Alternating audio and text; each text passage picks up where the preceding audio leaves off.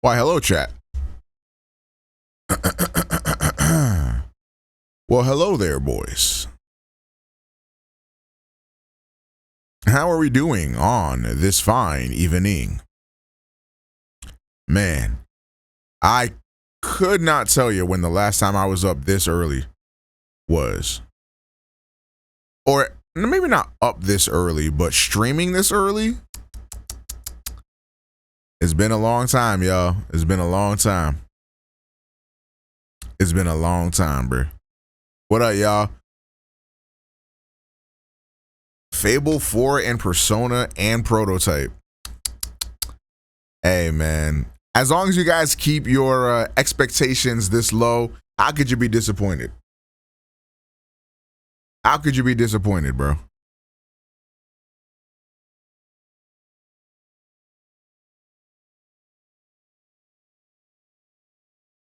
Great, even though my lights went out for a minute, type shit.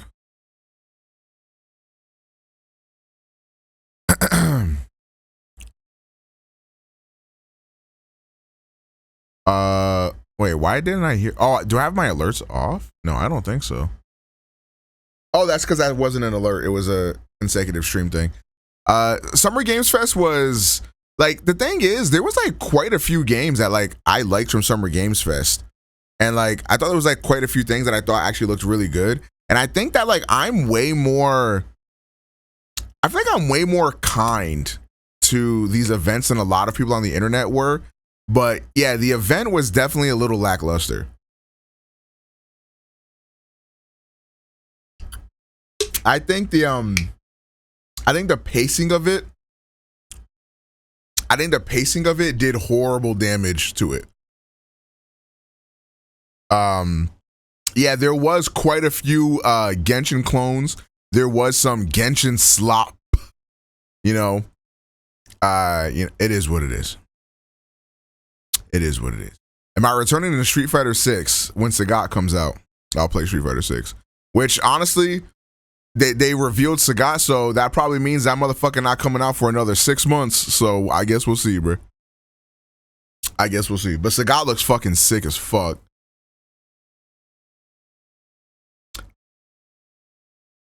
The worst part is the pump fake with RE9. I've been seeing a lot of people that have like lost their minds about that and like really hate that happened. I don't know. I kind of don't care. Like if the trailer if they would have done that and no trailer was shown, yeah, crash out, burn them to the ground.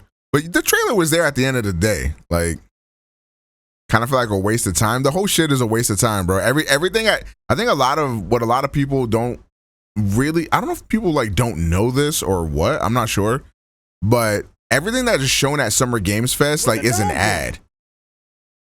Like, so that's why you see a lot of slop there too, because everything there, like, they paid to have their game shown there. So, I mean, hey, bro, look, that's what Capcom decided to do. It is what it is. I was under the impression the fake out was a fake out. It like made no sense. I don't know. Jeff said some of those games were the best ever and caught me a shirt yesterday. 07, appreciate that, Houston. And if you guys don't know what the fuck Houston Tom at, exclamation merch. You guys have until June 13th, which is about a week from now, to go ahead and get the new shirts. We did drop 4 of them things. We have the brand new Agimo Eyes box logo t-shirt with a way better print this time around. Obviously, the last time I did it off of, what the fuck's it called? Teespring or whatever the fuck. So this time, like, it's going to actually be good quality, way better quality shirt, quality print, all that. We have the Chow shirt, which is one of my personal faves. I really love the design on this one. So if you are a Sonic head, you got that going on for you. We have the Jump t-shirt, which is our first ever white t-shirt. I really like this one. All of these shirts, by the way, they do fit pretty loose as well. So if you're looking for that nice little boxy, cozy vibe for the summertime, this is perfect for that. Throw on one of these shirts and, you know, a pair of shorts and you're good to go. And then we also have the Hookups tee. So we have 4 t-shirts for you guys to go ahead and cop. And then obviously you save 15% when you buy 2 or more. So you know what to do, boys. You know what to do. That murder mystery game looks mid. Maybe, am I an enjoyer of slop? I don't know. Like, in terms of like deception games, I thought that one actually looked like really good. Like, it kind of looks like what is the what the fuck is that series? Oh my fucking god! Like, what the fuck is that? Glass Onion, Knives Out, bullshit, whatever the fuck. Glass Onion or whatever the fuck. Yeah, that shit looks fire. The art style looked poor. I mean, I don't know. I guess I just don't agree. I think it looks interesting. Like, I think games like that are gonna be interesting depending on like who you are. Like, if like, to be honest, like, I don't even understand how a game like Among Us popped off, because like I cannot imagine like a group of like normal ass people like playing Among Us. Like, that doesn't make any sense to me.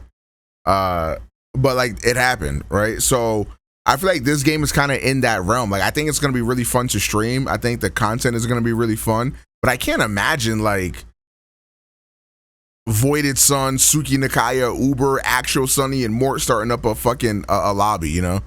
Like, I don't understand that.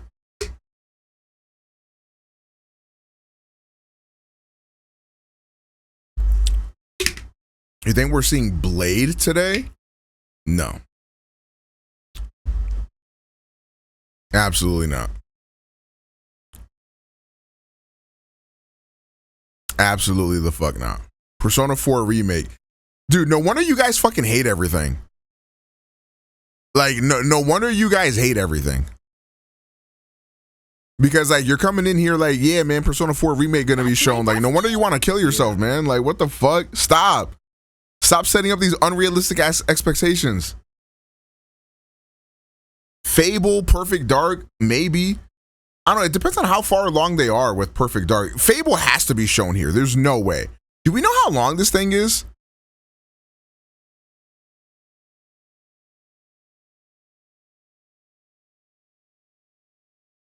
You niggas not real. Is it actually 2 hours?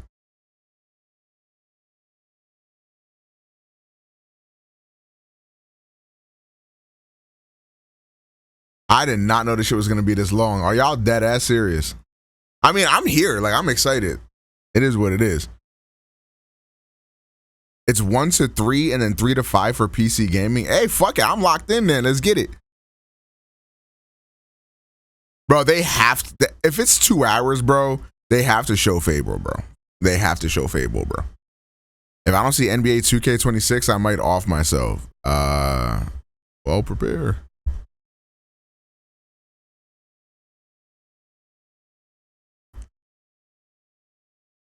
Persona doesn't have a 0% chance. I'm just not doing that to myself. You feel what I'm saying? You feel what I'm saying? Persona doesn't have a 0% chance, but I don't know. I started Mafia Definitive Edition yesterday to get ready for the new shit. That racing mission is one of the worst missions. I think I know what you're talking about. Yeah, that shit did fuck me for a while. Where you're on the racetrack. Oh yeah, that mission did suck. But Mafia Definitive Edition is really good. Speaking of games that we've been playing recently, I've been juggling between 3 games off stream right now. I don't know which one is going to end up sticking and that I'm actually going to like play, but we have my camera is not focusing. It's CyberPunk is one of them. Let me turn down the brightness so y'all can actually see it. I've been playing some CyberPunk on the Switch, Final Fantasy IX, and Fire Emblem Engage. I've been playing the most of Fire Emblem. I can't lie, just because, I mean, that combat, like Fire Emblem combat is always gonna hit, man. But these are the three that I've been playing. Cyberpunk, unironically, looks and runs really good. After the Xbox game show, I mean, I guess I could show you guys now before the Xbox game showcase, but it honestly looks and runs really good. The thing that I wanted to try out, the mouse mode, it's interesting. I think it's going to take some getting used to because, you know, obviously, this is the mouse I normally use when I game, right? And now I have to use this. And it's very weird. But like it works okay. I think the problem with it is that since Cyberpunk is like a 40 FPS type game, that it's not incredibly smooth. Like using mouse controls on a 30 to 40 FPS game just doesn't hit. But here, I can show you guys what it looked like and what it feel like. So I fear like I'm not gonna really know like how good it is until Metroid. I think Metroid will be like the barometer of like, damn, is this shit fire or not type tips. Is it uncomfortable or just weird? Okay, I wouldn't say uncomfortable, but I wouldn't say comfortable either. Here, let's we're gonna go ahead and I'm gonna use the mouse mode for Cyberpunk. And yeah, let's lock in. Let's show y'all what it looks like.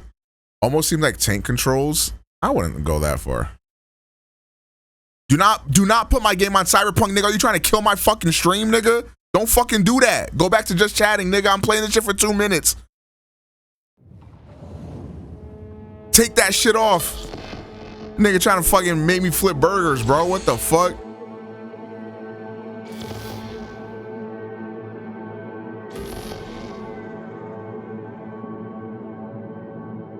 Anyways, that was a close one, guys, wasn't it? And another weird thing is that since you're using the mouse controls, you still have to use some of these buttons on the side. And like, it is weird. And then in this game in particular, for whatever reason, you don't like, I guess it makes sense you're shooting with the left. I don't know, it does feel a little weird, but I'm in the middle of this Pan Am mission right now. Shout out Pan Am. You feel what I'm saying? Hashtag if you know, you know.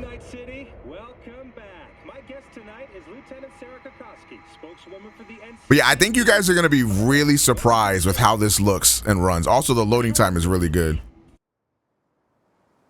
So this is how it looks. And this is how it runs.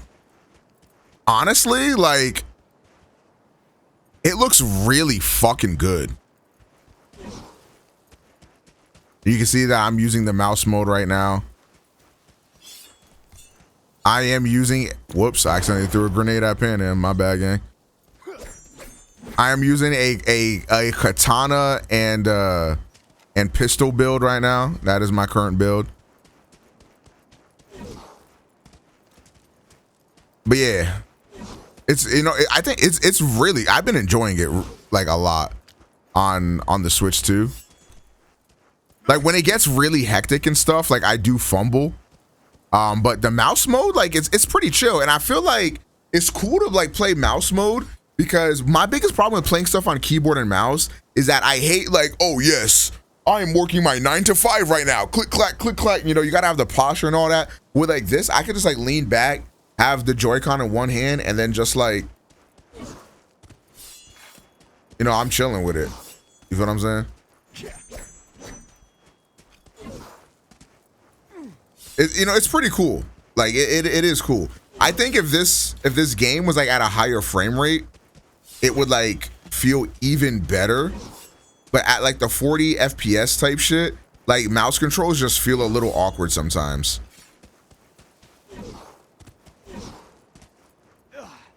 But you know, it is fire. I've been playing it like mostly in the mouse mode so far. And it's really cool. Has there been any screen tearing? I've experienced literally 0 screen tearing. So I don't know like what he's going through. But yeah, another thing too is that in docked mode, the variable refresh rate seems to be not as smooth as in handheld. Like in handheld, like it feels way smoother for some reason. Maybe it's because I'm playing off of my capture card. I'm not sure, but yeah. What buttons are used for mouse mode? Okay, so you obviously walk around like this. You can guard with the left trigger, and then that's also how you ADS. And what is this? This is like the scan thing. So the bumper up here is like the scan, and then on your actual mouse hand, this is why it's so weird, because on your mouse hand, the trigger is not to shoot, it's to throw a grenade, and then the bumper is how you actually shoot. So you can see me shooting there, and then also you still have to jump and dash and reload and everything with the face buttons here. So the way you hold the controller, the way you gotta hold it is kind of like this, and then you use the buttons on the face here to like jump or dodge or whatever. So it's like a little odd, but it wouldn't be as odd if I was holding it like this. But since you're putting it down on the surface, you kind of have to like, yeah, and also like the extra stick here kind of gets in the way. I would really like it's cool that you can do it with the Joy-Cons, but I would still like for Nintendo to maybe make a first party like mouse for just more comfort. Like if I could use like a regular mouse, but then a Joy-Con like this, like that would be really fucking cool. And I hope that comes out soon. Another thing is that when I was looking at like the D brand grip case, and the D brand grip case actually puts on like a grip to the Joy-Con itself. And I wonder if I were to get that, if it would help the mouse mode feel even better, because obviously this thing is still small and thin, that like it might not, that might be adding to it as well. But I mean, the tracking seems like decent on it. Like it's really responsive. Like it's really cool. How have I been enjoying the game? I'm not gonna lie. Like, I mean, it's cool. It's definitely a lot of yapping and shit like that. And I've been kind of playing it like while I've been in Discord calls with my homies and shit. So I haven't really been paying too much attention. But this story that I'm doing right now, this like quest with Pan Am, is actually pretty cool. Yeah. So Pan Am like wants to get revenge on some dude pretty much, and then like shit kind of goes haywire, and now like her whole like fucking village or whatever the fuck got clapped up, and now we gotta go save her friends type shit. Can we see your V? Yeah, I got you. Oh my hey Pan Am, how you doing? Oh, another really cool thing about the Switch port of this game is that if you have it on Xbox, PlayStation, or on PC, like it syncs your save through the cloud.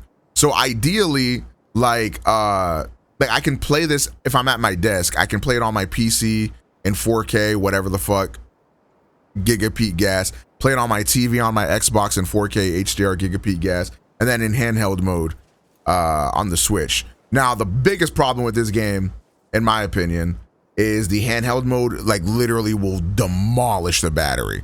Like it will you'll be lucky if you can get 2 hours out of this game, which honestly I think makes sense. You're running it at 40 FPS, VRR, DLSS, like it's chewing through the Switch 2's battery. I have played other games like obviously FF9, Engage, and Pokemon Violet on the battery, and I feel like it lasted pretty much like what I would expect my Switch OLED to last like. But yeah, CyberPunk, yeah, man, that thing is getting nuked, boy. That thing is getting nuked. But yeah, you know, it's pretty cool. Oh wait, y'all want to see my V? Wait, I gotta go to inventory, right? See, okay, this is weird. It's weird. I have to use like the face buttons. So yeah, this is what I look like right now. That shit. Type shit. Or there was an issue with certain types of USB-C. I haven't experienced anything. I've charged it with my ROG Ally X charger and my Chromebook charger, and it's charged just fine.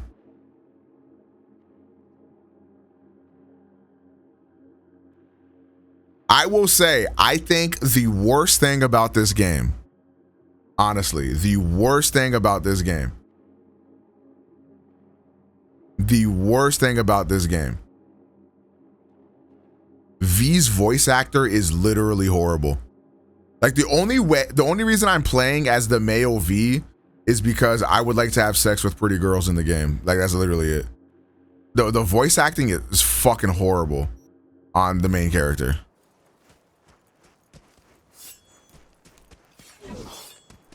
But if you choose the female V, her voice actress is actually really good. Yeah, I really want to, I don't know if I'm ever going to really beat this game. Like, I really don't think so, but I do want to at least do Phantom Liberty. Their Phantom Liberty is really good. Fem V still claps cheeks, but Pan Am isn't bi or gay or anything, right? So you can't fuck Pan Am, right?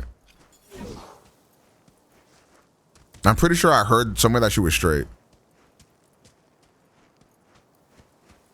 Judy is, I mean, Judy a baddie too. But I mean, Pan Am. Hey, how's it going? Hey, yeah, you know, the game cool or whatever. It is what it is. But you know what game? I have been really liking actually. This Fire Emblem Engage. Okay, I have to admit something. This is maybe. So I've played, okay, let me tell you guys what Fire Emblems I've played. The only one I've beaten is Three Houses, okay, before we go there. But I've played a handful of Fire Emblem games. Like I've played Path of Radiance, I've played Awakening, I've played the one on the GBA, Sacred Stone, I believe. This is easily the worst story by like a giga fat margin. It is some real dog shit, but my God, it's Fire Emblem, and if it just feels good to play, man. My God, like when I engage the fucking emblem ring, and I'm like, come with me now, Marth, engage, and then I just fucking do the lodestar flurry, and I just cut a nigga down like 700 times. I'm not gonna lie, it hits. It hits. And I got fucking Vander with Sigurd right now. So Vander be like, come to me, Sigurd, or whatever the fuck. And he be like dashing through enemies. And then Saline be like Fusion Hod with some other Fire Emblem character. I forgot her name. And then she can like, yo, the most raw shit ever. It's like the worst thing about mages in Fire Emblem games is that they have like zero movement. So sometimes it's a little hard to get them into the action. Bro, with this character, she can literally teleport to an enemy from like across the map and just fucking nuke them. Like she literally Hakai's them, bro. It's so gas. The animations are fucking fire. Like it's so good. Yeah, actually, let me show you some characters really fast before we start this Xbox thing. Let me show you some chat. Let me show you, because there's two bad bitches so far that I must admit got them shaboy boings on them, like tai chi. How far are you? I'm not very far. I'm only like a few hours in, like maybe 6-7 hours. So I'm not very far at all. Fire Emblem, engage. Yeah, 7 hours in. I'm on chapter 7.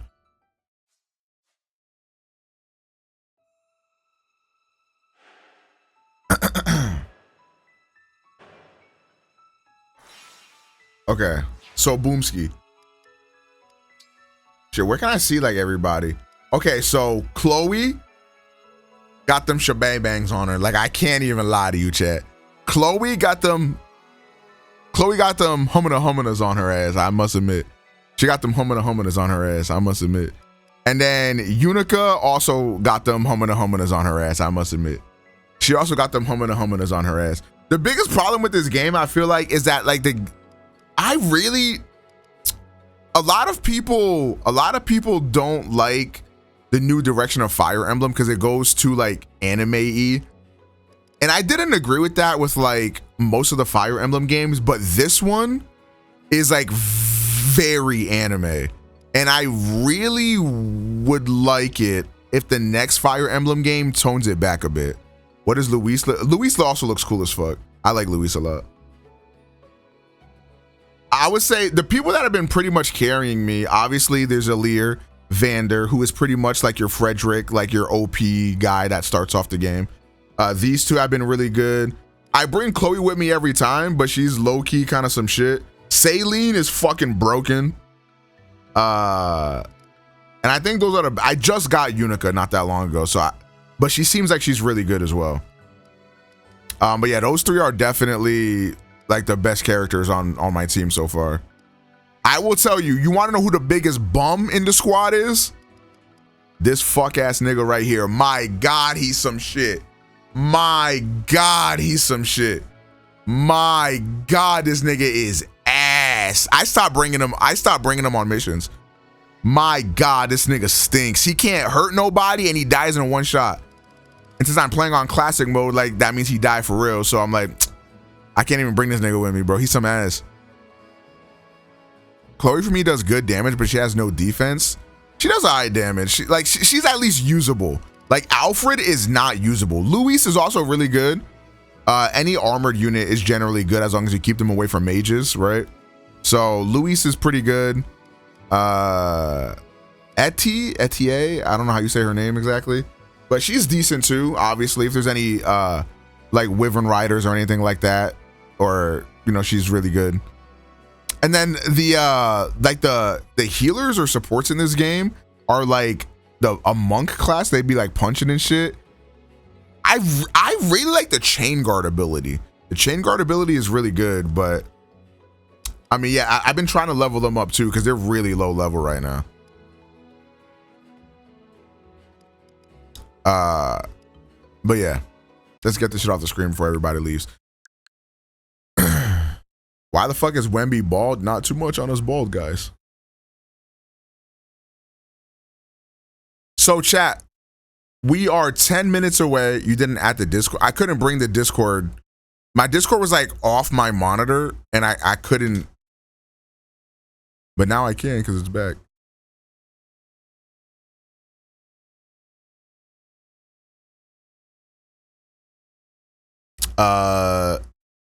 Okay. Let's bring this bullshit up here. Activision 33-2 getting announced today. Same shit.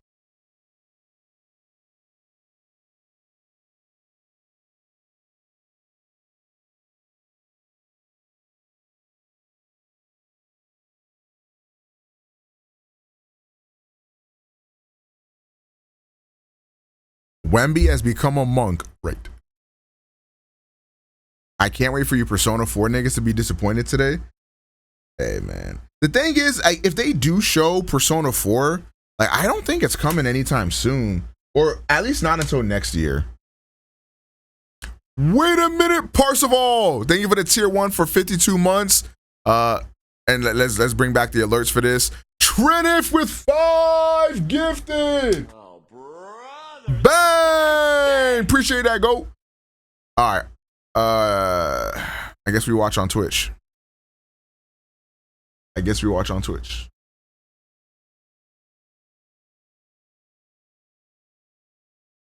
we watching? Is it on the Summer Games Fest thing? I did see it there. I wonder if the actual Xbox channel is streaming it. It does not look like it. I forgot about Fable. Yeah, bruh. We will definitely be seeing Fable, right, guys?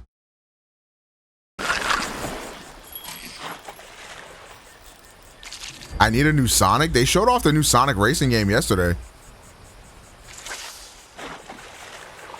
Was that yesterday or the day before, I think? I mean, there's the perfect dart game we could see here. if there's any updates on that. I still think that game is at least like maybe another year and a half, 2 years away. So maybe they'll show that one next year.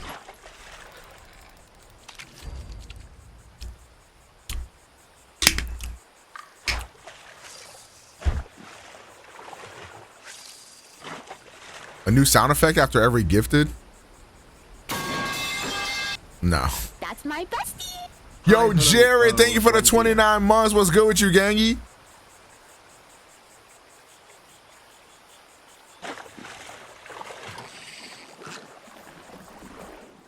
Can these niggas say anything about Contraband? I don't even remember what that game is off top. Oh, I didn't even talk about, I've also been playing FF9 on my Switch. FF9, I'm not very far, I'm like 2 hours in, so I'm not far at all.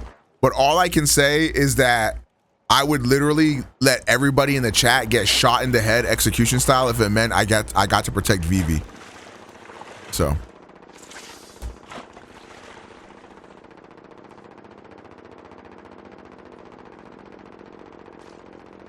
How long does the battery last without the dock? It depends on what game you're playing. CyberPunk, like maybe 2 hours. Like Final Fantasy 9, bro. I mean, yeah, you can play that shit all day, Loki. Will I be playing Lies of P? I really do want to play Lies of P, but maybe not on stream. Even though, like I hate it because like games like that are really good content, but chat during games like that is really annoying. And I feel like it might just ruin my experience.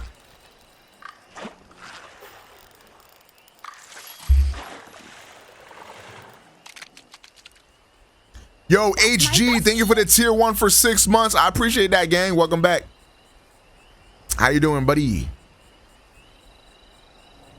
Shower back. It's not even the back seating necessarily. It's that like, there's no way to talk about it without sounding like a fucking a sensitive snowflake liberal bitch, you know? But like, there's like this new meme on Twitch where like everybody wants the streamer to be as depressed as humanly possible, and everybody wants every streamer they watch to kill themselves. So like everybody loves shitting on streamers no matter what. Like, and it is what it is, you know. That's the job. It is, you know, it is what it is. Like when you're playing a game, like you're going to fail a lot and you're gonna die a lot. Like it's just cringe and annoying to reach at during that. Like niggas are acting like they played Lies of P and never died one time, bro. Like shut the fuck up.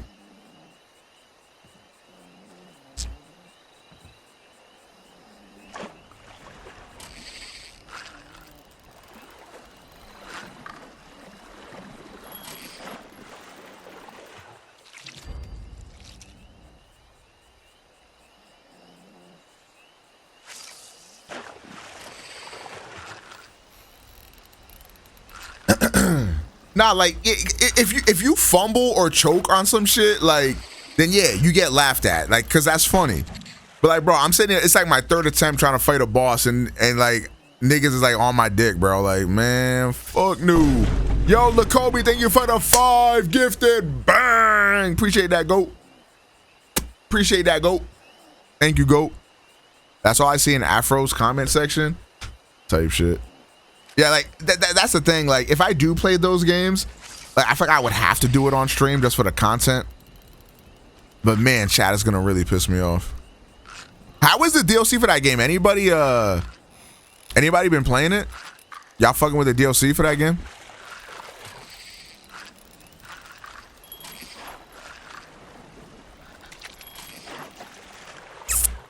It's good.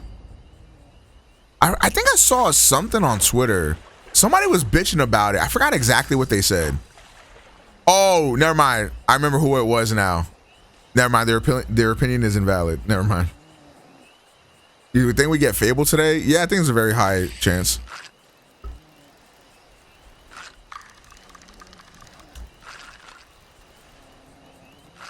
My biggest gripe is you got to get to chapter 9 for it. Yeah, like I saw Runeby was trying to play it, and because Runeby was in a New Game Plus, that wasn't at chapter 9, she couldn't play the DLC. Even though she had already beaten the game, she just like couldn't access it. I think that is whack.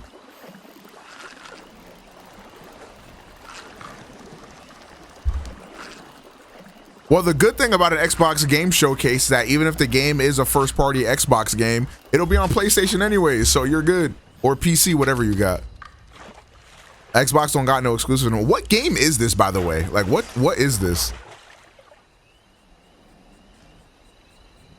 Is this Fallout 76? Yeah, this is Fallout 76.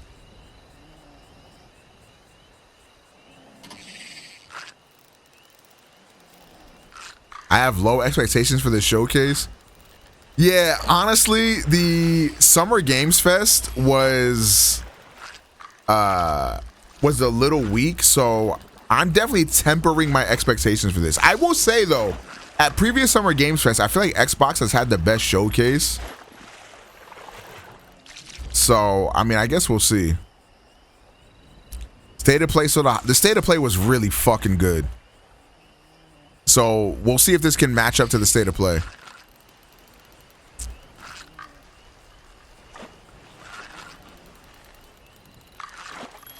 Ready to pog, chat? Yeah, we're fucking pogging.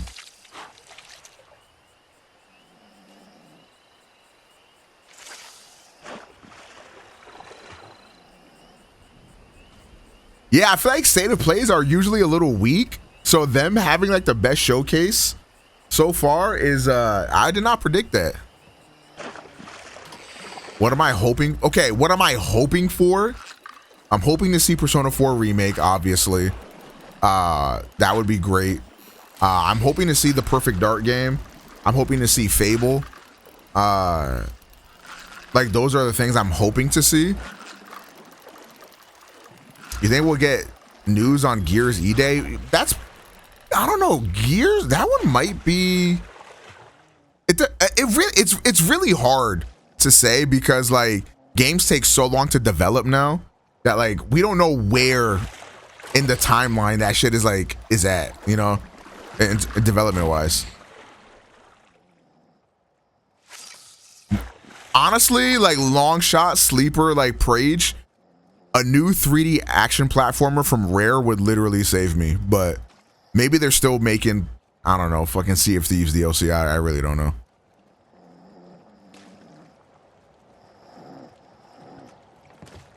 It don't even gotta be Banjo, honestly, like just something. Like, please.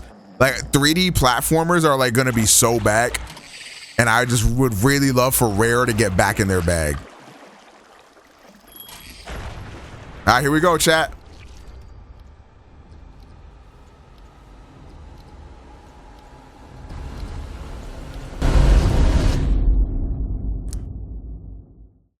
Xbox Game Showcase.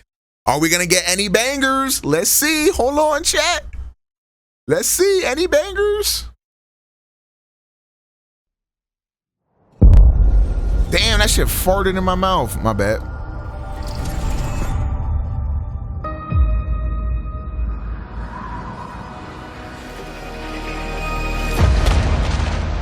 This is Outer Worlds, right? Is that what this is? I think they have a whole like Outer Worlds like thing after this showcase. Bogged down in pointless warfare, we came to spread freedom and liberate resources for profit. But this pesky Earth Directorate agent is mucking things up. They're not alone. I did not love this game. Like the first Outer Worlds, it had like things going for it, but it didn't like hit entirely for me. Which we need to improve our market share. What if this stranger It does look better than the first one for sure. And that world computer of theirs, that could be the key to closing the rifts that threaten the colonies. So you see why this menace must be wiped from the face of existence, or better yet, brought to our side through the power of capitalism. Now, let's get out there and buy our way to victory! Capitalism, chat. I will be playing this on the Switch 2 in mouse mode. My bad.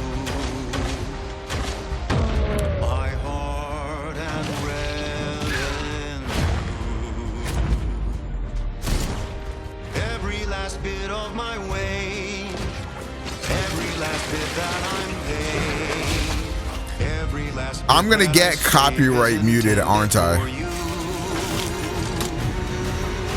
For this mid-ass song.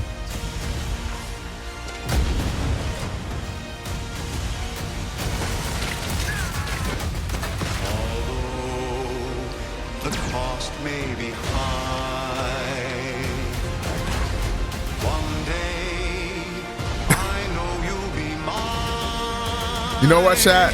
I got you.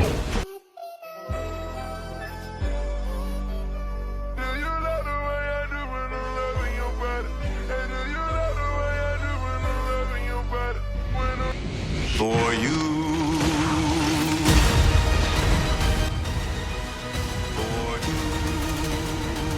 Oh shit, wait, did we have a release date before? An adventure made for capitalism by capitalism. Inflate our impressions and egos by staying tuned after the showcase. Wow. Okay. Chat, what artist he said, I'ma definitely play that off stream, chat. Nah, they're gonna announce Xbox Game Pass for the Switch. Wait, world premiere. Chat, mute the fuck up. Chat, mute the fuck up. Persona 4 remake. Babe, what's wrong? I'm sorry. I don't think it's Persona 4 I've remake, just guys. been so depressed lately. You know, it would fix everything. Humanzapro. High on life. Oh my god.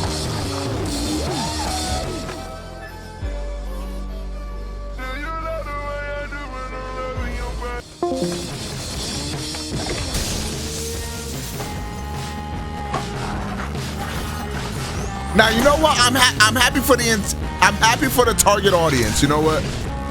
This game was a success at the end of the day. You know, I'm happy for the intended audience. A 45-year-old's dads that said I paused my video game to be here on their t-shirt.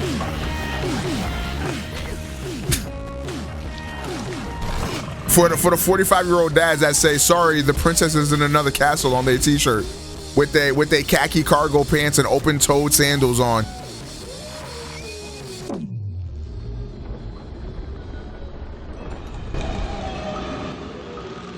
Chat, maybe I'm just lacking the whimsical nature needed to like enjoy this game. Maybe it's me. Yeah, humans are Maybe it's me, chat. sentient. Scientists have done studies, and their brains are like half the size of ours.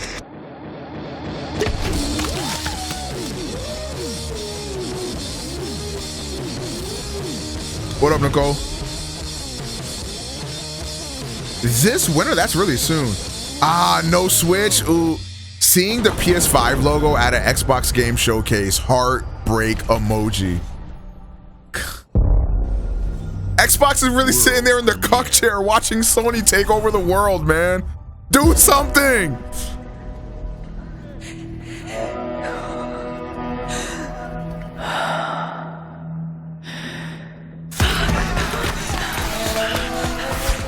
What the flark?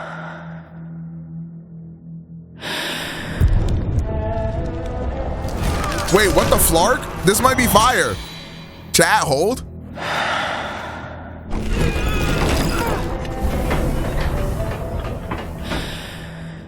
Female protagonist, low-key going woke.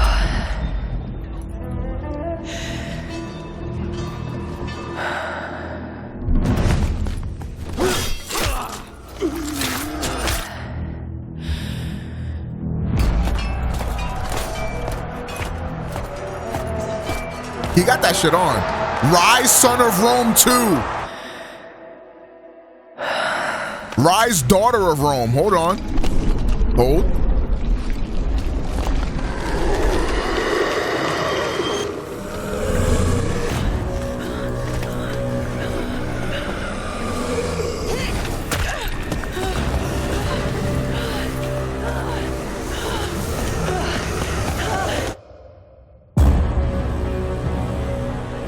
Bro, what is this? This shit looks fire. Resonance. Oh shit, new Plague Tale. I have to play the Plague Tale games. Like, I'm actually a fake fucking gamer. I heard the Plague Tale games are so fire. That looks really cool. What the flark? Oh, the rat game. I mean, it is the rat game.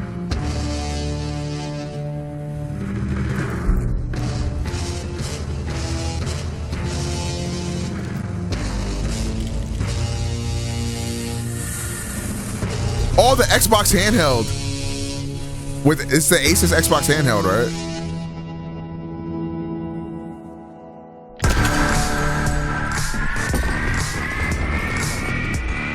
See, I don't want an Xbox handheld unless it actually runs like the Xbox OS and like lets me like use Xbox like backwards compatibility. Like I literally want a portable Series S. But that's not what this is. This is still like a PC handheld, I believe.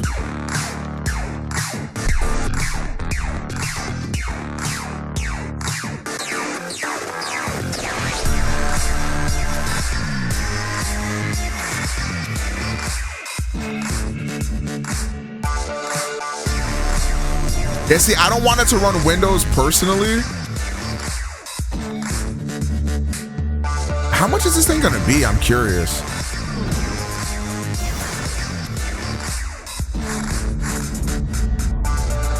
It does look pretty big and heavy, I won't lie.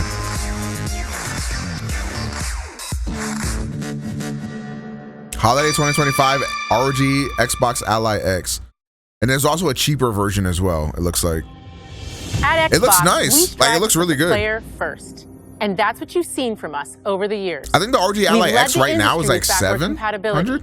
We championed crossplay and cross progression. We delivered Game Pass, first on console, then on PC, and with cloud gaming. So what's next? How can we give you even more freedom, more choice, more ways to play?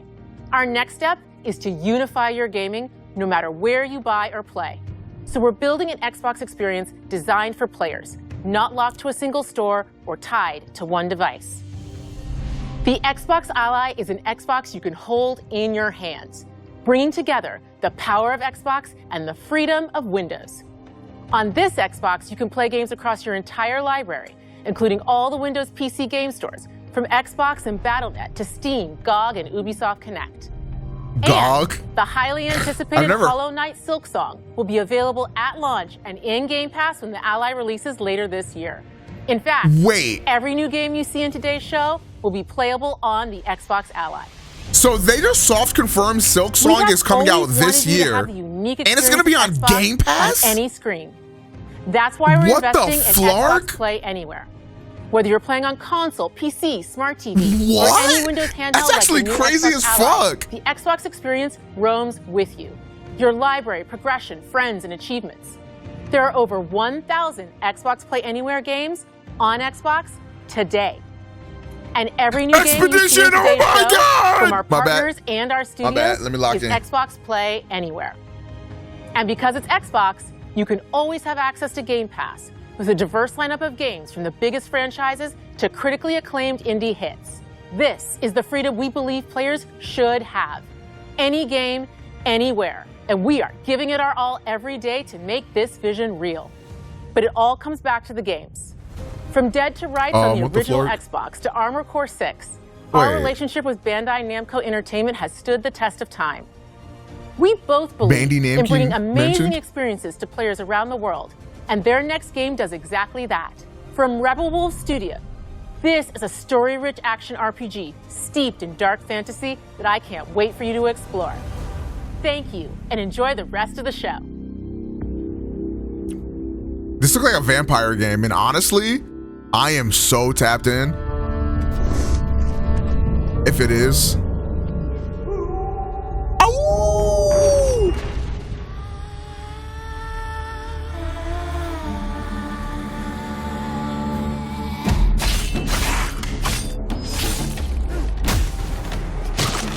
It's a vampire game. Monsters have always been here. Watching from the shadows. And when we were at our weakest, they came out into the light. We feared for our lives, but we should have feared for our souls instead. The vampires didn't come to kill us. No, they came to rule. To turn us into mindless, docile cattle. Not me, though.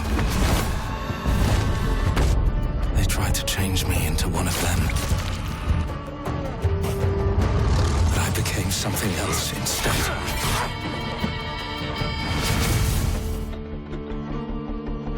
Their worst nightmare.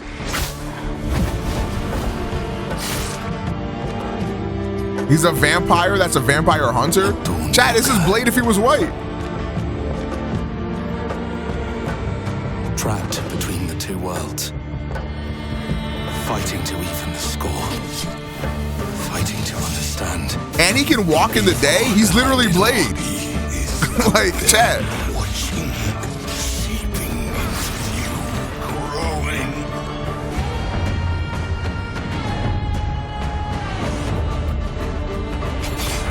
Hey, this looks flame. I'm not gonna lie. This looks really good.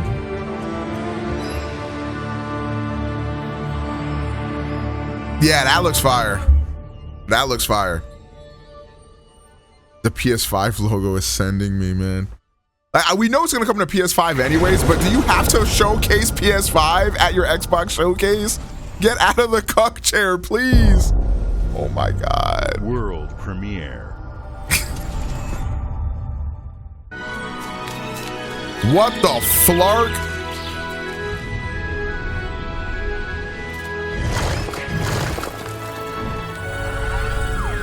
Hey, I thought that was a Mario pipe. I was like, what?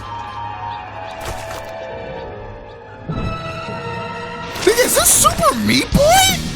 Yo, what the flark? Oh my God. Yo, what? A 3D Super Meat Boy? Oh my God, this looks fire! What?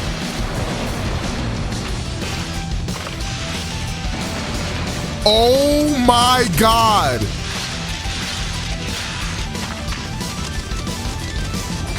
Dude.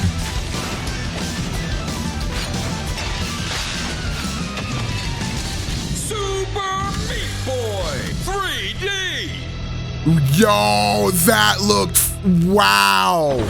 I did not see that. Yo, Xbox One again, bro. This is actually insane. This is actually crazy. Xbox games, oh, Fable. Oh, come on, Fable. Oh, come on, Fable. Slide it in. Koei Tecmo? Anime? What the flark? Yakumo. Team Ninja? What the flark? You're a wanted criminal now. Platinum Games? Kill the Dark Dragon myself. It's my mission. My duty as a Raven Ninja. Flark. Breaking the Dark Dragon free. They showed this last year, right? Or was that at the Game Awards? It was one of them, but we've seen this before. My God, this looks fire though. This is it. Oh my God, this looks incredible. Ryu. Oh my God, Ryu! Ryu Hayabusa, go, go, go!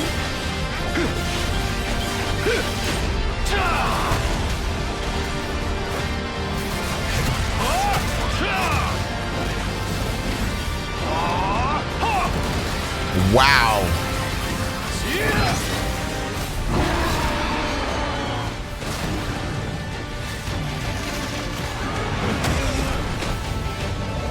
This looks fire.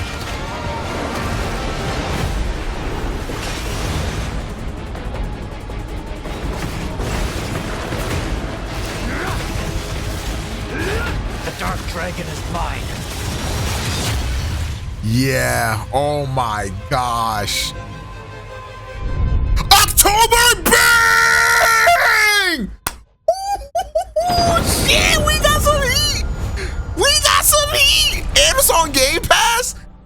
I call it a dub. What the flark?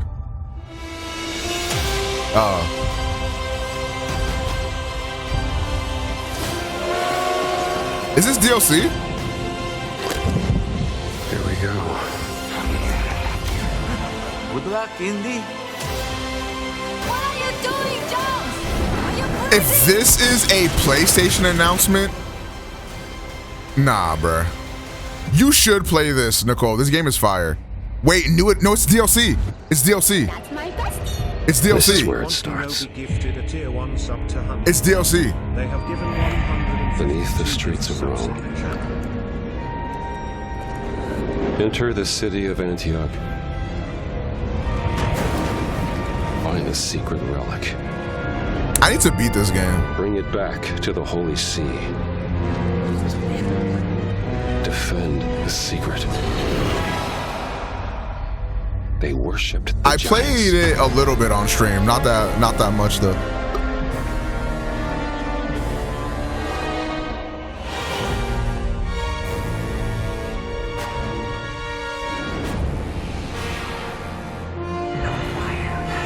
I wish it was third person. I think. Wow, oh my God, that's wow. I think when you play the game, you might not feel that way.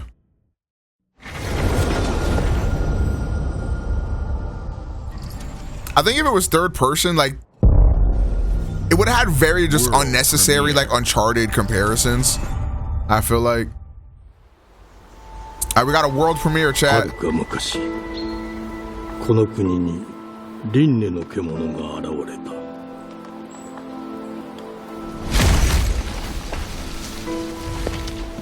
What the flark?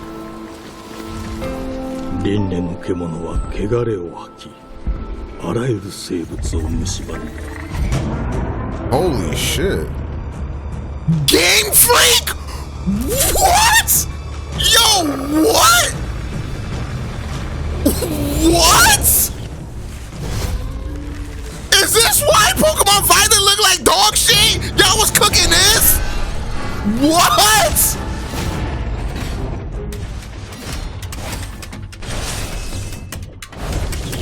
Oh, nah. Oh, nah. If I was a Pokemon diehard fan, I would be fucking pissed. They can do this? This is where that Pokemon budget went to, boy.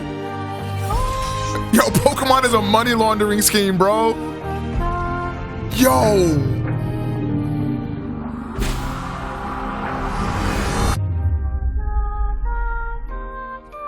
That look fire.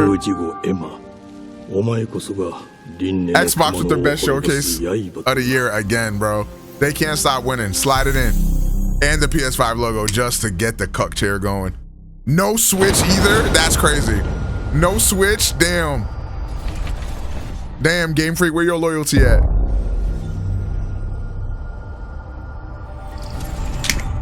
Fable. Lock in, it's Fable. The glittering streets. It actually is Fable. I'm actually a genius. Like, I'm actually a genius. Filth down to us.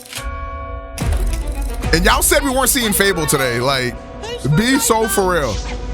Be so for real.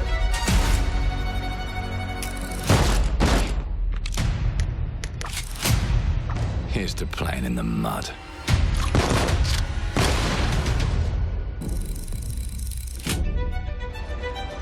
Guys, life here ain't for the soft-hearted. You will be paying me back until you fucking rust. It ain't for the spineless. Keep your filthy pickers off me!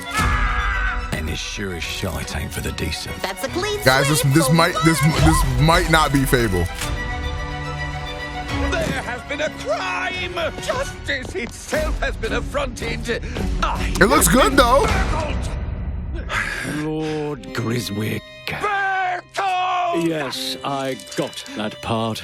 Do you know anyone who might wish you ill?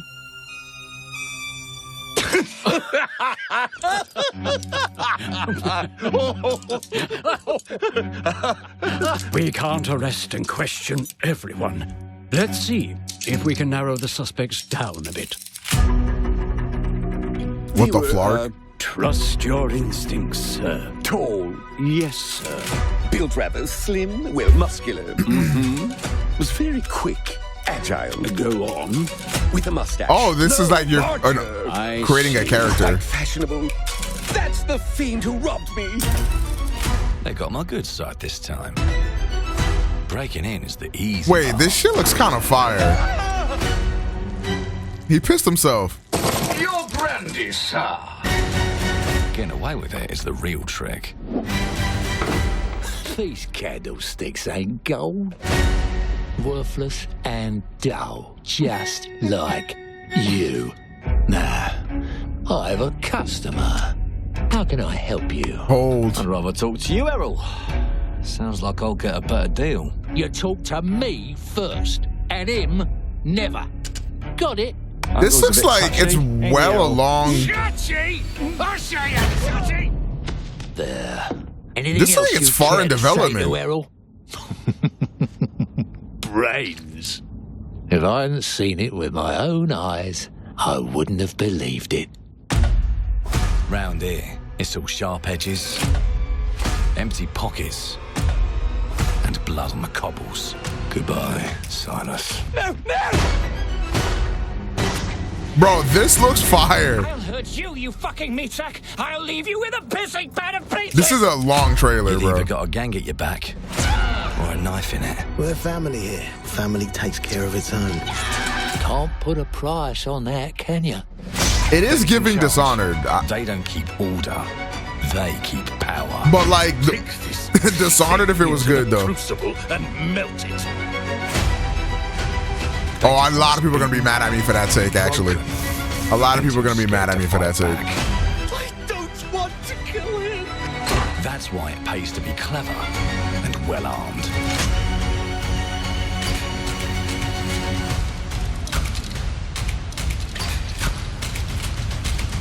Let's go and end a few arguments.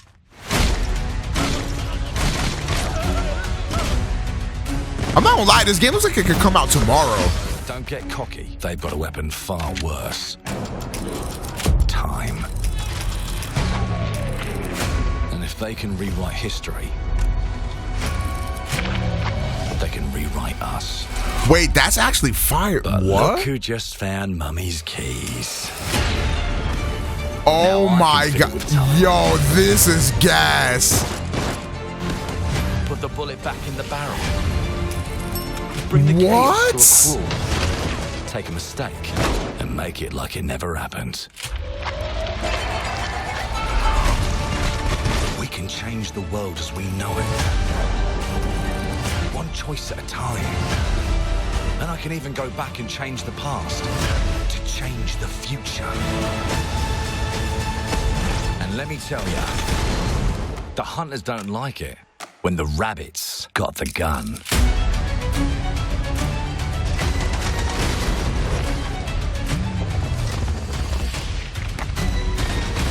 Wow.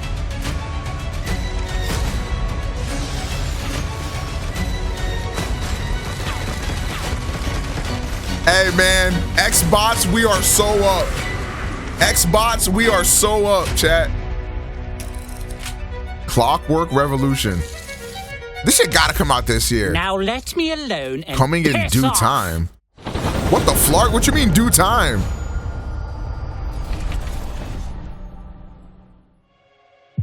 Our creative teams are dedicated to bringing players award-winning, record-breaking, Yo, King in the back, critically holy acclaimed games. sneak. Call of Duty, Black Ops 6 from Holy Activision, sneak. Doom, The Dark Ages from Bethesda, Diablo 4, Vessel of Hatred from Blizzard, and Avowed from Xbox Game Studios. All of our teams across Xbox First Party are shipping their most played games ever, and they're also delivering more content than ever before. From original single-player experiences to vast online worlds, our teams are empowered to build the games they've always dreamed of.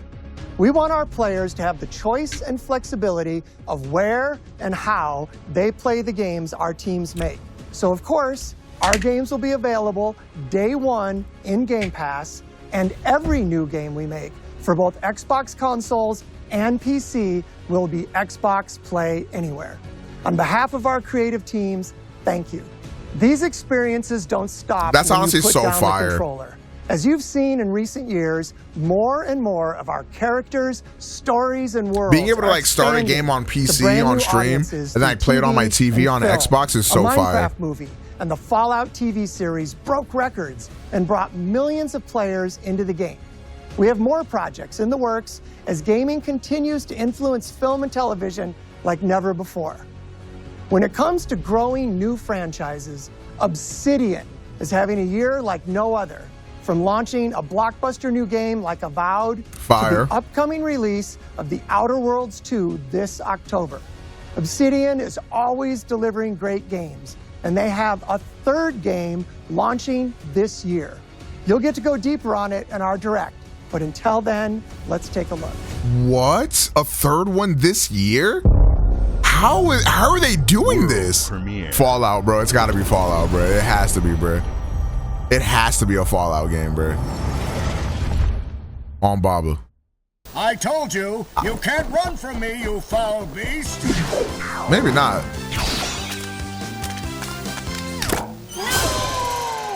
With new flexible legs, the yoke girth action figure can ride anything.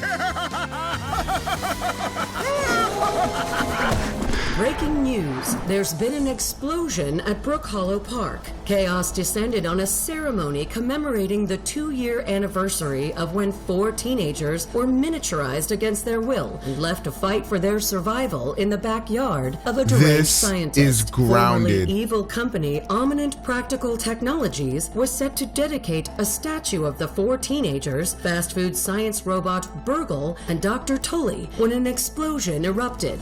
Dr. Tully and the teenagers' current whereabouts are also unknown.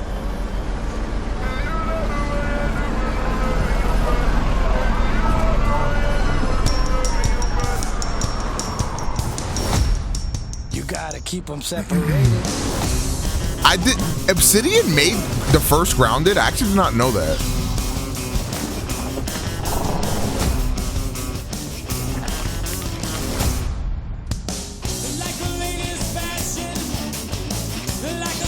I'm pretty sure this game is successful, so like, I'm not mad at, like, bro, they gave us Avowed and they're giving us the Outer Worlds, okay? They can make slop if they want to.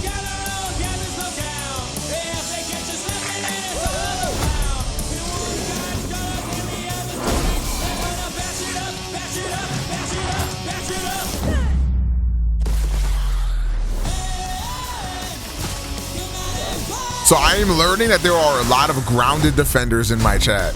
My bad, y'all.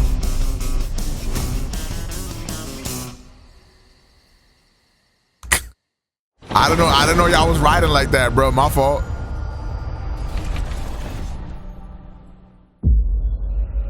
The predecessor, ND3500, reached. Accessing predecessor's travel log. For the ones who come after. Bloober? I have encountered an unprecedented orphan. It was in a state of suppressed recomposition. The behavior pattern of the orphans populating the area. This looks very scary. Unusual. I'm not playing this bullshit, man. Hell nah. Man, hell fucking no. Exceptionally aggressive. Man, I will not be there. Nah, chat, I'm gonna play this one off stream, chat. Chat, I'm gonna play this one off stream, chat.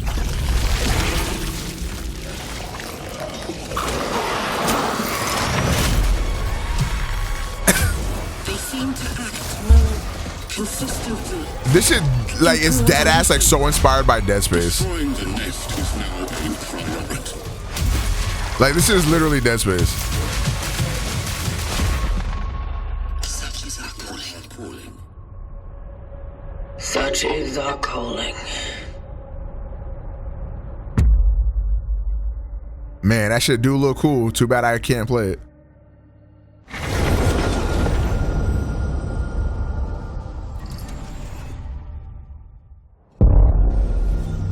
Bethesda presents. Hold.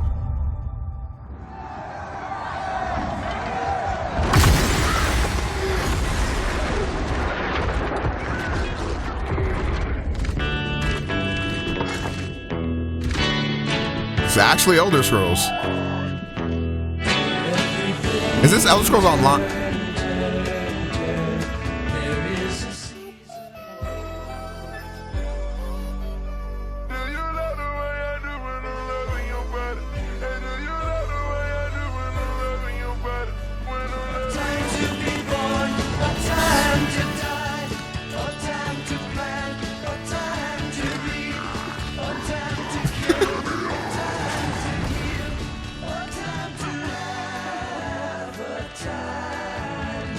Chat, y'all fucking with this? Thumbs up emoji if y'all fucking with this.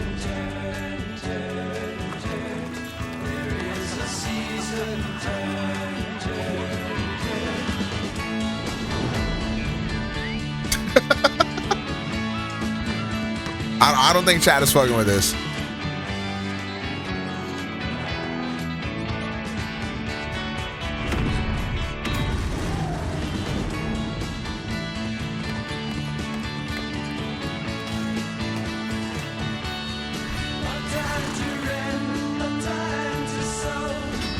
MMOs are like honestly, a lot of people be talking shit about mobile games being money laundering schemes, bro. Nah, MMOs are the real money laundering schemes.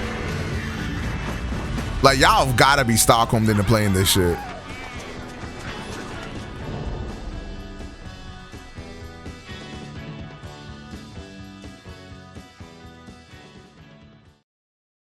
Alright, bro, next game, chat. Lock in.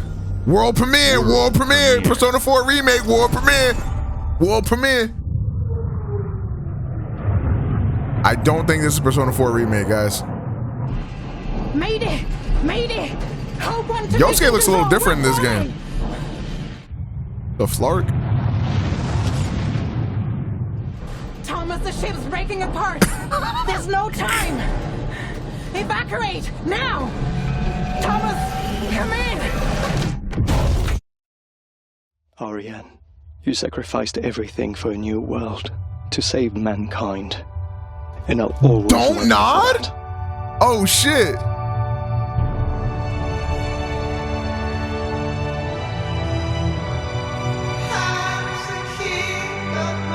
That Life is Strange budget went fucking nuts.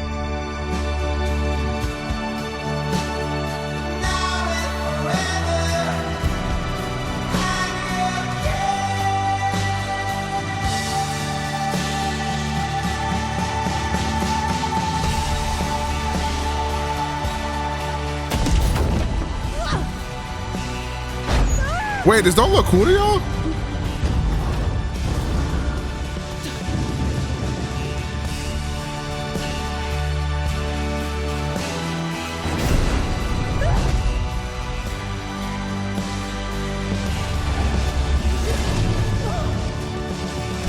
Do they use this song a lot? I guess I was not hit. Thomas, wherever you are, I'll find you.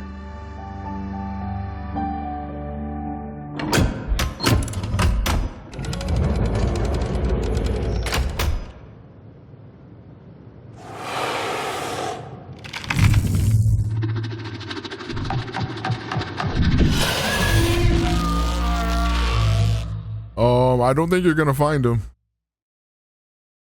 Oh, a game in collaboration with the European Space Agency. Hold on. It's kind of cool. Right? Xbox Play Anywhere. Day one with Game Pass. Real hood trap shit. Type shit. Wait, world premiere. Persona 4 remake, chat. I'm gonna stop saying that, bro. It's not gonna happen. Welcome to England, Mr. David. I know this must be a shock, having never met your real father. But wow, they really did replace the voice actors, huh? It's been in your family for generations. Kind of weird.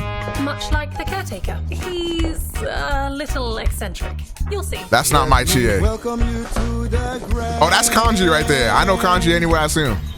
A hotel famous across the land. They did wokeify Kanji a little bit, but it's okay. Every room you okay, I'm done trolling. Your wish I'll command here at the Grand. Well, hello there. It looks like you're about to do some renovations. Would you like some help with that?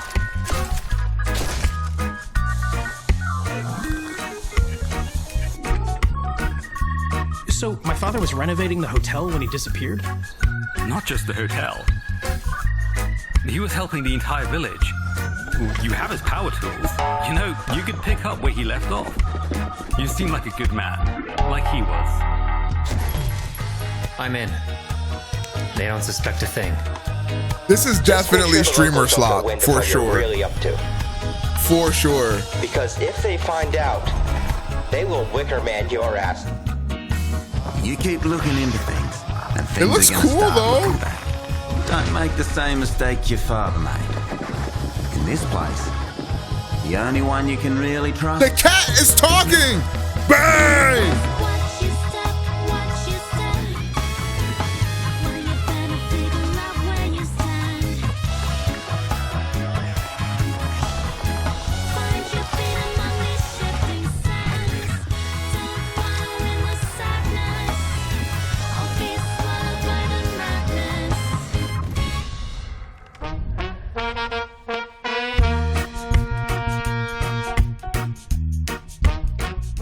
No PlayStation logo! Bang! Sony defeated! They got out of the cuck chair. How are we enjoying this showcase so far? I think it's incredible.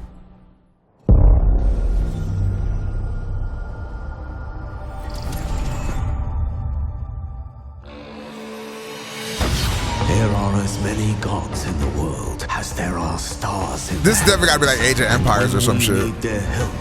They send us a hero. Who would have guessed the defender of my homeland would be my daughter? She unlocked the heavenly spear. But is she Don't do Smite like that, y'all, please, bro.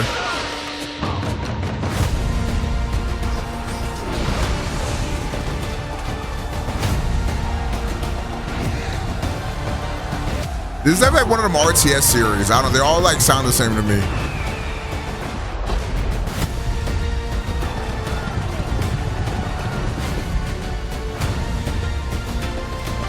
Wait, this might no funny shit be a mobile game.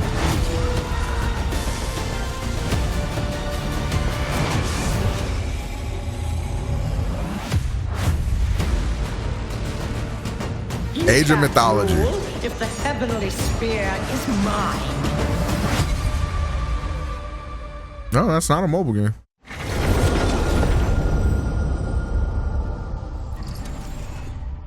I didn't see the logos, bro.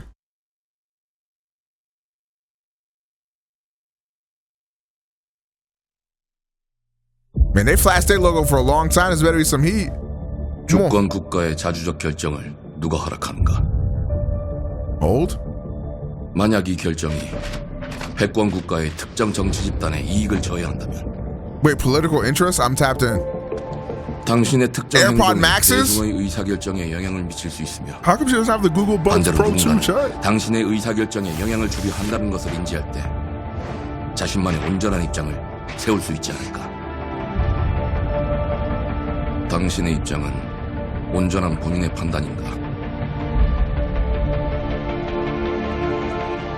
그렇게 믿고 있거나 믿고 싶을 뿐.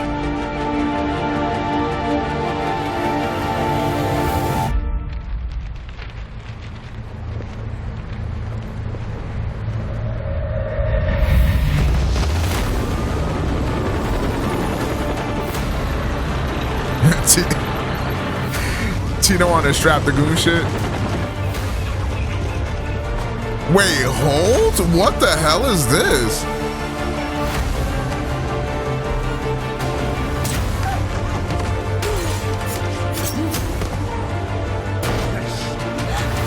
당신은 무엇 때문에 분노하는지. Yo, is gaming back? It never left, chat. It never left. This looks fire.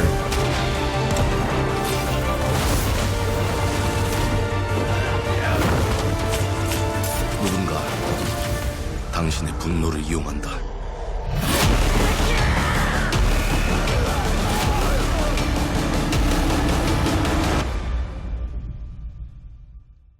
지정태.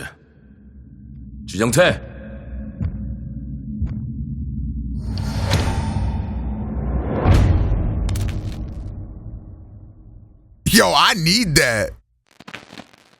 Coming 2020. Oh God, back in the cuck chair, y'all. Back in the cuck chair, y'all.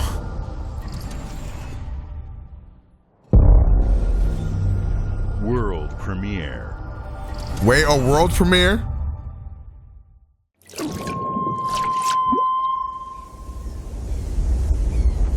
E ora Olaiem lo ite fatili. Novo.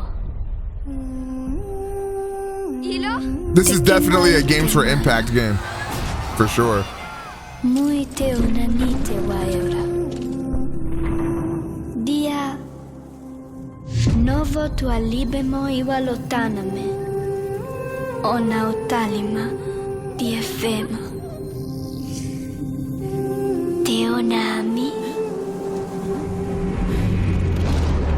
Artwork is beautiful. Toma tu acalio, terali.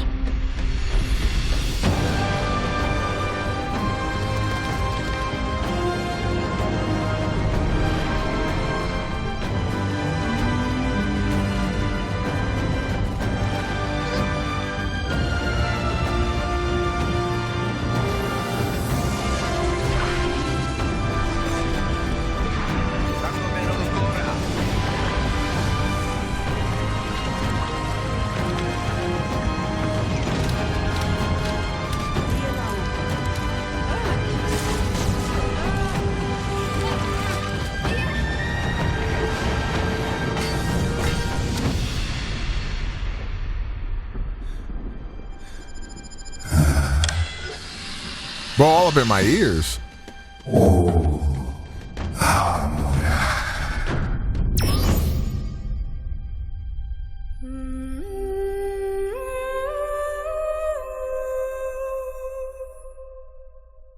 Okay.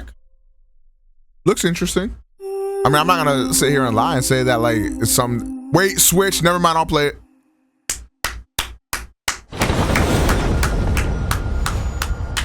Never mind. I'm locked in. Give me more Switch slop. Yo, Bethesda is getting slutted the fuck out, bruh. Fallout 76. I saw the words Fallout, my dick jumped, and then I read 76 right after, and it went flop. Well, hello there. Beautiful. It's gonna be a Fallout 76 Persona 4 collaboration, and at the end of the trailer, Persona 4 remake coming. Is a land aswim with opportunity. Yes, you'll find fish of all flavors in every walk of waterway, from its mightiest of rivers to its humblest of ponds. Just step up to the bank, cast your line, and when your bobber starts reach bobbing, out to the reel in truth. the rewards. Come on. What do you got on there, Jed? Worms. And how are they biting today? See for yourself. Bagging the big fish starts with finding the right tools. Chad, for y'all the hear job. that? There are as many unique combinations of rods, reels, It's true! Oh my God! And when you've caught your fill, pop over to the local tackle shop to swap fish tails. Can you smell that? No matter what troubles plague the future wastelands of Appalachia, you can always find comfort in cozy little joys like this. You just got. But yo, Cam Tezzy, thank you for the Prime for 9 months, and War Devil, thank you for the Prime for 10 months. Appreciate y'all, ghosts. Design and build your own little slice. Man, they of spending a paradise. long time on this. A place to show off all the bits and bobs you collect in your travels. Got a green thumb? Plant your own peaceful vegetable garden. And nothing warms the heart like a neighborhood cookout. Ah, community makes a wasteland a waste home. Join today, and tomorrow you'll be kicking back and sharing a meal with friends in beautiful Appalachia. Chat, I'ma definitely play this off stream, chat. I'ma definitely play this off stream, chat.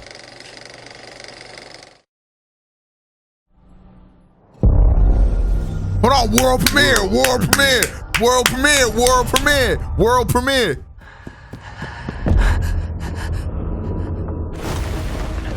Hold.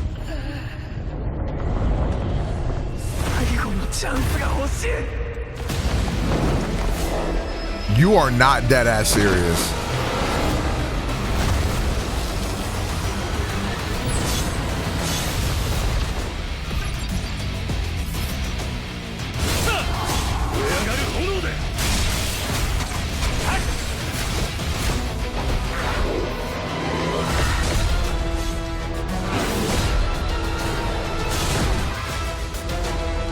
Wait, is this actually the mobile game? Is this a mobile game? Like, for real? Why does this look so cool? Does a mobile game actually play like this?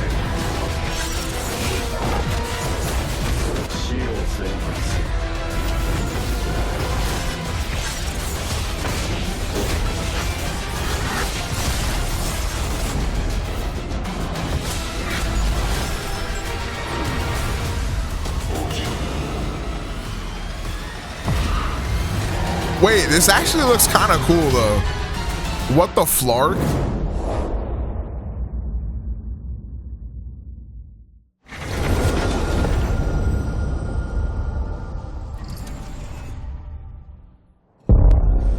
Hold on, chat. World premiere, world premiere, world premiere, world premiere. It could be anything, bro. Guys, stop saying Persona.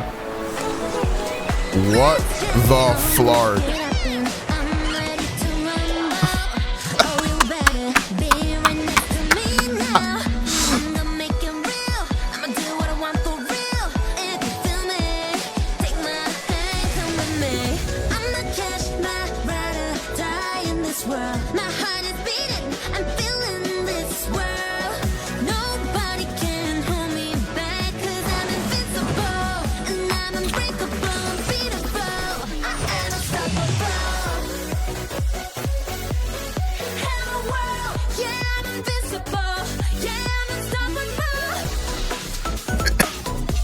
X-Slop Showcase.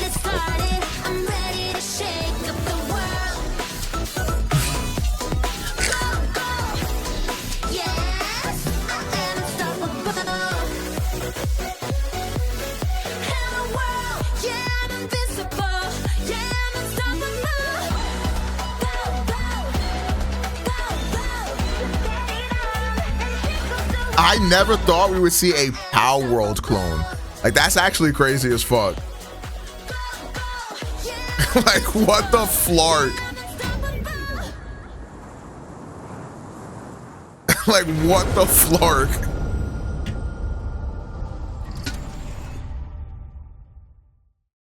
Hey, what's up, everyone? It's Tony Hawk Pro Skater. I just want to say thanks to everyone for all the love and support we've seen since we announced Tony Hawk Pro Skater 3 and 4 a few months ago. No problem, These bro. games have changed my life. But more than that, I've seen them help spread a love and appreciation for skating all over the world.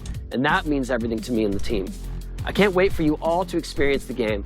It's been rebuilt with so much care and attention to detail, with some brand new parks, new music, new skaters, and more. And you can enjoy it all with your friends with up to 8 players in multiplayer. Tony Hawk's Pro Skater 3 and 4 officially drops July 11th, and we have a lot more surprises to come. Check out the launch trailer now.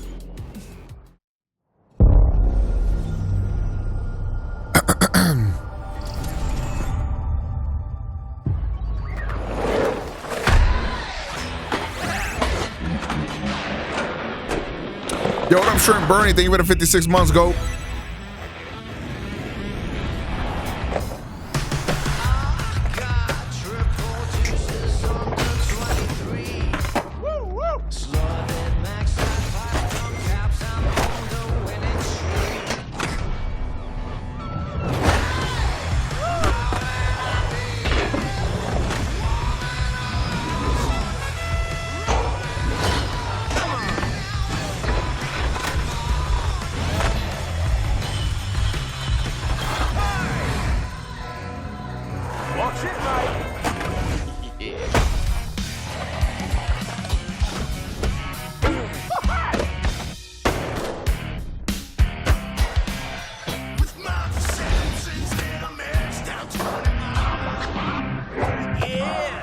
Oh, what the flark?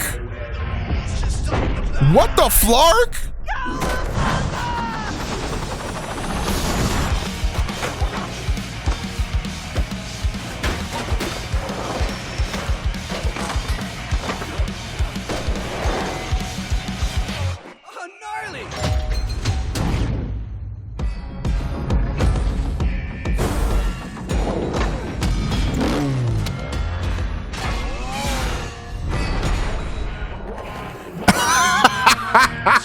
Wait, Switch 2! Never mind. Best game I've ever played in my entire life. I'm locked in, chat. I'm locked in, chat. I'm locked in, chat.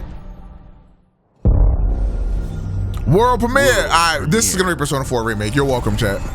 And you're welcome.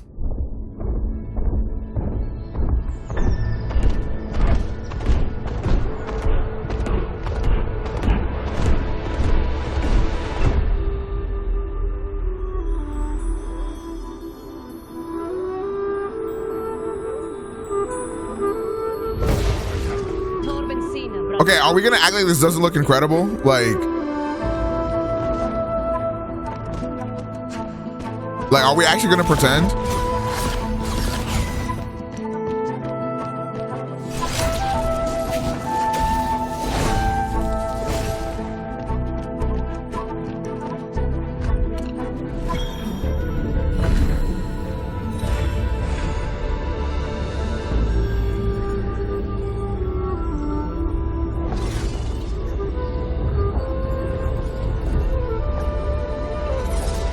Damn, this shit is beautiful.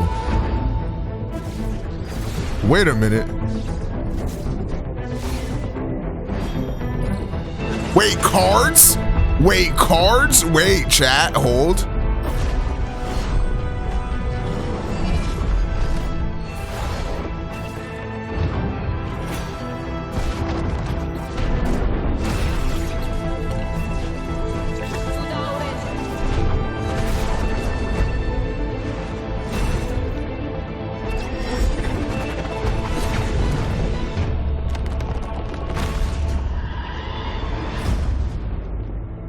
Yo,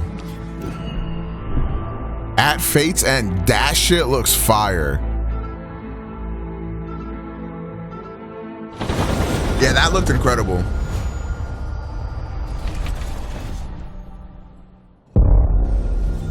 Xbox Game Studio. Oh, hold.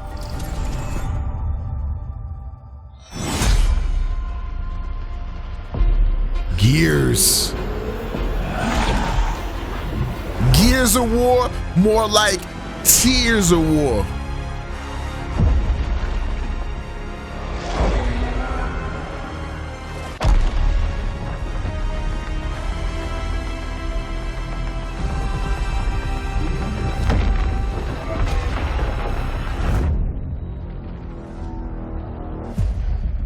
Oh my God, it's coming to PlayStation. Oh my God, Gears is coming to PlayStation. Oh my fucking God, they're gonna put it on PlayStation. Oh my fucking God. Get in the cuck chair. Get in the cuck chair. You think you can still find your way back home, Phoenix? Get in the cuck chair now, chat.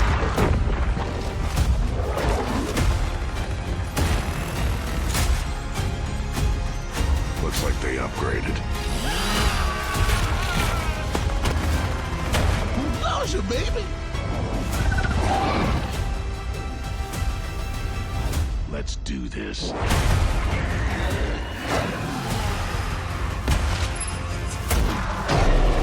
This is gonna be awesome.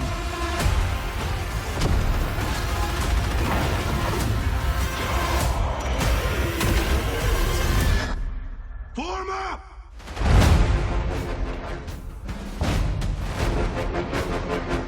Xbox, yep, type shit. Okay. Xbox Play Anywhere, okay. No Switch, so it's an L.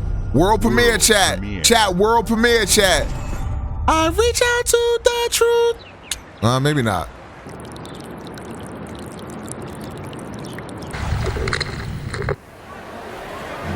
Wait, it actually is. Oh my God, it actually is. Oh my God. No shot. You're trolling. You're trolling. Yo, Enobot never looked better, chat. Enobot never looked fucking better, chat. Persona 4 a fucking rival, chat. We are so back. Bang! Oh yeah. Oh yeah, we are so back. Played on day one with Game Pass, W Pass, let's go. Didn't even need to show me nothing else, bro. Persona 4 exists, chat. GG, bro. Yeah. Yeah. But you won't see Chat, you're welcome. You won't hear Chat, us. you're welcome. You're welcome. And the only way you're welcome. Never know it is if that's what we wanted. That shit definitely is not come. Wait, what the flark? As smugglers, this is Sea of Thieves, we right? deal in the goods others are afraid to handle. Guns, explosives. I just saw the Rare logo. Get the rum. I'm still reeling off of the Persona 4. Like no other. I cannot believe Persona 4 is real. Can you handle that? Yeah, Rare did make Sea of Thieves. That's why we haven't gotten anything else from Rare, because they've been making this bullshit. You should know that this is what we're really after. The bigger the room, the better. Smugglers need to be adaptable. It's more than moving under moonlight and shadows. You should be ready to take advantage of others' misfortune. Stealing, of course, is always an option. Just do whatever it takes to get the job done. You are pirates, after all. Welcome, my friends, to the Smugglers League.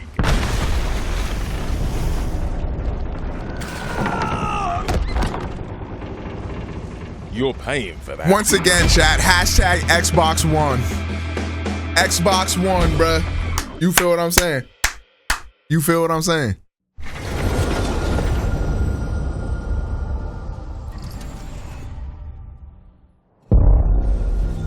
World premiere. Oh my God, dude. Was that Keanu Reeves? That shit sound like Keanu Reeves, low key. And the southbound ain't looking much better. This is ridiculous. Please, come on. Are you one of them? You're here, but it's Skybound?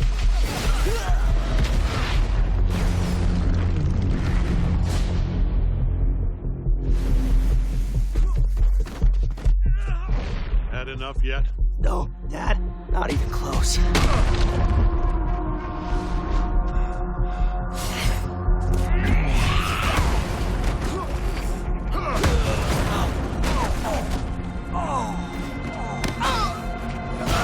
Holy shit.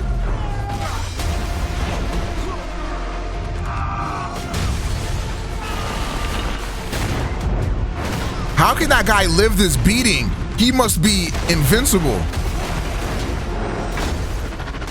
I hoped you'd understand why I had to do this. Accept our rule or die.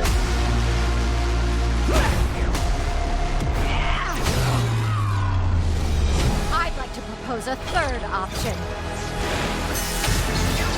Yo, what? I'm not your son anymore. I'm the guy who's going to throw you off this planet for good.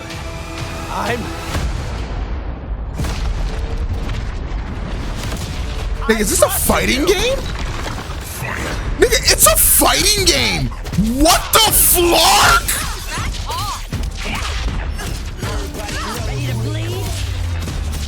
This kind of looks like NRS, but nah, it can be, bruh. Nah, it ain't no way.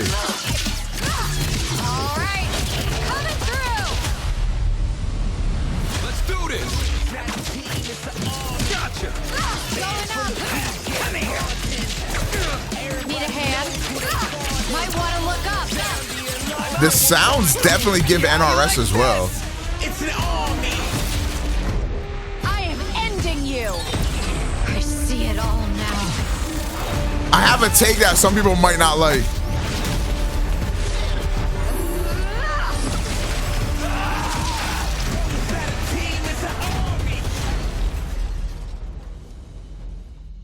Like that's cool. That's cool and all. I don't think Invincible has enough sauce to carry a whole fighting game itself. Like, who am I gonna be playing as, bro? I'm gonna be playing as Mark's little brother, bro. Like, wait. Finally coming to Xbox after fucking what the flark? Finally, bro. Like, finally, bro. Like, what the flark? If y'all don't remember, FF7 Remake was supposed to be a timed exclusive on PlayStation, and they just never made it on Xbox for some reason. Like, they just like, they was like, fuck Xbox. Rebirth? I'm here to even the odds. Any objections? Wait, is FF16? Hold on, FF16 was also never on Xbox? There's no one to save him. If you guys have never played FF16, you have to lock in. Please don't piss me off. This game is so peak. This game is so peak.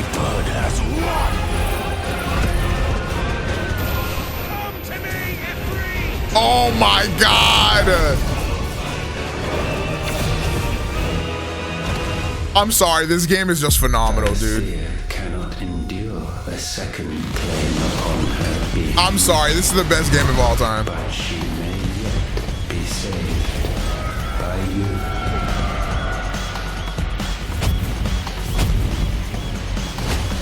Available today.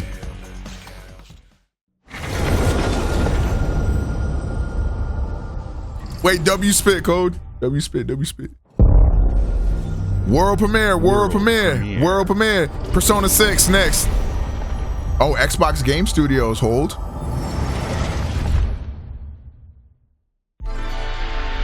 Oh shit, Double Fine.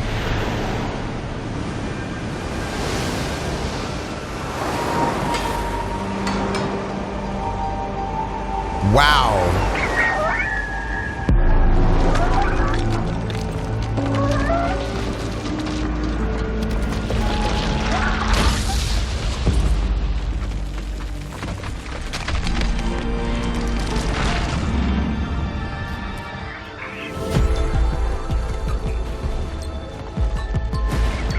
Yo, this game is beautiful.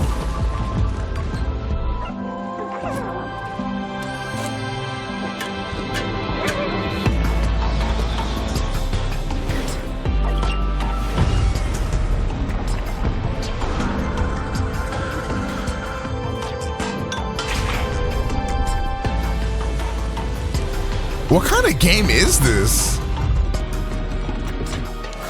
Like, it looks like a platformer, which you play as a lighthouse and a bird? Like...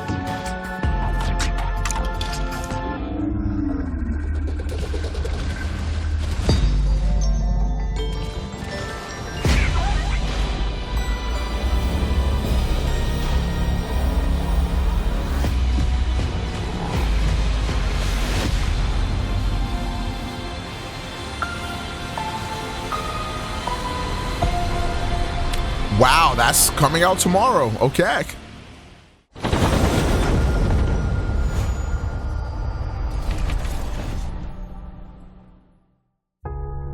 Games like Psychonauts 2 showed how Double Fine excels at creating unique and innovative experiences, and Keeper is no exception. Looking ahead, next year marks 25 years of Xbox. It's a big milestone for the platform and franchises that you helped build. I gotta get on Ozempic, man. We couldn't have done this without everyone who's been with us on this journey. As we think about bringing a new generation of players to these iconic franchises, I'm excited to share that players will get to celebrate 25 years of Xbox with a new Fable, the next Forza, Gears of War E-Day, and the return of a classic that's been with us since the beginning. Today, you've seen an incredible range of games. And he didn't even show any of those games today. Creators like Wait, what classic is he talking about, guys? New heights with Clockwork Revolution.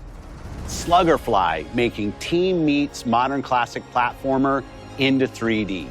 Square Enix bringing more of the critically acclaimed Final Fantasy franchise to our players.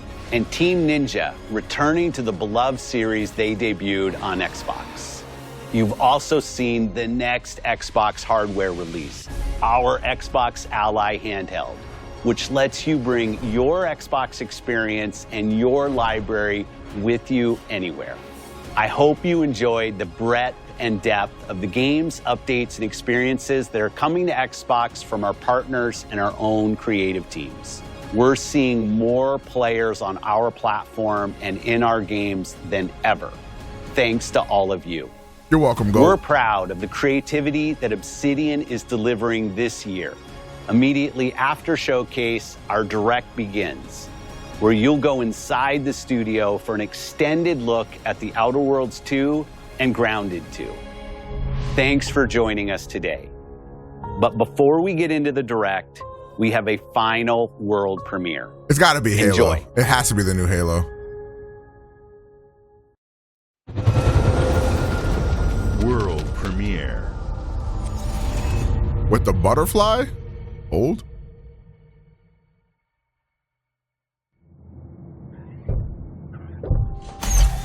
Welcome to the Guild. We have been expecting you. Please, follow me. You already know us as a global tech leader. Our software, our systems, combined with our skilled team, is designed to save lives. Your years of service have shown you the importance of our work. Here, you'll witness the global scope of that mission in action. Let me introduce you to our That nigga look familiar. Isn't that an actor?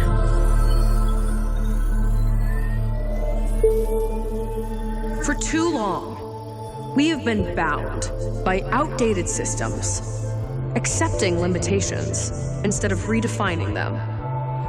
The Guild is safeguarding tomorrow, now. We are pioneering the future of protection worldwide. Man, they keep showing this like I'm supposed to know what this is. Everyday life. Reshaping the future. What the flark? How are y'all getting spoiled? CEO of the Guild. Wait, is that Prey?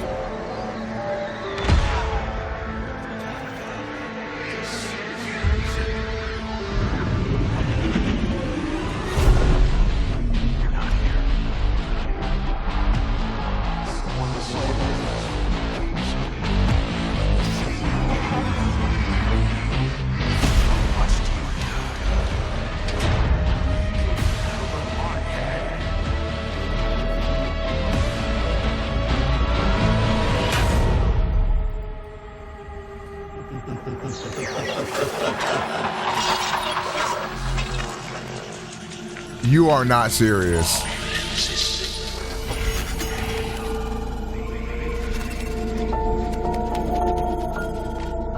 Fear is a powerful thing. David Mason. Menendez.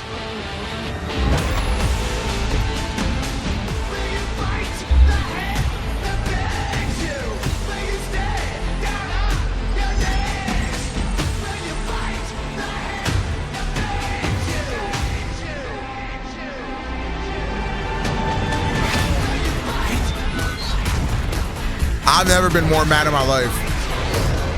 They showed me something that should have been the coolest game of all fucking time, and it's fucking COD. Oh my god. Oh my god. Oh my god. They almost just like ruined the best showcase of the year. Like, they almost just ruined it. There's no fucking shot. There's no shot. Anyways, bruh, that was the Xbox showcase, chat. What did y'all think of it? I'm not gonna lie. Last game cucking aside, it was fire though. Like, it was fire though. Last a 7? Y'all giving that a 7? State of play still better. Wow. Wow, I think it was like at the very least on par with the state of play.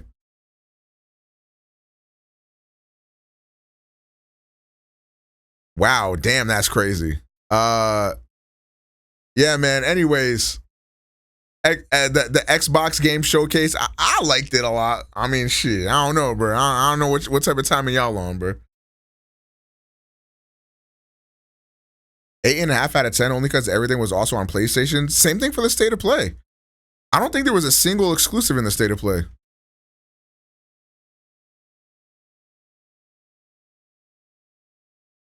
Is a 7 not good? Well, niggas in my chat also gave the Summer Games Fest a 6.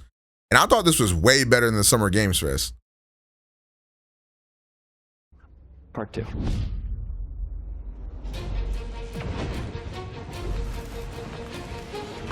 Let the killing commence. Yeah, I'd probably give this like the same rating as the State of Play.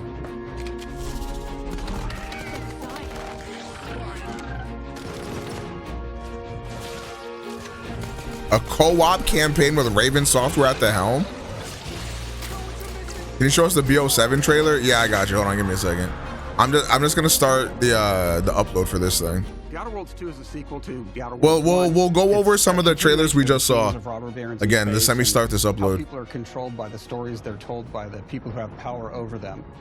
This time we're able to go a lot deeper because we have more time and money, which is a great thing, and we're able to make it a much more true Obsidian reactive RPG than we were the first time around. Marvel Token and 00. Marvel is not an exclusive. You can play that on Deeper and PC. more complex with everything for this sequel. Deeper story, lore, RPG interactions, reactivity, all the things we've been known for as a company. It's really a complete realization of everything people want from an Obsidian game. Surprisingly, this is the first time in over 25 years that I've had the chance to do a full sequel for a world that I helped co-create. It's really just a fantastic opportunity to explore and expand the universe in interesting ways, and to go even further with the themes of how people are affected by living in a dystopian corporate reality. You can shoot your way through it, you can talk your way through it, you can sneak your way through it. And so no matter what kind of play style that you like, this is just an awesome franchise and an awesome game to jump Also, into. who gives a fuck about whether or not a game is exclusive or not? Did you see games that you want to play at the event or no? If anything, the game not being exclusive should like make you happier. Like, I don't understand. I don't understand like why that's a negative at all. Double down on those elements, but we wanted to give players even more of it. We've also put a lot of investment into skills and traits that impact things like combat, conversations, and areas that we call RPG interactions, which are the part of the Okay, world so where what players trailers do can we want? exercise I mean, skills, probably Persona perks, and 4, right? backgrounds to solve problems in unique ways in our new, bigger worlds.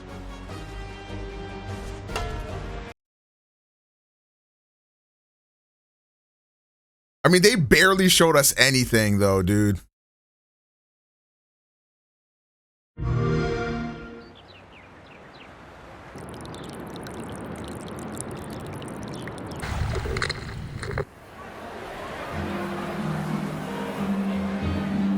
Dude, the song.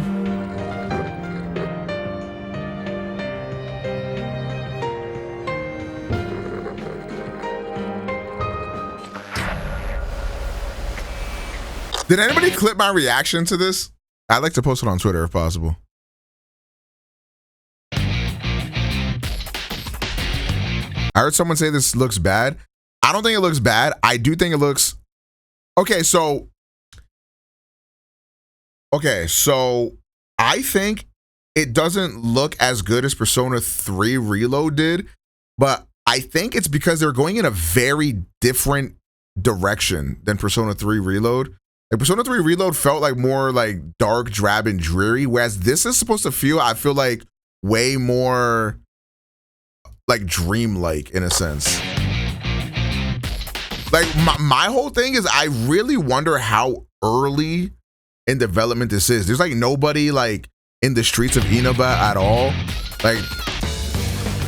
Like I'm worried that they showed this too early.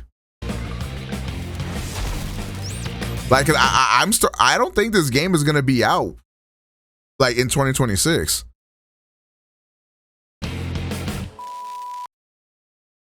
Yeah, I think because of all the rumors and then the voice actors coming out and stuff like that, I feel like they just like threw this shit together and like gave us a trailer.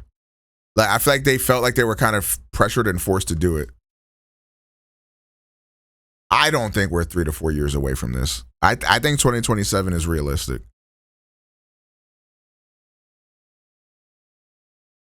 Do I still play Persona 4 Golden or wait for a remake?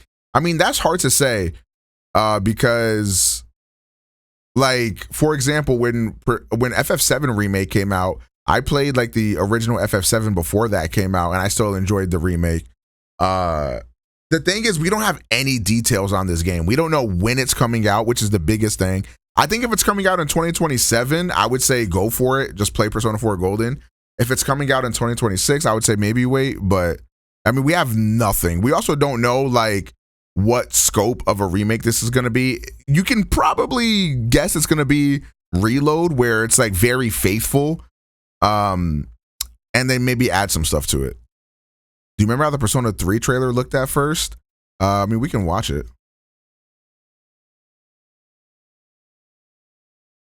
But I feel like the Persona 3 reveal trailer was also way closer to the release date than this one is.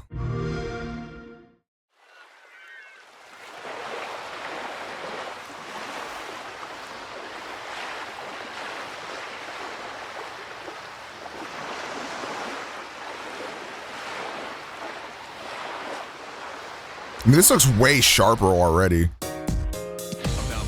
Yeah, like this is like clearly a way more finished product. Yeah, I'm sorry, this game, I know we got excited. This game does not exist yet. Okay. We are very pleased to announce the release of Persona 4 Revival. We look forward to sharing even more information in due time. Persona 4 has spawned numerous spin-off works, including TV, anime, Persona 4 Arena, Ultimax, Dancing, and is a special title. It has been a part of Atlas for many years and holds a special place in my heart. We are currently working on this project with all of our passion and love. We are confident this will be a fresh and surprising product for both newcomers and longtime fans, and we look forward to sharing it with you all. Additionally, we are actively preparing for the future development of the Persona series as a studio. We are working hard to meet the expectations of fans around. Yeah, this shit doesn't exist, bro. Honestly, 2027 might even be ambitious. I think this game is extremely early. And obviously, yeah, they say, I mean, they also announced, yeah, we're working on Persona 6.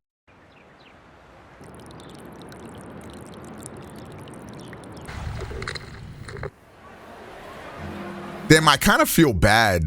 I feel like they were forced to show this.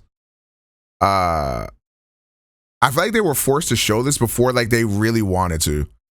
I kind of feel bad.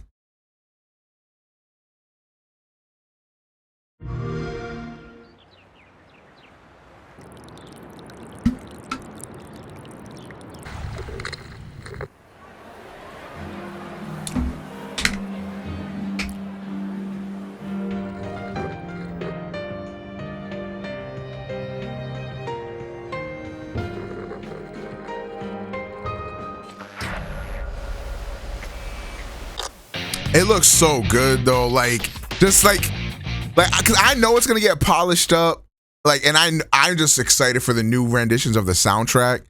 Oh my god, the logo looks sick too, man.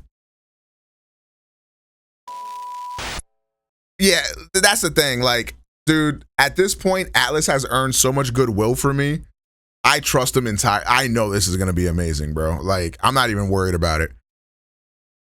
I just feel bad for them, and then I also feel really bad for the new voice cast. Yeah, they're gonna have to deal with a lot. Okay, actually, let me hold on. I have to grab my laptop so I can render this reaction really quick. Give me 1 second. I can put on a trailer while I go. What trailer y'all want to see? Y'all want to see the Black Ops trailer again? What happens to the old cast? Persona just recast people for their next game. Ninja Gaiden.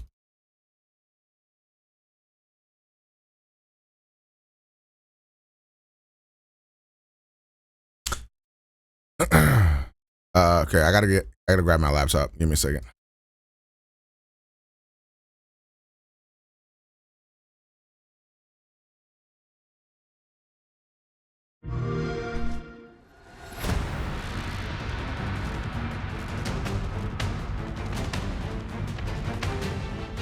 Watch your back, Yakumo.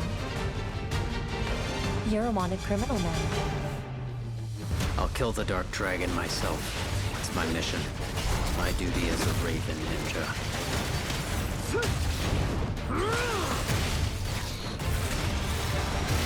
Breaking the Dark Dragon free has its consequences.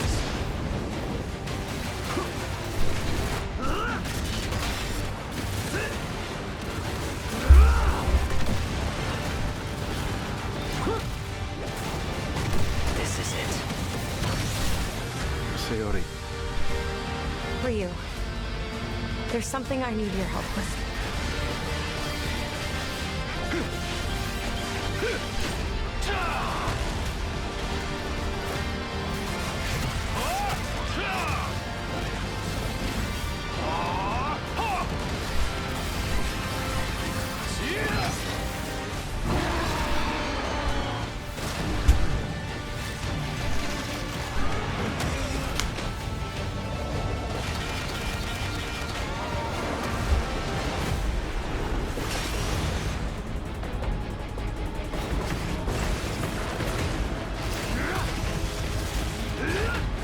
Dragon is mine.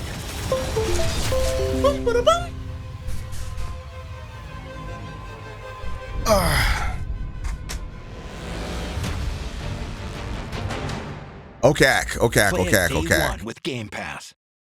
Play it day one with Game Pass.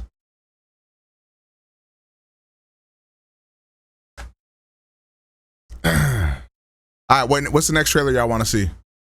While I work on uploading this reaction.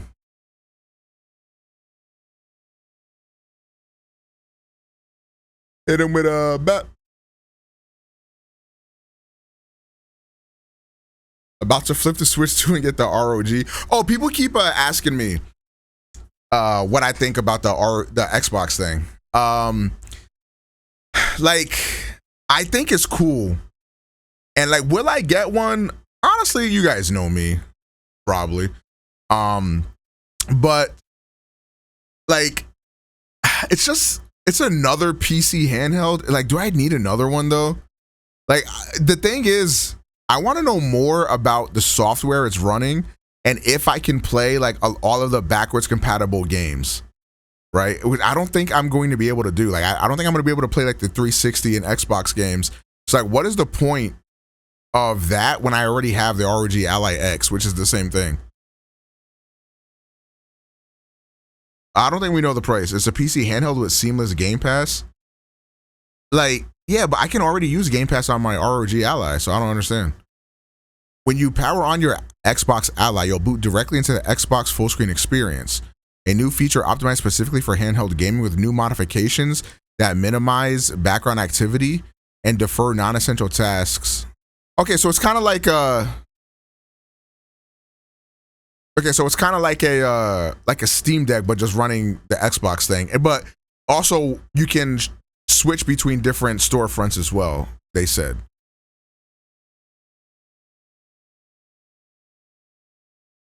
Yeah, Game Pass has been on the Ally because it runs Windows, so you can just download like the Xbox Game Store.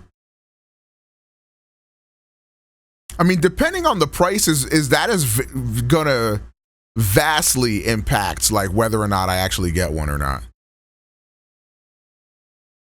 More info on here. Hold on, let me turn my camera back on.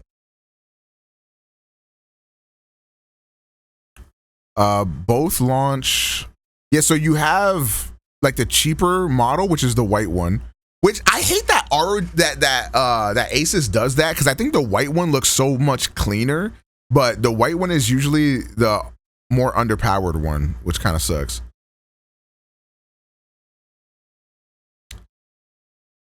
Hold on, is this the Persona reaction? That truth? Maybe not. I saw the shrine and I started like doing the calculations, and then I saw the TVs and that, yeah. Wait, it actually is. Oh my God, it actually is. Oh my God, no shot. Yeah. You're trolling. Yeah. You're trolling. Yo, Inaba never looked better, chat. Inaba never looked fucking better, chat. Yeah. Persona 4 refused chat. We are so bad. Wait, is this shit gonna let me download this? Share. Download landscape version. Yeah, there we go. Go. Tweeting this. This is very similar to the first time my girl let me beat. I ain't gonna lie. I reacted way more happily to Persona 4, bro. Teaser so sure you can fit it in a clip. Unfortunately, yes. Whoops, I did not mean to click that. I meant to click this. I think we already read this. Yeah, we read this.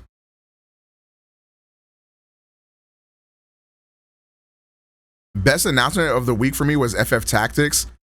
I see you're a man of culture. Yeah. Yeah. I'm a fan.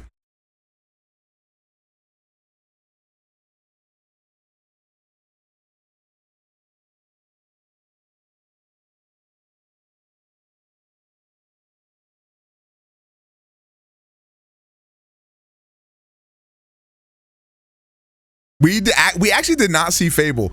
You know, it's funny. Phil Spencer mentioned like, yeah, we got shit like Fable, Gears of War, D-Day, blah, blah, blah. And they did not show them here. Like, what the flark? Like, what the flark?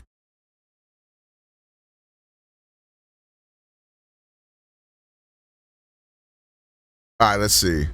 This is Keeper, BO7, Final Fantasy, Invincible. Fucking solo leveling.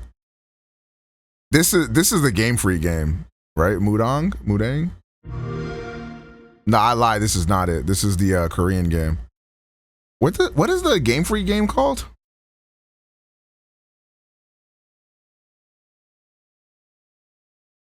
Beast of Reincarnation.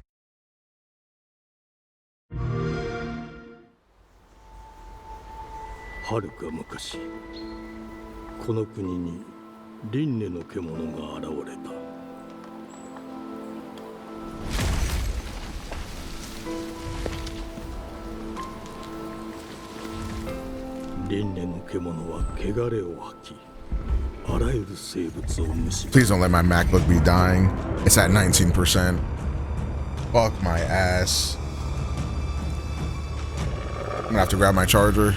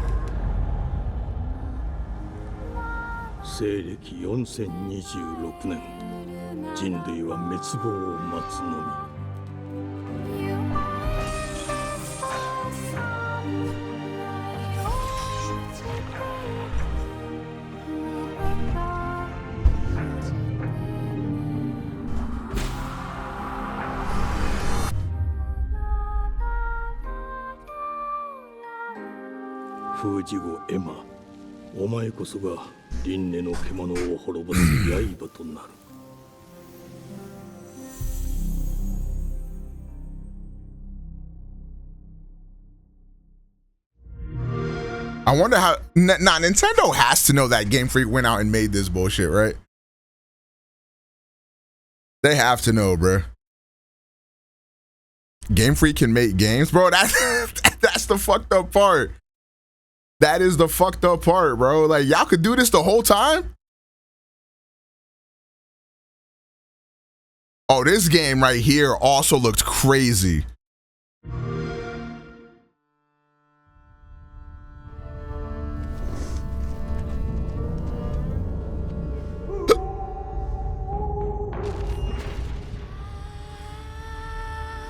Moon gave the event a 5 out of 10. He doesn't play games anyways, who cares? Oh shit, I have to shoot a thumbnail face. Watching from the shadows. And when we were at our weakest, they came out into the light. We feared for our lives, but we should have feared for our souls instead. The vampires didn't come to kill us. No, they came to rule. To turn us into mindless, docile cattle. Not me, though. They tried to change me into one of them. But I became something else instead.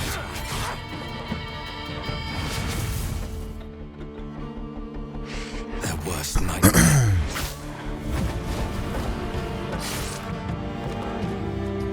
Being able to use the Android near share on my MacBook, God, cinema.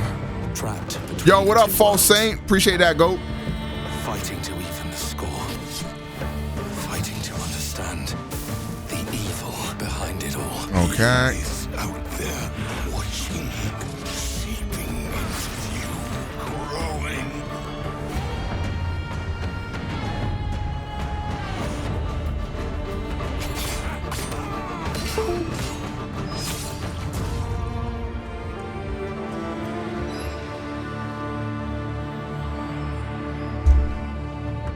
Bro, you know what the best thing of all time is, bro? On my MacBook, I got this, I put a MagSafe sticker on the back. So now when I'm using an SSD, I can like just have my SSD like attached to the back of my MacBook and then just plug it into my MacBook and just edit like that shit. Fucking best thing I ever did about miserable life. All right. I like how Max pre-planted the seed on. All right, let's see. My bad shit.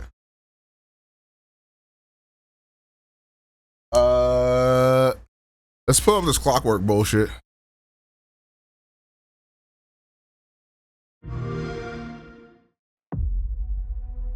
The glittering streets of Avalon sure do shine, because they suit their filth down to us.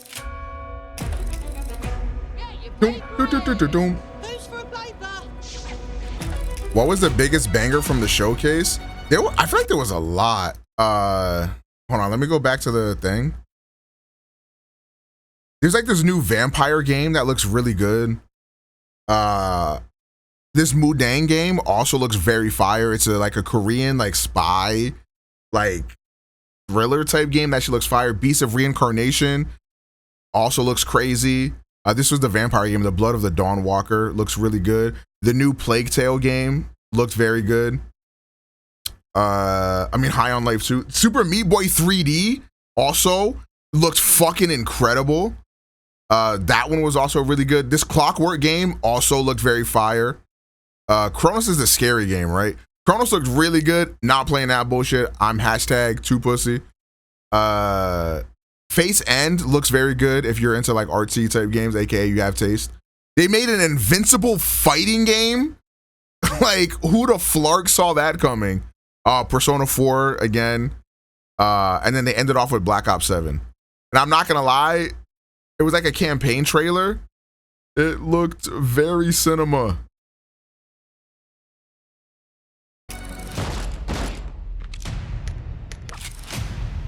Here's to playing in the mud.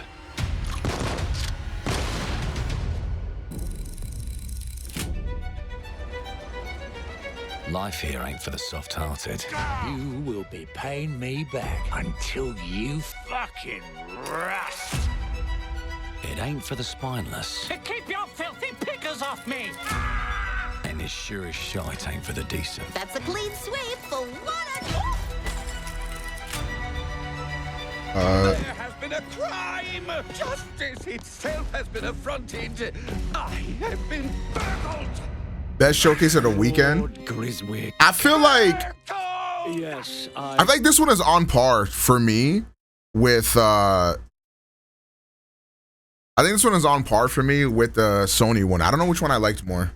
They were both really good in my opinion. got that part. Do you know anyone who might wish you ill?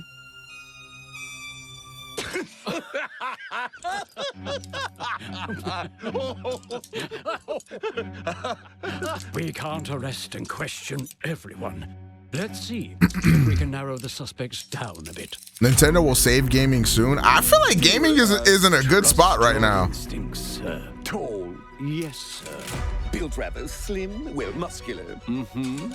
We have Vega. We have. Go on. With a mustache. No, larger. I see. Quite fashionable. That's the fiend who robbed me. They got my good side this time. Yeah, I thought seeing Fable here was free. I can't lie. The fact that we didn't see Fable like actually blows my mind. These candlesticks ain't gold. Worthless and dull, just like you. Nah, I have a customer. How can I help you? I'd rather talk to you, Errol. Sounds like I'll get a better deal. You talk to me first, and him never. Got it? Uncle's a bit touchy, ain't he, Errol? Touchy? I'll show you, touchy! There. Anything else you'd care to say to Errol? Brains. If I hadn't seen it with my own eyes, I wouldn't have. Is there even going to be a direct? So there's a lot of rumors going around about a June direct, but empty pockets. Nothing concrete as of right now. Goodbye. My timeline is full of niggas saying they played the Invincible fighting game and they seem excited about it. Oh, really? I was okay. I'm not gonna lie. I was a little concerned at first because it was kind of giving NRS a little bit. I don't know if you got that vibe as well, Lotus. But like some of the animations and the sounds were giving NRS, and I was like, I'll literally boom myself right now in front of everybody. I mean, it looks interesting. My biggest concern for it was that like I don't know that Invincible has enough sauce to like sustain like a whole game by itself like that. That's the only thing I'm really concerned about. Should have been open world. An open world fighting game? Like, what the flark? What is bro talking about? I've never seen Invincible. Invincible's really good. It's a really good show. They said okay, if it's other properties as well, this could be very fire. Bye, Silas. No! Hurt you fucking meat sack. I'll leave you with a. Like, I feel like people would want to play as like obviously Mark, Omni-Man, Adam Eve, maybe like Seth Rogen's character or something like that. Maybe like Conquest or whatever. But I feel like there's like maybe 5 to like 8 Invincible characters that people would like want to play as. And then after that, it's like we're really stretching shit thin. So I feel like having other characters from other things is gonna do very well. Yeah, and it's 3v3. That's another thing too. You'd either got a gang at your back or a knife in it. We're family here. Family takes care of its own. Can't put a price on And before that, DC characters, I actually think that would be fire. I can't lie. I actually think that would be pretty cinema. Them's in charge. They don't keep order. They keep power. Take this thing into the crucible and melt it. I think it's just gonna be image characters. Spawn is Spawn image? Spawn is image, right? Scared to fight back. I don't want to kill him. That's why it pays to be clever and well armed.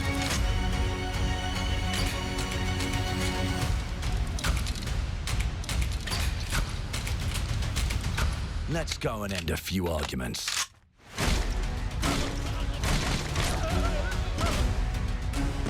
Who's making the Invincible fighting game? It just said Skybound. They've got a weapon far worse. Which I know Skybound made.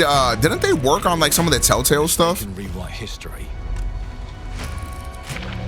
but they can rewrite us. But look who just found Mummy's keys. Now I can fiddle with time. Put the bullet back in the barrel. Sorry if it looks like I'm not locked in, guys. I'm working on this thumbnail right now. I'm not gonna lie, I should have low-key got a MacBook Pro. The MacBook Air is really good, but because it doesn't have a fan, the render times are a little long on it. Fucking dreads. And I can even go back and change the past to change the future. And let me tell ya, the hunters don't like it when the rabbits got the gun.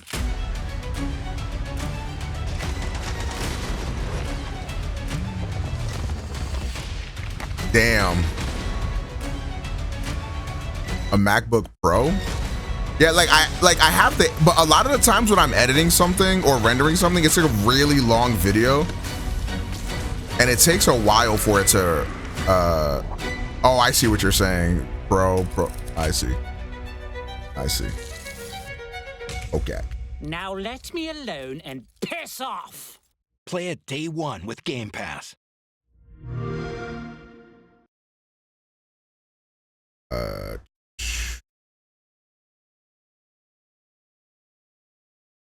Now leave me alone and piss off. CC not in this game. My bad. I'm working on this thumbnail, guys. I'm trying to be a W YouTuber and streamer. Fusion hot into one. D-Book finna wash away in Phoenix. Hey, man. Now, we gotta watch the Super Meat Boy trailer, bro.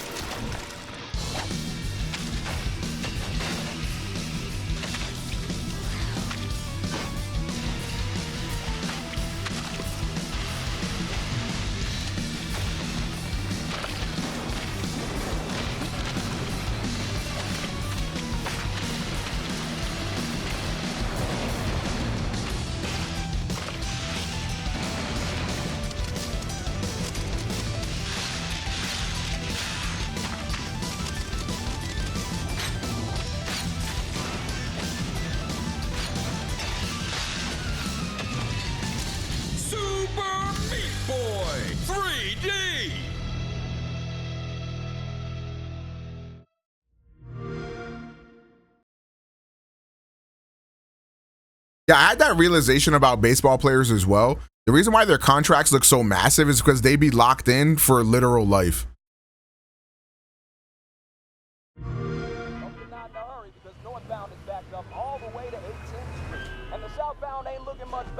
This is ridiculous. Please, come on. I reach out to the truth.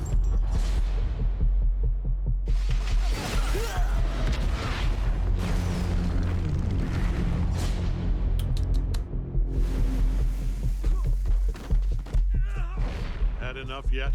No, Dad, not even close.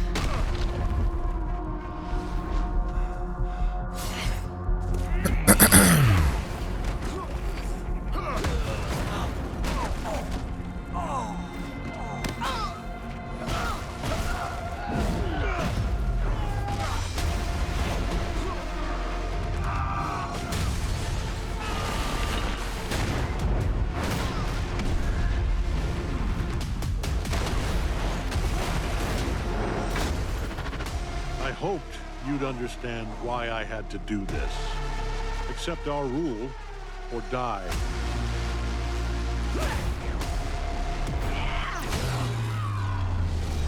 I'd like to propose a third option.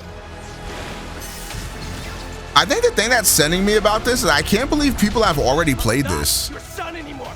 I'm the guy who's going to throw you off this planet for good. I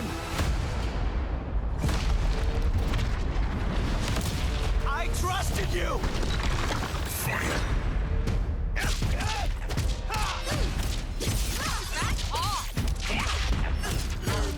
Ready to bleed? This is over.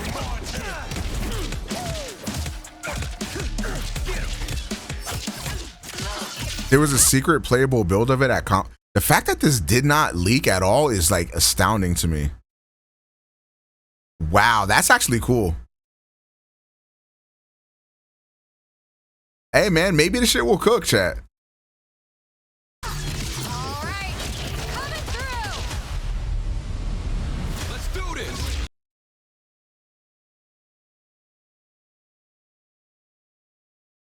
It was.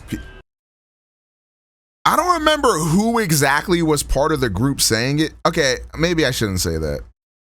But there was also a group of people that were saying that Hunter x Hunter was peak. And hey, I haven't played Hunter x Hunter, so maybe it is, man. I don't know.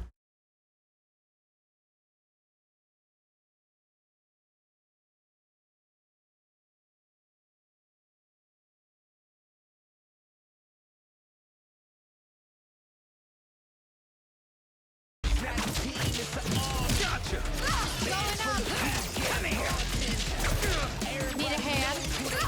Might want to look up. I'm up. See how you like this? It's an army. I am ending you. I see it all now. Yo, Sasuke, thank you for the 2 years. Bang! Appreciate that, go. Congratulations! Okay. Well, this is a game of all time. Let me finish cooking up this thumb.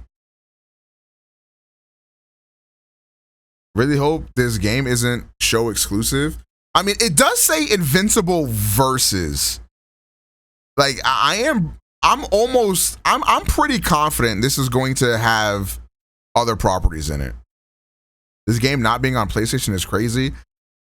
I feel like it will be on PlayStation, but I mean, I don't know. That is interesting because a lot of the other games said PlayStation on it.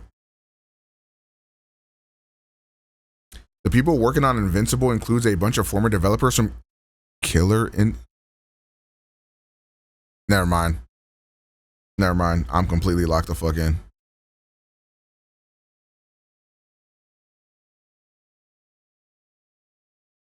I'm completely locked the fuck in. That Xbox One Killer Instinct game is still to this day one of my favorite fighting games I've ever played in my life. Granted, like, I'm not like a huge fighting gamer, so, you know, take that with a giant grain of salt. That might not mean much coming from me, but I really loved that game.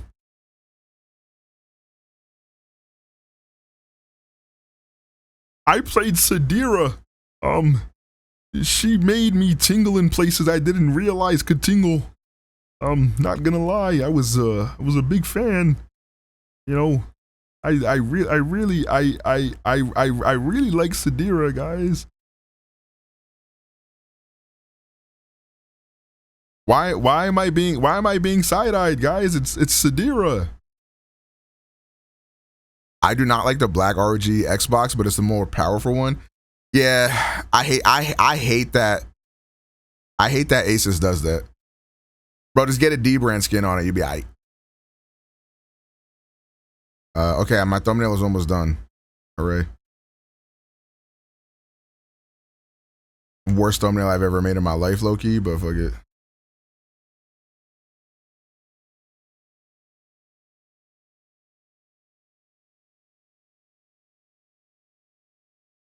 I returned my DualSense Edge. Wait, what didn't you like about it?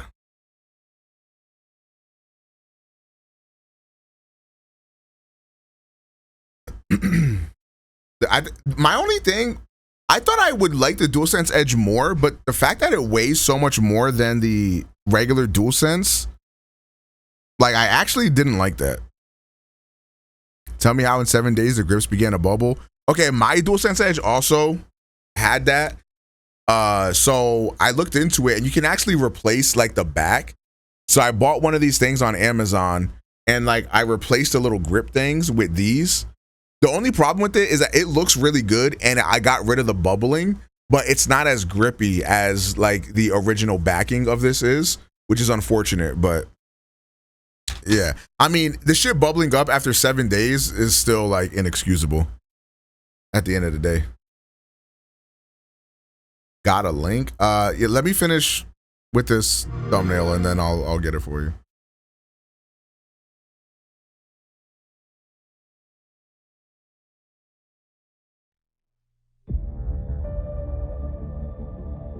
주권 국가의 자주적 결정을 누가 허락하는가? 만약 이 결정이 패권 국가의 특정 정치 집단의 이익을 저해한다면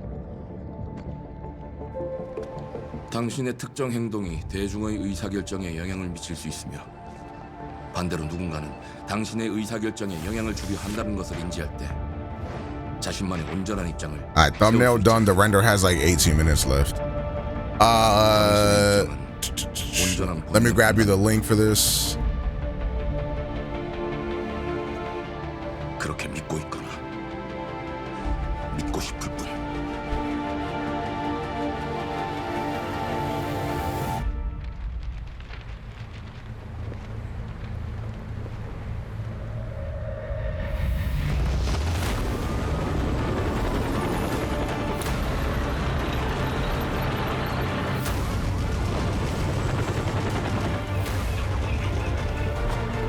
So you can replace either the entire shell or just like the back.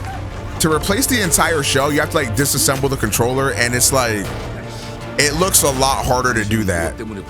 But this is like way more simple, and it's like impossible to fuck up. 당신의 분노는 스스로 결정한 것인가?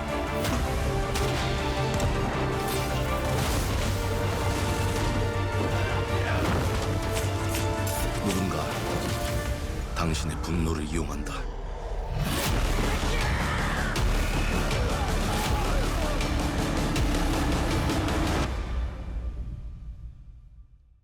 지정태. This game looks incredible, man. Like this game like gives me like Korean zombie drama movie show thing. Fusion Hod with like Splinter Cell, Fusion Hod with like Metal Gear. You know, like I don't know, this shit just seems so fire to me. Like this looks incredible.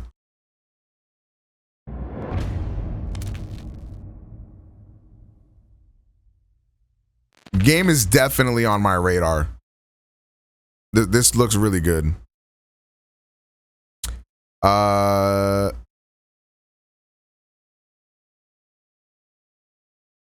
Did we rewatch this one? I don't even remember. I want to watch this again. I am really excited for this. I think vampires are so cool. Me and Lena have been watching the Interview with the Vampire TV series. So like this is kind of like hitting right now. Linus already got his hands on the handheld. It's an Xbox. It's an ROG Ally. It's the Xbox ROG Ally X. And there's a lot to unpack here because this is loaded with things. Will you be checking out the before? For starters, is that in 5 minutes, the PC thing? Very first hands-on with the AMD Ryzen Z2 Extreme, a Zen 5 16CU mobile gaming monster, if my first impressions are anything to go by. It's also the first time a third-party PC has ever borne the Xbox name. And even bigger, yes, and even those two other things, this is the first time that the Xbox team has been given the power to dive under the hood and fundamentally alter the gaming experience on Windows. I'm talking Xbox team code right into the Windows branch. Like your PC boots directly to an Xbox full screen UI that brings together all your favorite games across Game Pass, Windows, and yes, even leading third-party app stores.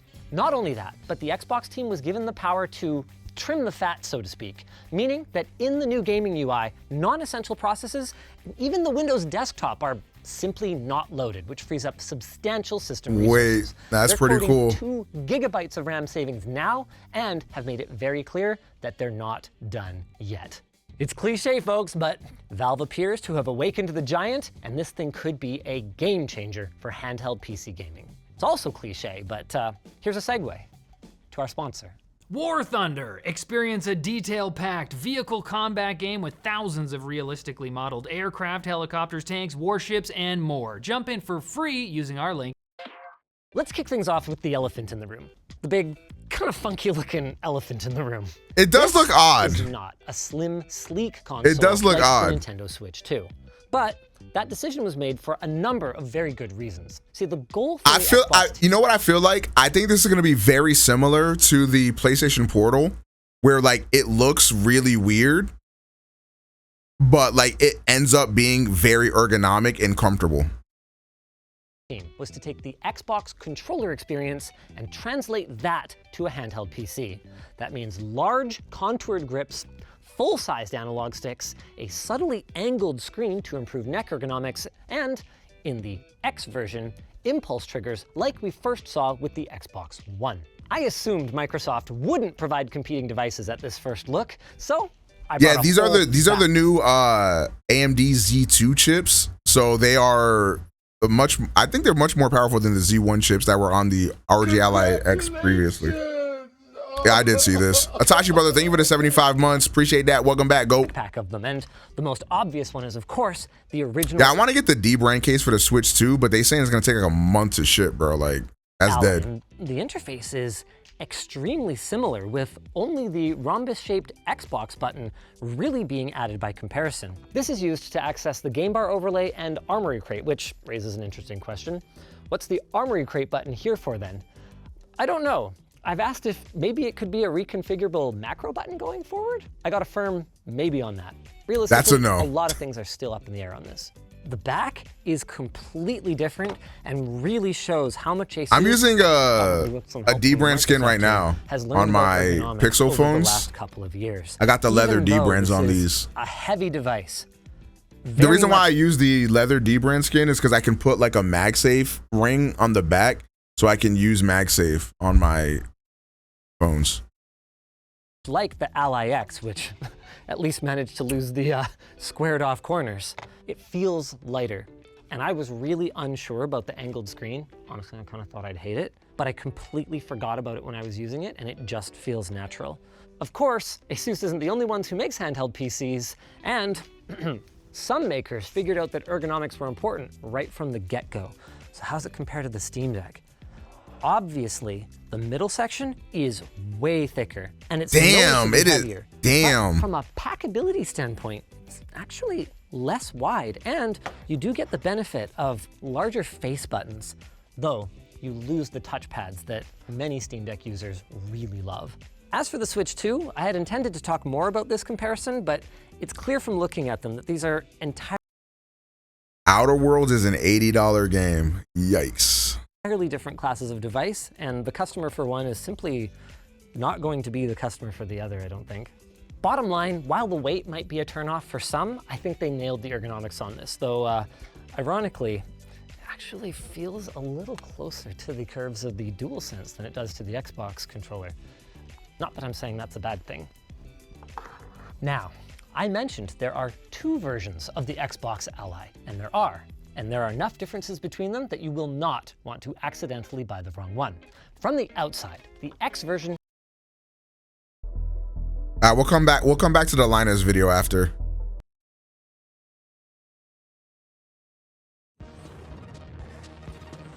I don't think they usually, I think the only thing, Devolver be here, right? I think that's, they don't really show nothing too crazy here usually.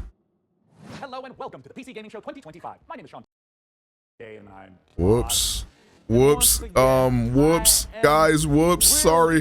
Showing you the latest game trailers, previews, and world-exclusive first looks at what's ahead in the world of PC gaming. But even more importantly, I'm delighted to be joined again by the Devolver did their showcase. Oh, okay, gotcha. Thank you, Sean. It is great to be back on the PC Gaming Show, especially since we're cooking up something extra special this year. As you can see, Sean and I are broadcasting today's show from a crucible of clandestine accoutrement. Oh, that's right. Here in our high-tech hardware workshop. I'm new to these. Can you play both your Steam library and yes, you can, Intellect. Secret operatives. You know where all the spies get all their coolest toys? And what's from us? We've made headsets that double as wall-climbing suction cups. We've made keyboards that can turn into cars that turn into boats. We've also built a laptop that's a crossbow that's also a blunderbuss, and I'm afraid to touch it. That's how you know it's good.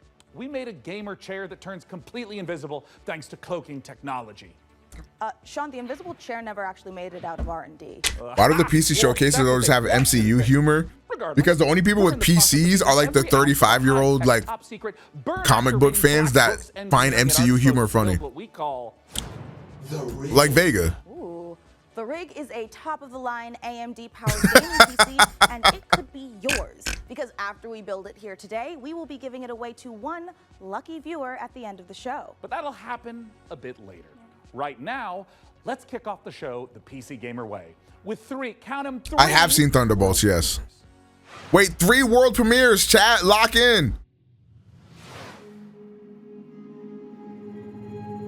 Dahlia, I know you're nervous about going home. MCU humor, OD funny, I don't care. Wow. We don't know the state of the crisis. Dak. Wait. Why is this at like 2 FPS? A job's a job, right? This stream is only at 30 FPS. Oh, yikes. Get in, get out. The PC Gamer Showcase is at 30 FPS.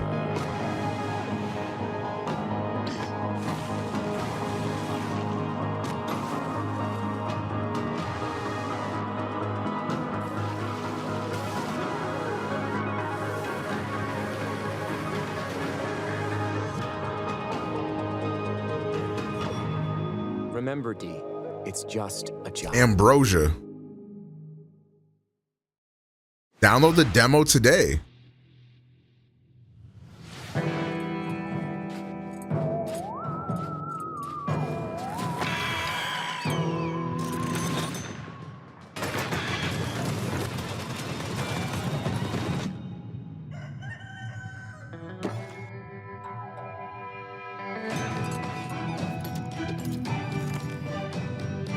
Wait, cards? Did I see cards, chat? Wait, card slop.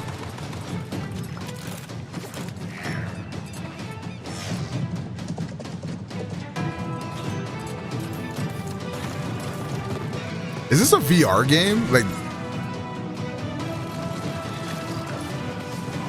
nah, it can't be. It's like, nah, this can't be VR. Then why don't they have arms? The movement looks like mouse movement, but the no arms like is giving VR.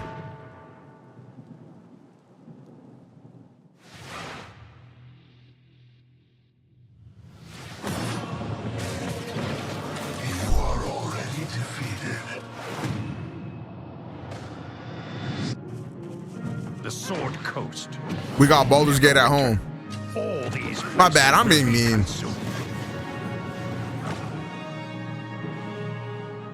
I'm obnoxiously watching your stream at the mall with no headphones. Woo. I could do something diabolical, who can help us defeating but I won't. shadows. They got a boba spot. They got a boba spot in your mall. Hey, bro, who got boba, bro? Who got the free boba? Who got the boba plug? Type shit. I'll take a milk Thai tea or Thai milk, Thai milk tea, milk Thai tea, whatever the fuck. With some boba in that bitch.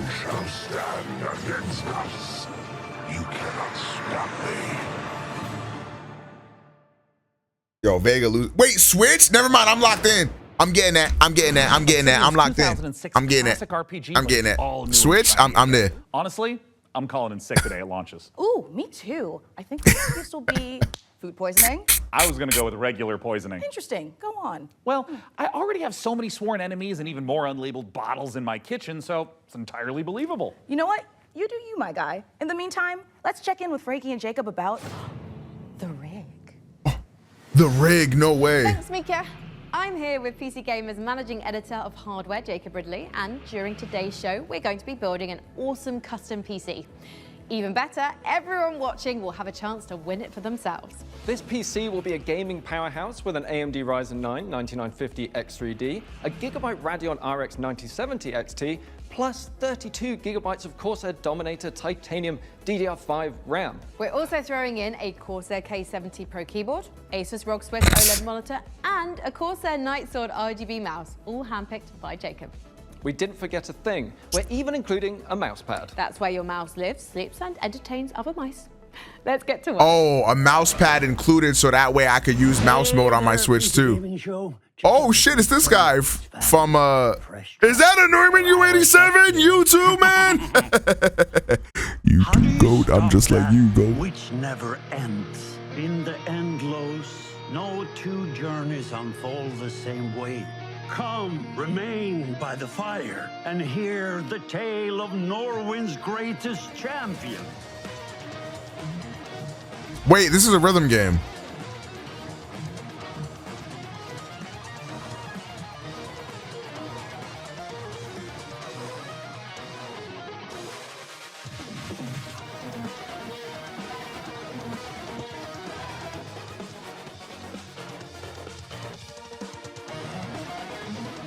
Chat, you guys locked in. Chat, I'm gonna play this off stream, chat. This is an off stream kind of game for me, bro. I'd rather die alongside than you, my champion.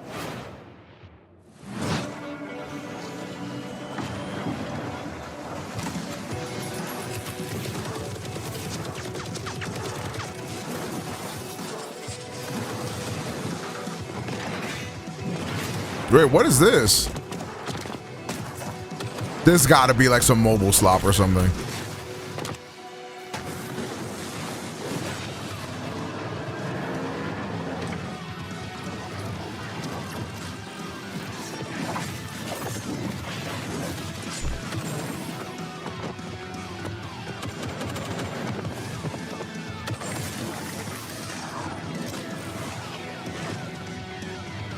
Yo, what the flark? Wait, this looks really cool.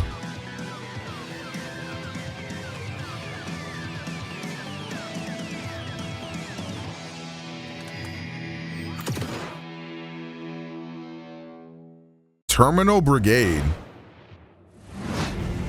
The FF9 remake doesn't exist, huh, chat? Damn.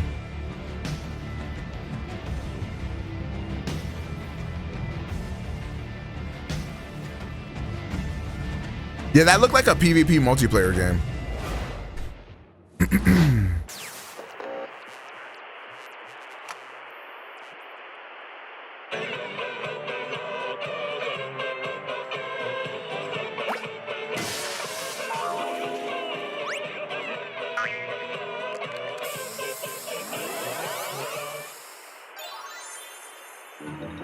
Honestly, the longer they take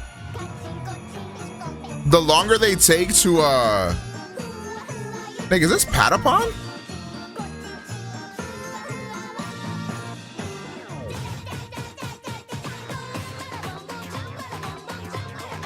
Is this a Patapon roguelite? Wait.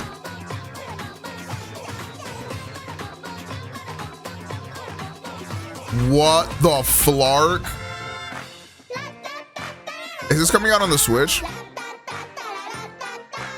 The longer they take to make the FF9 remake, like, the better, low-key. Like, I feel like that game is so beloved that, like, they need to do that shit right, bro. Like, make it Giga Peak Ultra Gas.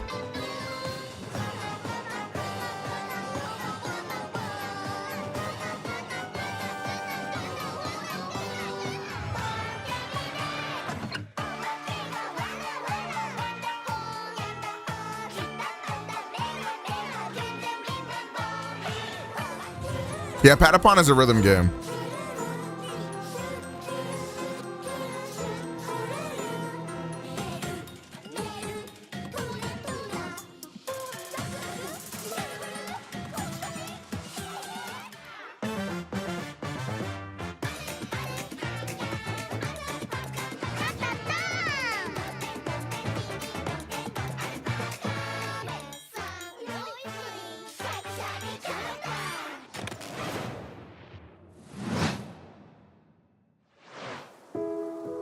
Yeah, that's gonna be a Switch 2 all-timer. All right, my video got finished rendering. Hooray. It took 32 minutes to render that video.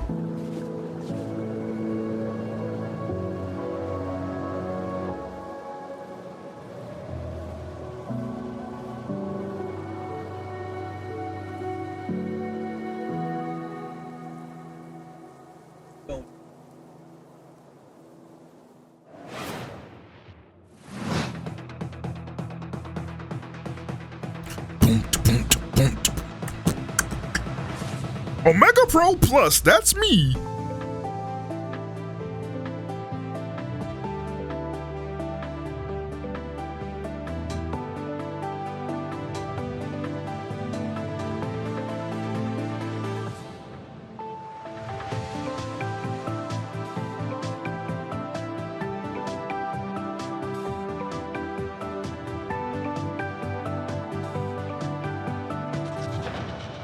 I'm seeing a lot of discourse. People will glaze the PS Portal cloud gaming machine, then shit on the ROG Xbox that plays games natively.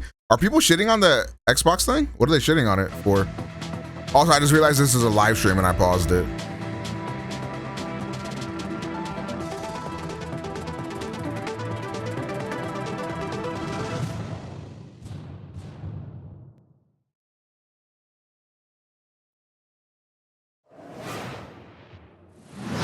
It's important to celebrate when something reinvents itself. Necess overhauls its graphics, gets major updates. It's beautiful. It's almost as beautiful as the rig's Corsair RM1000X fully modular ATX power supply. Oh, it's poetry. In fact, the only thing more poetic is a perfectly executed heist set in a dystopian techno future. Yes! When we heard the makers of Payday and GTFO had a new co-op heist FPS in the works, you know we had to find out more. So we infiltrated 10 chambers and interrogated the makers of Den of Wolves. Here's all the info we dredged from their genius minds. We were prepped and ready for the heist. We had stolen Tier 7 passkeys, acquired the building schematics, and rerouted the security comms. We're in position. The package was as good as ours.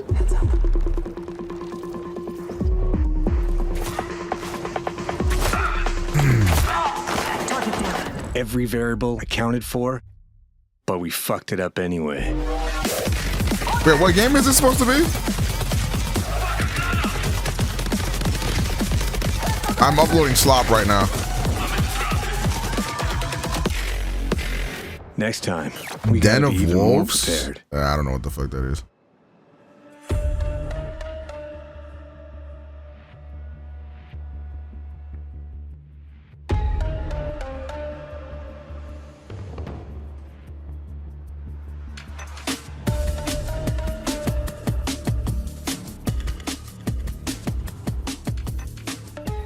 Den of Wolves is a first-person shooter, four-player co-op heist game taking place in the future.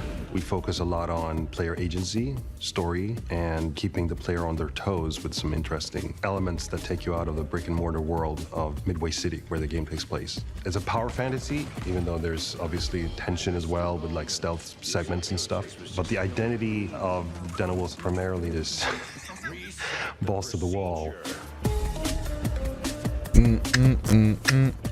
Den of Wolves is stepping back into our Payday roots. The big difference is, of course, the sci-fi area, where we can play around a lot with design. The freedom we have with this sci-fi space is a bit terrifying, actually, because you can go nuts, basically. We've actually told ourselves to not try to over-design stuff, but not limit us creativity. So designing the Midway City from the start, we knew we wanted big mega-structure buildings to actually place our levels within and be free of how big levels we want them to be. It's this very large city arising from the sea. You want to look out at the city and see, like, okay, so this is a living, breathing city and it works. I wonder how many copyrighted songs played during this event that's gonna get my monetization shut down. Coming back to the heist genre is sort of a, I don't know, after Payday 2, I felt like I had so much more things to do in my head, like what I wanted that game to be. A contemporary setting limits you in so many ways. Everything you do to enhance the game breaks the theme. With a sort of a sci-fi theme on it, it enables you to stay in the pocket of thematics and still solve They go in a gameplay angle. When they're going really in on this game. Or world, you have to think about what tools it gives you to solve problems in the future. And the sci-fi thriller theme gives us a lot of Wasn't tools to Payday play 3 with. like wasn't Payday 3 like a money laundering scheme or some shit? Nothing. It's divided up into districts. There's even like district wars and this kind of thing within the city. So it's a very classical, in a way, dystopian take. I remember there was a lot of drama around the release of Payday 3. I forgot what exactly happened though. A new adventure and have a bit of fun. So there's something called dives in the game. It's basically a neural heist. In the middle of whatever you're doing in the normal mission, you can basically jump to this other place. Thematically, there's these architects that build these defense mechanisms that get... How did they show so little for P4R? I think the reason why they showed so little for Persona 4 Revival was they were like pressured to show something because of all the rumors circulating around it, and then the voice actors that were talking out on it. I think they like kind of felt forced to show something, and I really don't think they were ready to show that game at all. I think ideally they would have wanted to show that game next year at the absolute earliest, but I think we're quite a ways away from from getting that game finally. Navigate a forest or something like Like, because we've known that Persona 4 remake has been a thing for like a few months now, maybe even like a year or so. It's been a while since we've known that this was coming. And then I think the voice actors coming out like kind of like put them in a tough spot. Or we can have sort of parkour experimentation where you can run on walls. We make the rules for what the dives are and what they can be. The heist fantasy in general maps really well to game psychology. I'm a psychology-driven game designer to a large extent because we want to motivate you to keep playing and also like what are we stealing and what. Nah, if you watch the Persona 3 Reload trailer versus the Persona 4 Revival trailer, you could tell that Persona 3 Reload was way further along. New things or crafting things is a very interesting. I'm gonna mute this shit because frankly, no one gives a fuck. But if I look up Persona 3 Reload,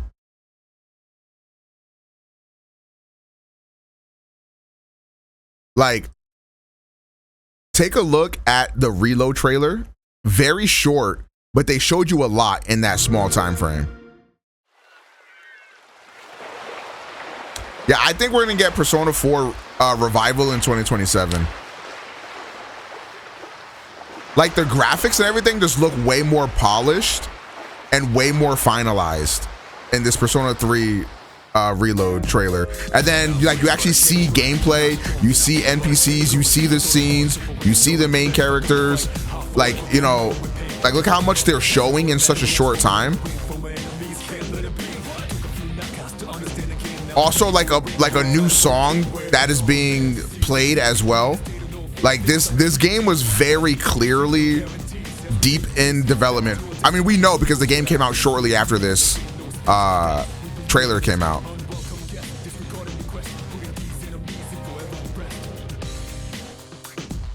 Like they showed a lot here. And then when you compare it to the Persona 4 one, you can tell like this game is early, man, early. I mean, it says it here, early development content.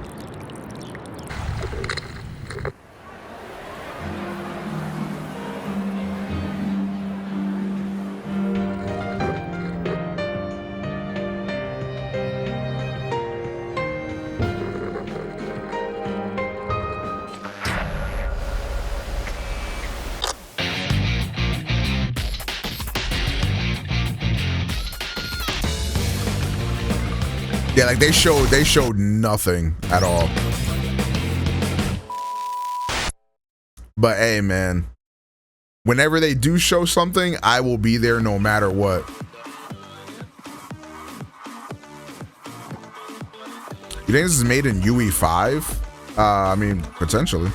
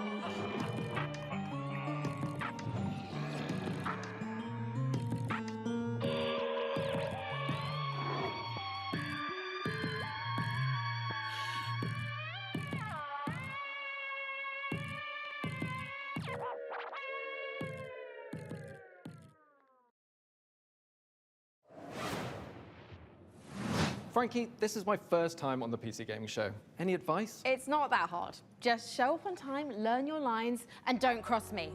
Don't you ever cross me, Ridley. I will destroy you. Also, Like there's been a massive focus on indies this year. Well, yeah, because AAA developers are taking like 4 years to make a single game now. So like indie developers are literally carrying video games on their back right now, bro. Or you could tell us about the next part you're going to install. Yep, let's do that, please. Right, the X870E Aorus Master has a few special features to make PC building easier. My favorite like video game development has just gotten so wildly unsustainable then push down on the that like install your SSD. No screw required, which means no more crawling on the floor. It's just taking way too long, man. Drop it. Then there's this Wi-Fi antenna. This combines standard 2 Wi-Fi connections into one easy to install or remove connector. No need to screw anything in. Lastly, if you want to disconnect your GPU, hit the button in the corner and pull it out. Job done.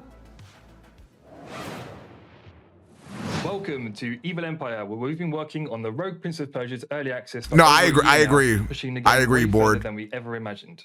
I mean, It was definitely like a we're working on it, man. Please stop the rumor bullshit. Please cut it out. Well, they seem happy too. We're working on it, Our man. 1.0 launch is fast approaching, so here's where we're at.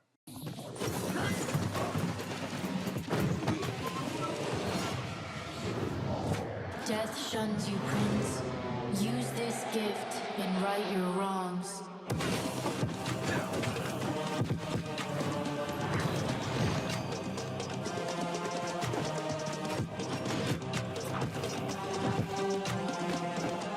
I mean, I think the last time games took like only 2 years to make was, I think, like N64 or PS1 era. And even then, a lot of the times it would be like it'd be like a sequel to a game that took like maybe a year, like 2 years to make or something like that, because they already did all the developmental work for the base game beforehand. Like, cause back in the day, a sequel used to be like, a sequel like back then would probably be like DLC today, if you were to like equate it.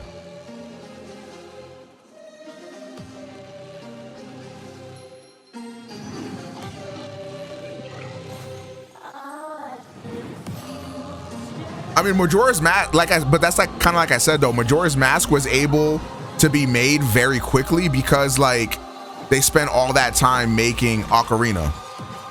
And like Ocarina is like the foundation for Majora's Mask. You have the opportunity to But I don't know how long the development time for Ocarina was. Prince of Persia.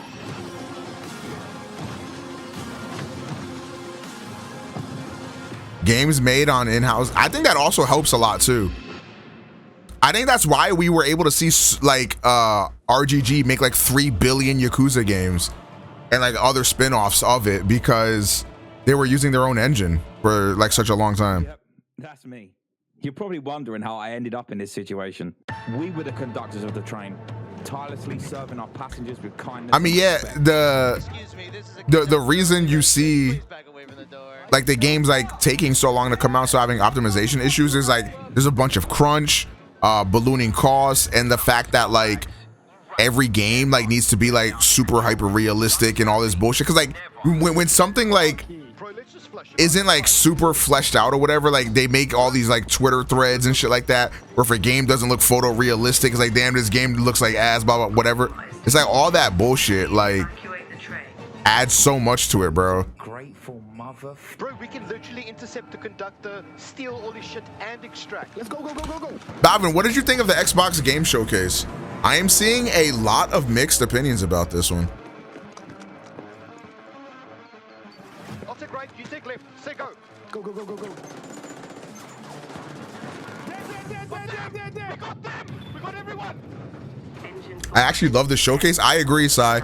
I thought it was on par or better than the State of Play.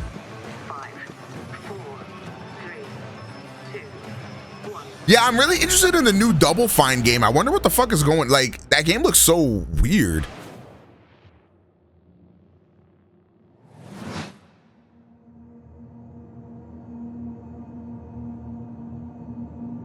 eFrontier's Founder Access is the first public step in creating a visionary sci-fi survival experience. You start your journey alone, a tiny blip in a seemingly endless universe. As you struggle to gain a foothold in this hostile world, you can build rudimentary structures, improved ships, components, and more. You'll begin to discover details about the universe and the ancient civilizations whose remnants... Honestly, waiting for Brutal Legend 2. Do you think they would make that?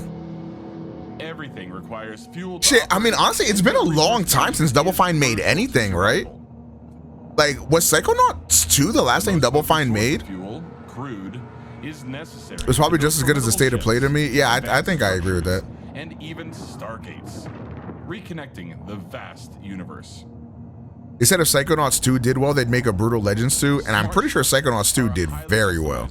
Wait, is Psychonauts playable on the Switch? Emergent gameplay only bound by your creativity. Founders have already created custom tournaments, specialized. Not yet, goddammit. Advanced security systems and Nah.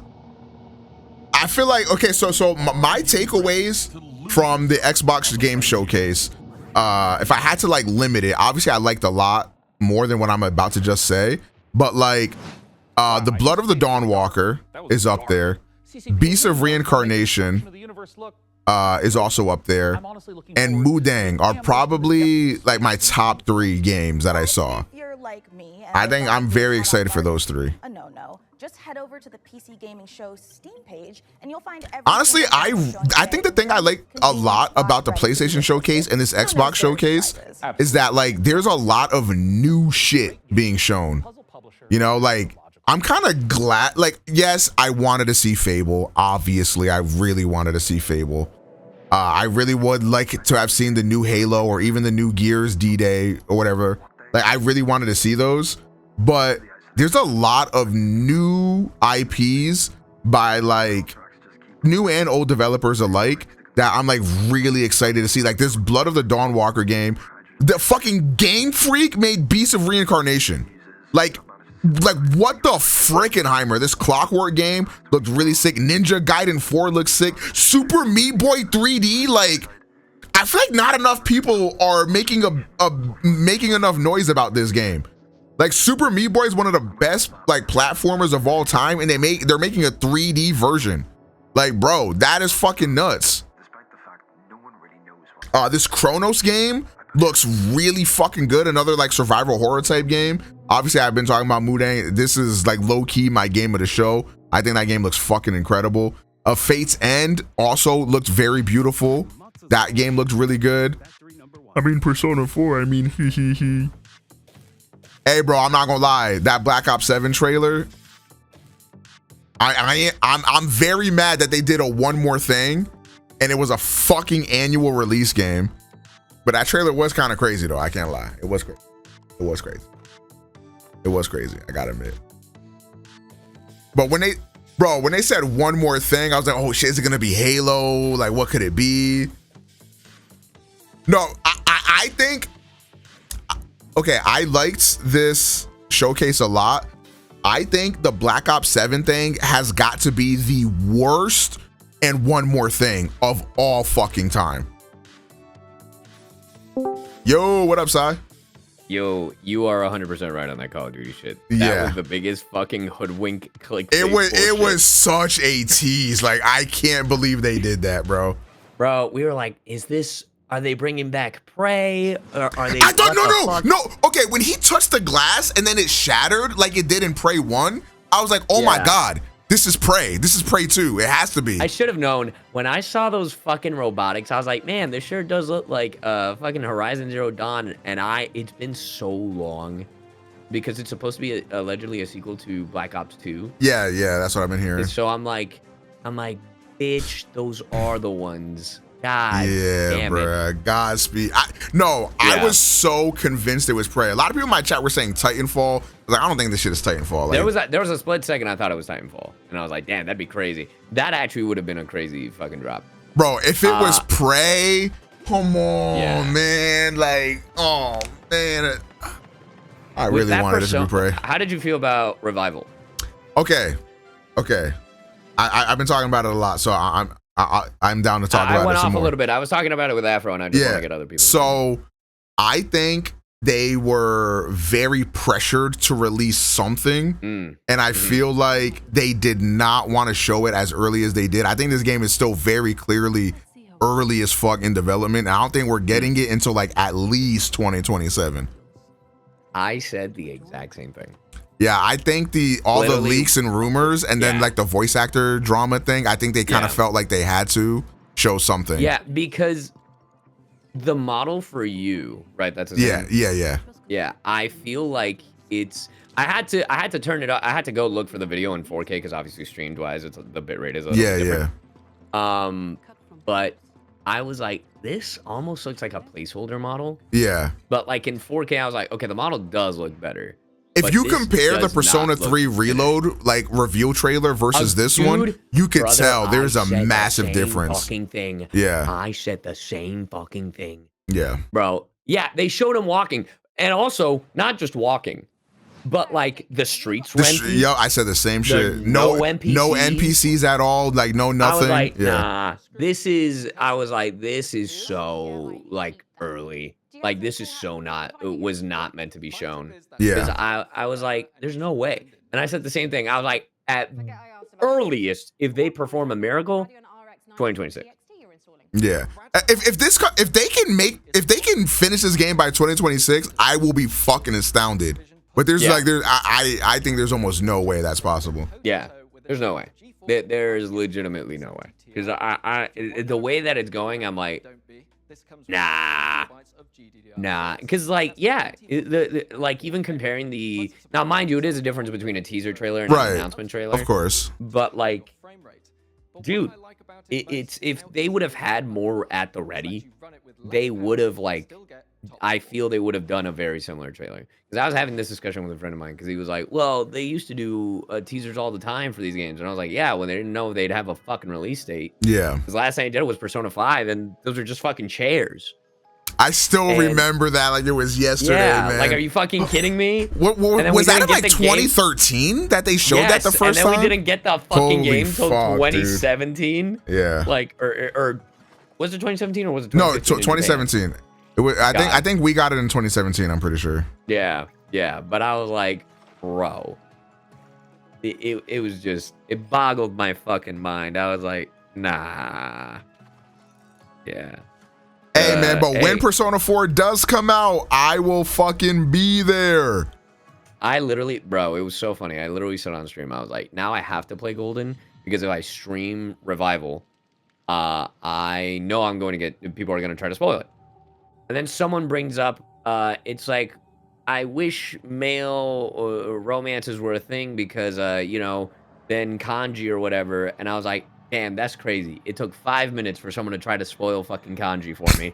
It's a good thing I already knew. Yeah. And for your information, you fucking bitch, I was like, kanji, according to actual Persona fans that I'm going to listen to because it's their favorite games of all time, kanji isn't gay. He's just very in touch with his feminine side and, you know, in the society we live in and all this shit. A lot of people, and I think Yosuke, I have a big problem with Yosuke as a character, but I think like some of the problems are from Yosuke's character because he also misconstrues it a little bit, but I think that's kind of part of his bullshit. But yeah, a big thing with kanji is more so the sense of masculinity, like what it means to be a man. Exactly. And then people conflate that with like him being gay pretty much. Yeah. By the way, saying all this, happy Pride. Happy Pride, absolutely. Happy Pride. Hashtag allies. No. But that was my thing because I didn't know that because I haven't played the fucking game. Yeah. So I've had people tell me it's like, oh, kanji's gay, and I was like, oh, okay, sure, that's cool. But you know, and then I talked with my buddy about it, who is like, it's his favorite game of all time, and he was like, no, that's you. There's such a nuance to it. Yeah. That you just don't. And I was like, oh, okay. But yeah, now I'm definitely playing Golden. Like I have it downloaded on my Xbox, and I'm gonna follow a calendar. Literally, so then that shit doesn't happen. Like it literally took 5 minutes. 5 minutes. I think you will love Golden a lot, and I think you'll love characters like Kanji too. Yeah. Kanji and Naoto. I got to Chie. That's how far I got. Oh yeah, there's a lot. I think Kanji and Naoto are probably the best written like party member characters in the Persona franchise. Who? Sorry? Kanji and Naoto. Oh, okay, cool. They're very good. I think you're gonna enjoy them a lot.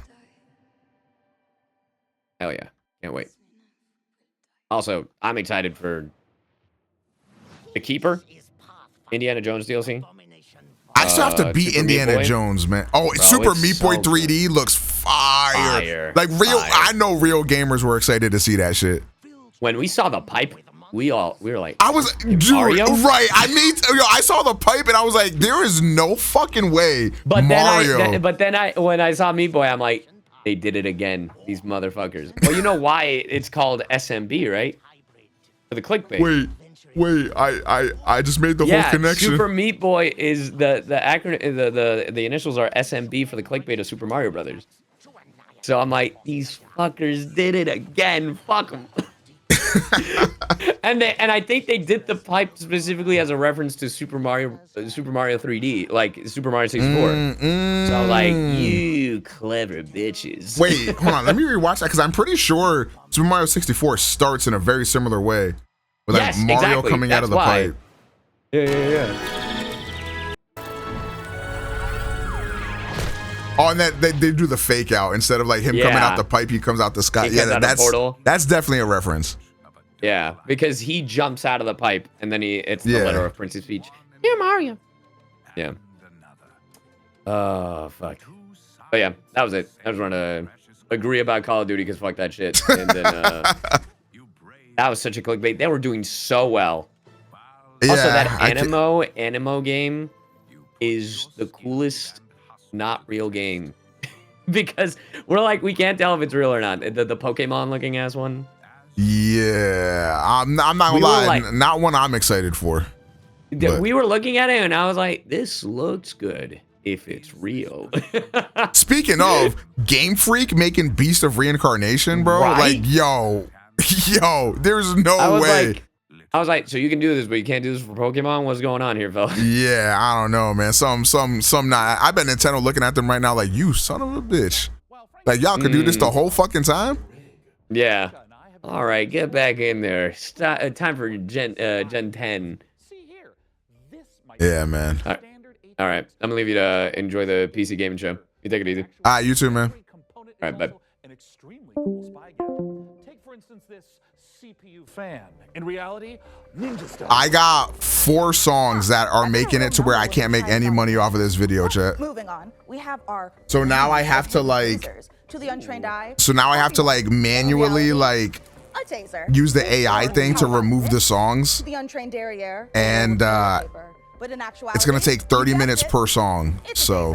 Hey, what about this? Is this like a hidden listening device, USB, or is it maybe a spy camera? Oh. That is, of course, also a taser. Don't worry, he'll be fine. I think it's the opposite. Nintendo's making them create Pokemon the way it is. I don't think it's possible for them to like Game Freak to be like, hey, no, we want to optimize the game and make the game like actually good, and then Nintendo's like, no, make it shitty. Like, I really doubt that's what's happening.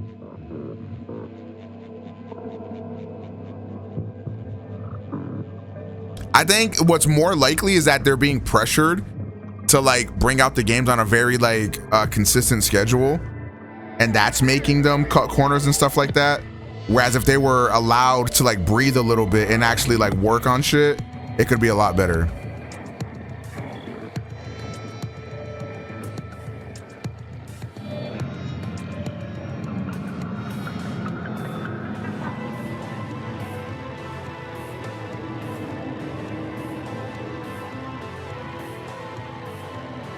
Yeah, because I think that there needs to be like some sort of Pokemon game like every year, it seems like.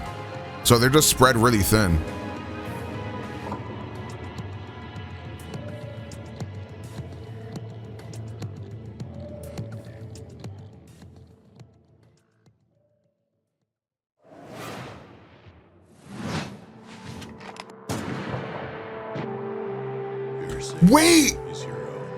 Wait, this game is awesome, actually. Watch Lena play this at PAX East. This game's like Papers, Please, except like you got to see who's an alien that wants to kill you and who's a regular human. This game is flarkin' cool. This game is so cool.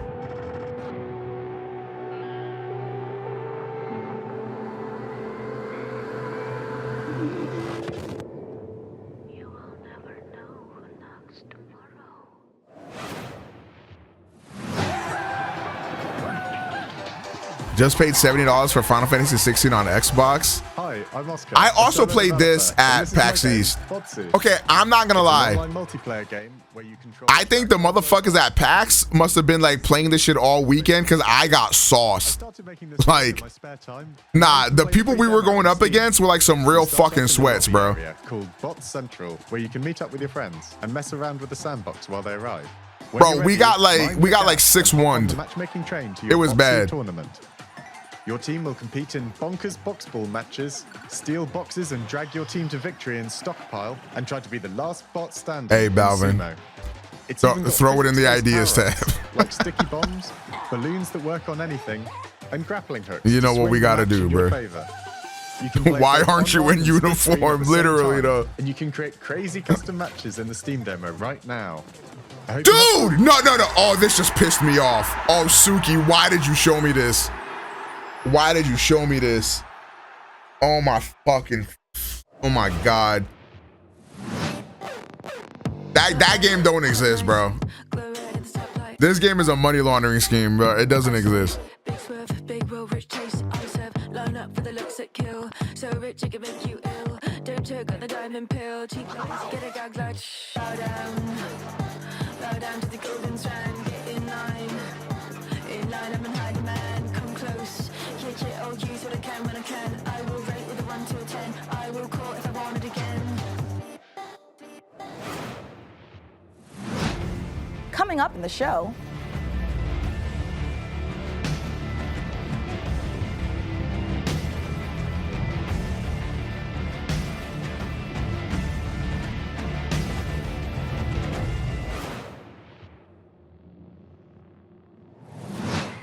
Oh, Dion is cooked.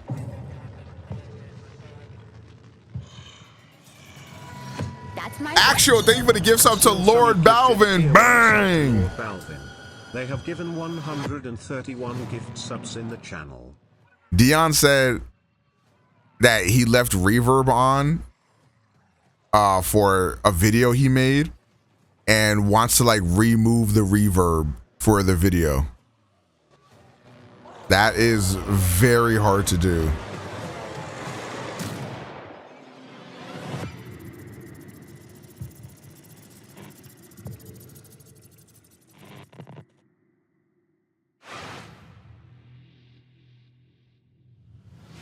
I gotcha. Do you like the way I do when I feel on your body? Do you like the way I do when I feel on your body?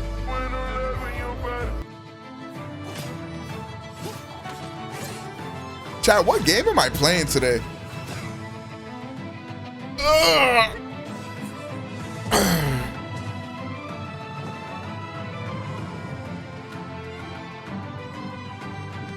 Oh.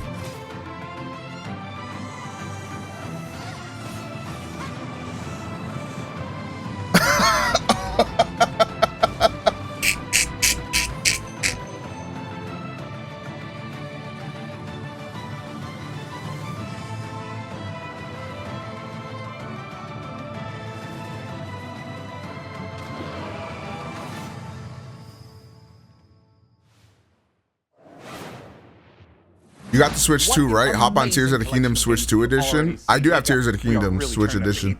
You got I say for free. You got it included with your Nintendo Switch Online thing. Wait, let me guess. It doubles as like a plastic explosive, or maybe it's a potent tranquilizing gas, or is that just like another taser? no, it's literally just thermal paste. You know, it transfers the heat from your CPU to your heat sinks to avoid overheating. Oh. Plus, it is an amazing cookie filler. It's like forbidden icing. Mika, you can't eat thermal paste. Of course you can, especially not with milk. Okay.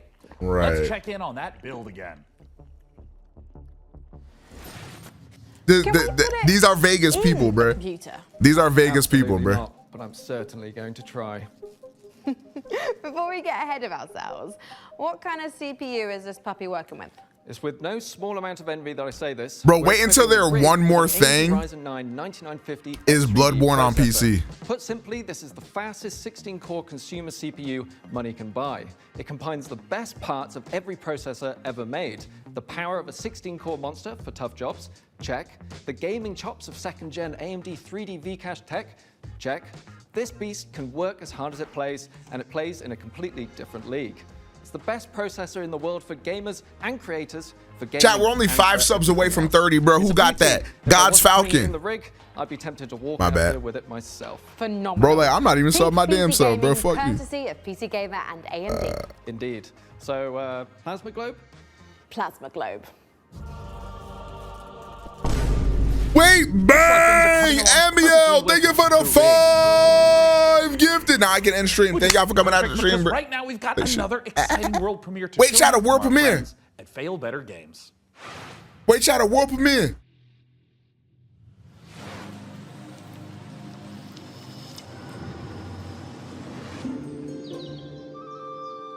The village of Chandley is small, complicated, and everyone's got their own story.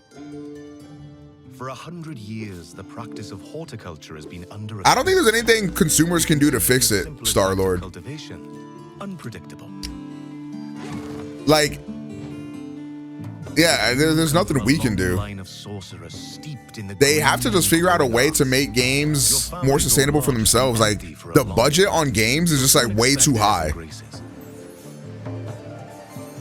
Chandley may be small, but it's thick with secrets and set in its ways. Is it ready for the return of a mandrake? Just don't buy the games. I don't think that really like helps anything. Mandrake setting is based on British history and folklore. For research, we've walked in a temperate rainforest and visited an ancient coal mine beneath the Forest of Dean. It's a world where overfishing might cause a river to put a curse on you, and where you'll go delving for bright minerals in the forgotten deeps. Sunless Sea and Sunless Skies did have some light cannibalism in them. You can't eat people in this one, but that doesn't mean that it's safe. There are old powers waiting in the corners of the world, and the night does not belong to mortals. If all of that sounds good to you, wishlist Mandrake on Steam right now.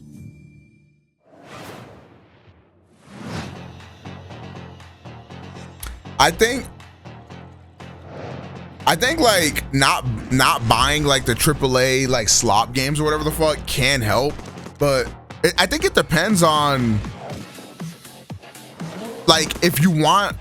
I think it depends on what your end goal is, right? Like if you want like sustainability in video games and you want like developers and shit to stop losing their jobs or whatever, like that, that's not gonna fix anything because developers will make a success and still lose their job, you know?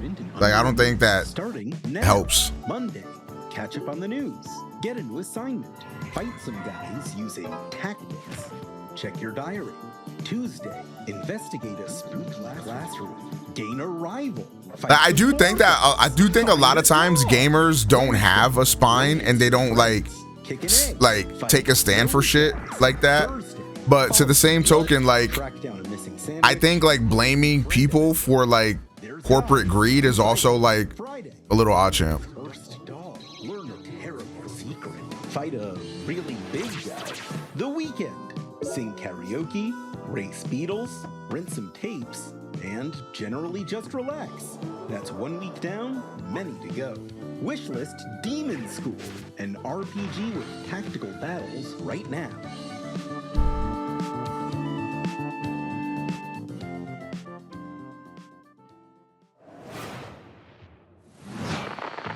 Congratulations on your assignment.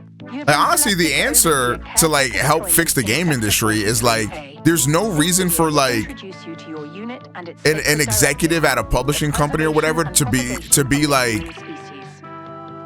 a multi-millionaire, whereas the people making the games like can't afford rent. Like they need to like take pay cuts, but obviously that'll never happen. Cryogenic embryos are grown to maturity in surface-based Lazarus pods, then transferred to orbital colonies for immediate workforce integration. Your caretaker unit manages every step: retrieval, growth, and orbital transfer. Caretakers maintain surface facilities, build autonomous power systems, and adapt to any anomaly.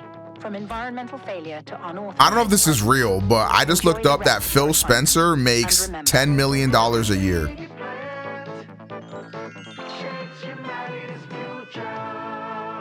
Like, I'm sorry, man. Whereas the Nintendo CEO makes $2 million a year. Safeguard the future of humanity in the last Like $2 million a year is more money no than pressure or anybody will anything. ever need in their fucking life. Hey, Sean, what was that?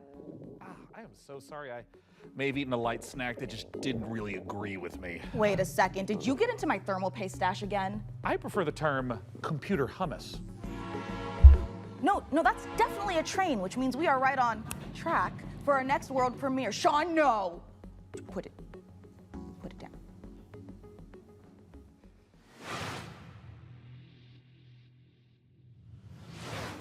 Yo, this nigga Vega, bro.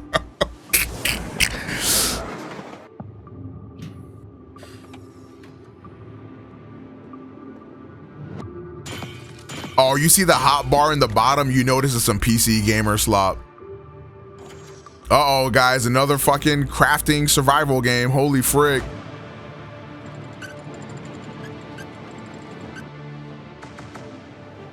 I'm sorry, bro. When I figured out that Power World wasn't a Pokemon clone and instead was a Rust clone with Pokemon in it, I was like, man, this is some dog shit.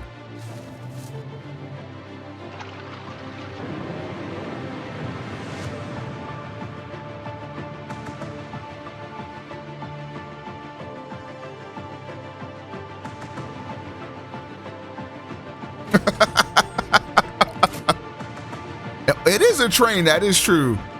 Honestly, the concept of like building out a train is actually like way more fire than the other games. I can't lie.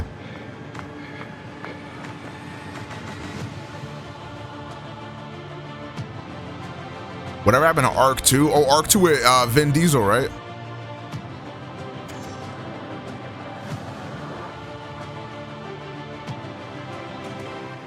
Railborn, damn.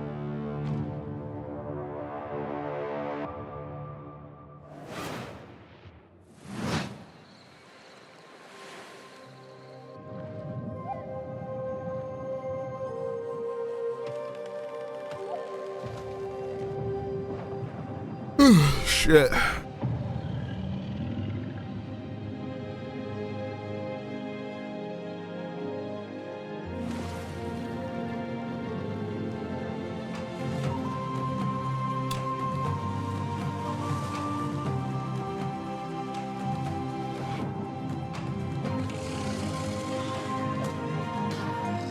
Oh God, more slop.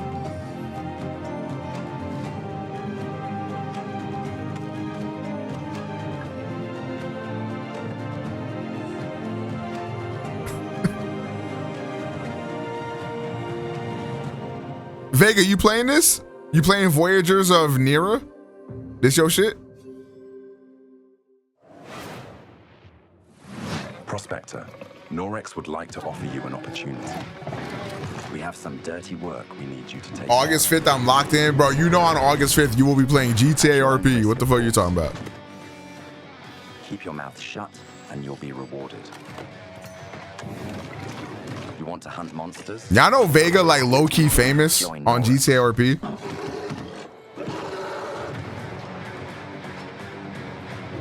And don't ask questions.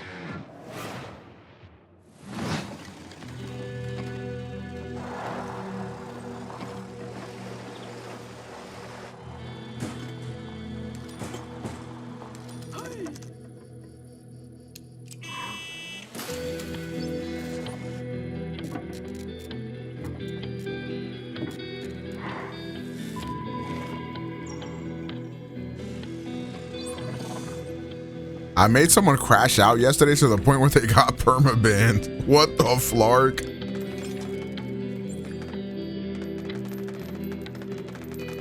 Hey, bro, ain't nothing cool gonna be shown, chat. I'm gonna go take a piss real quick. I'll be right back. Like, literally, what the flark? I ain't missing nothing, bro. It's literally garbage country, bro. Like, what the flark? So you're good at building PCs, but can you build other things? Like a car? No, Frankie. I can't build a car. What about like a winching system to pull something heavy out of, for example, a lake? I mean, maybe I could put together. Say a car was in a lake and you needed to winch it out. Could you at least build a ramp to make the winching a bit easier? Is that something you want to tell me? I drove your car off a ramp and into a lake, but I only did it to put the fire out. My car was on fire? There is no point in jumping a car off a ramp if it's not on fire. Is there any good news to this story? Yeah. Just check out this ramp. You should install these before you start shopping for a new car. Oh, that's the Corsair Dominator Titanium DDR5. This kit is perfect for building an all AMD Ryzen build at 6,000 megatransfers a second and with low latency. However, we've also stuffed something special here, a light enhancement kit. That's a pair of dummy sticks that look the part but don't actually contain any memory chips. This is a great solution for an AMD build, as it means you can stick to the more reliable slots on the motherboard, 2 and 4, while looking the part. It also pairs nicely with our Haven 420 case, which offers thermal optimization through its central GPU airflow that sits within a dual-chamber design. That sounds like the perfect hardware combo for anyone looking to frag draw cards, explore endless dungeons, or simply stream with friends. But while you're out there updating your part picker list, why not check out this exciting upcoming game?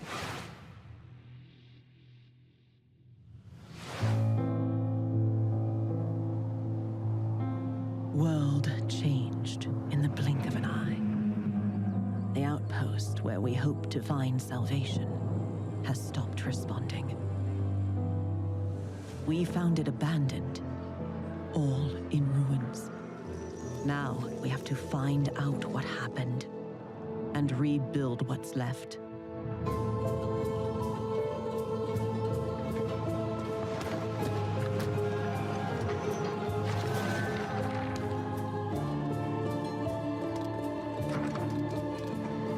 We make the most of the little space the tree afford.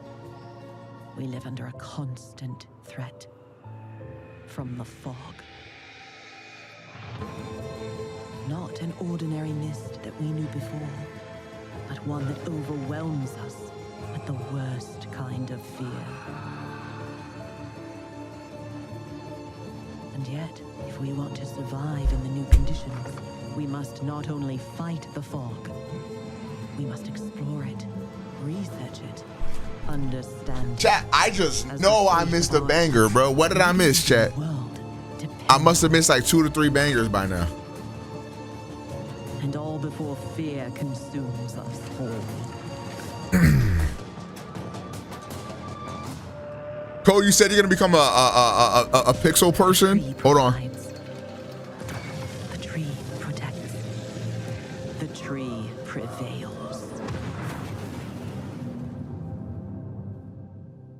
Why are we even watching this? What do you mean? That's Dark Switch? Are you fucking stupid? You don't know real cinema when you see it, boy.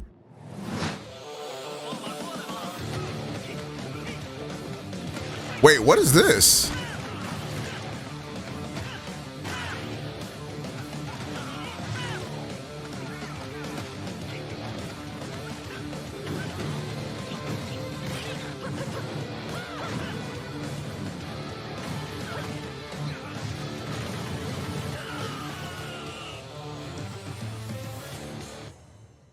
Spirit Strike June 20th.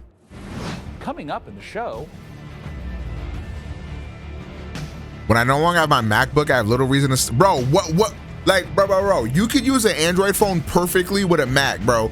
I am able to use AirDrop from my phone to my Mac just fine. Bada boom. I can text from my Android phone on my Mac using the Google Messages web app, like on Baba. How? You can download something on your Mac called NearDrop. So like if I need to like send a picture from my phone to my computer, I can just like put it on there. Like it's like it works just like AirDrop. My Apple Watch is the most regrettable purchase I ever made. I feel like using you always like convince yourself you're gonna use a smartwatch and then you never do type shit. ... Google Messages, bro. It's literally texting, bro. Like, okay.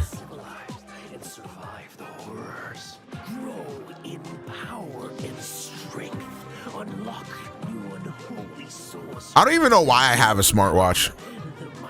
I'm gonna be honest. You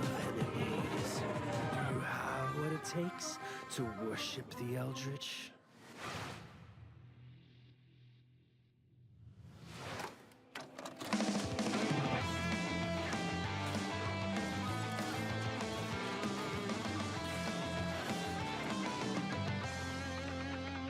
I think the worst thing about the Apple Watch is that it's a square, bruh.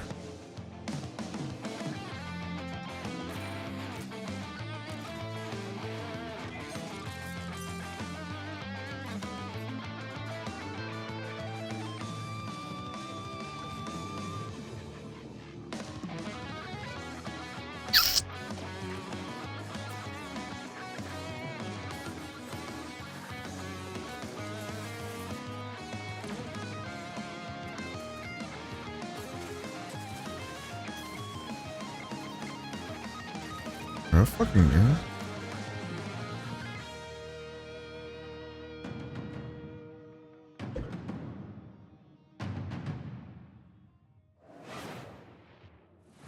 After almost a decade, Muse Games is bringing us a follow-up to the airship combat game Guns of Icarus. All professions are Do I need my reaction to that don't nod game, or can I just mute that so that way I can make money on this video? That is the question. On the shoulders of giants, crafty, unhinged giants. Now, what else got? Pleased to present in an attaché case full of throwing knives and tear gas canisters, the latest intel on Bond, James Bond. So we sent our secret agents to see what's happening at IO Interactive.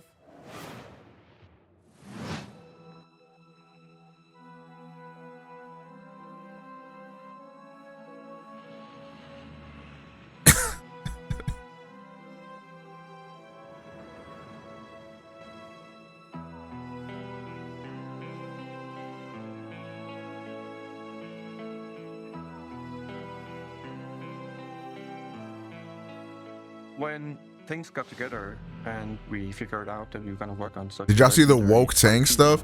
Oh, people are like mad that like the Wu-Tang game is like made by black people or some shit, right? Something like that. I don't know. I saw something on Twitter. I didn't really pay too much attention to it. Of this game in gaming. The colleagues that we have here are phenomenal, and I think taking all of their experience from the sort of agent fantasy that they've been building for all these years and applying it to the Bond franchise has been incredible to see and to be a part of. We're making a standalone James Bond game, but there are characters and locations that I think are going to make the fans of the novels and the fans of the movies and the cinematic history really smile. In any kind of IP where there's some known aspects of the character, you can initially view these as constraints, but really they're strengths because we get to work with all these amazing partners.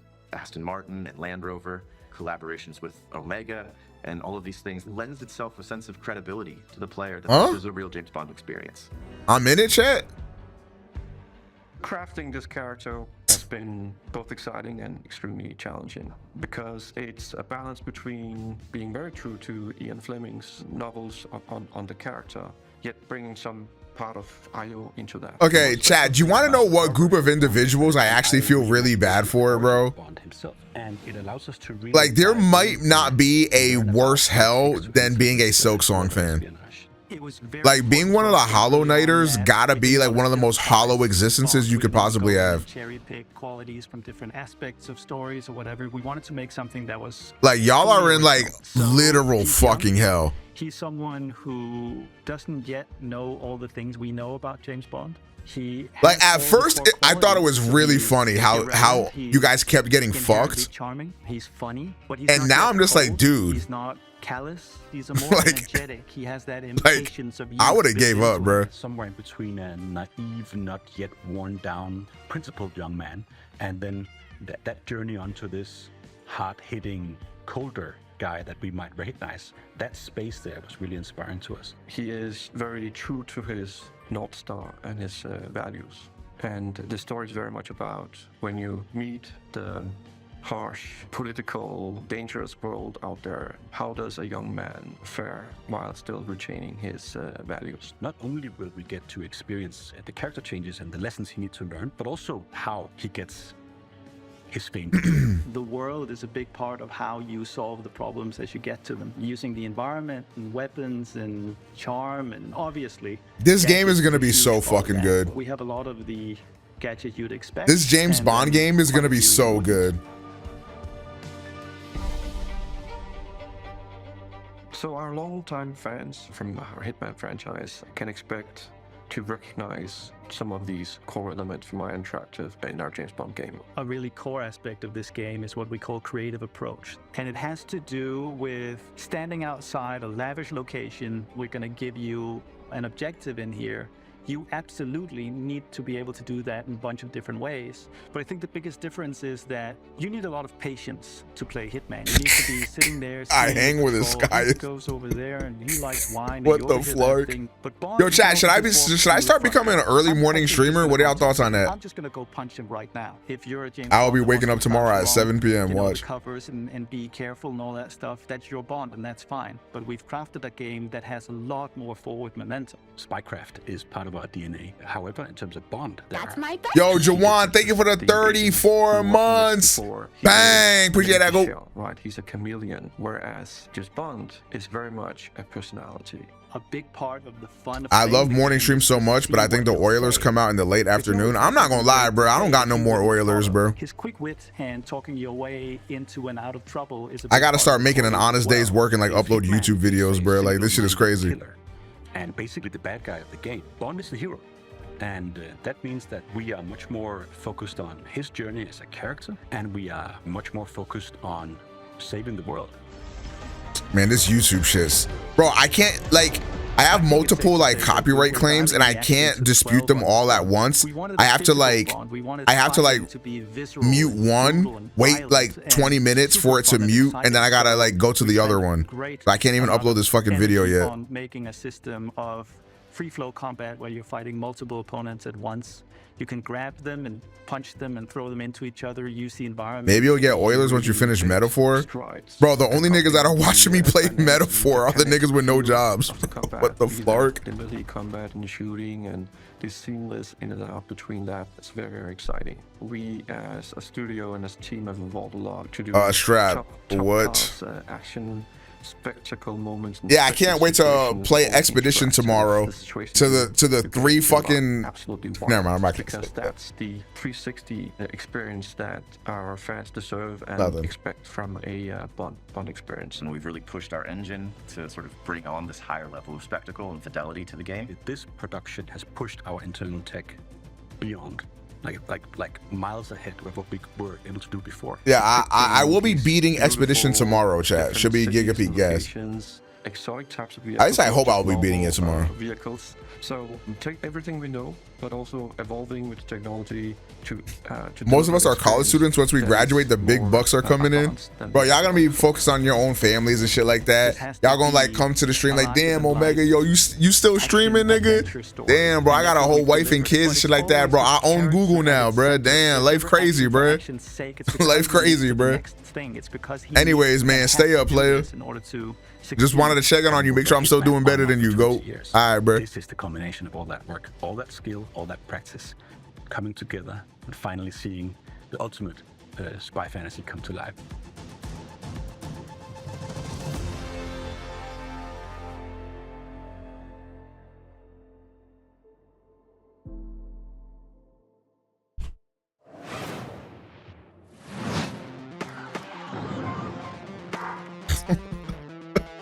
That pixel you bought just went towards my retirement. Wait, what is this?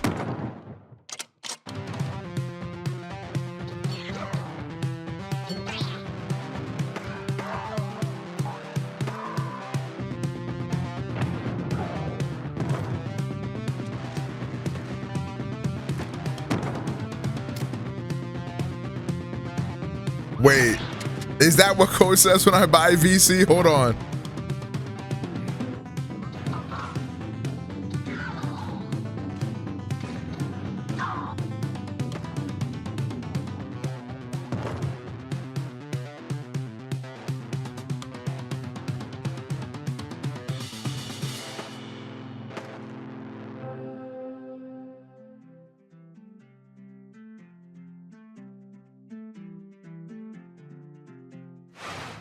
Omega gonna see. Alright, Strap, you're not gonna see tomorrow. Fuck, nigga. When the world ended, we shielded our city.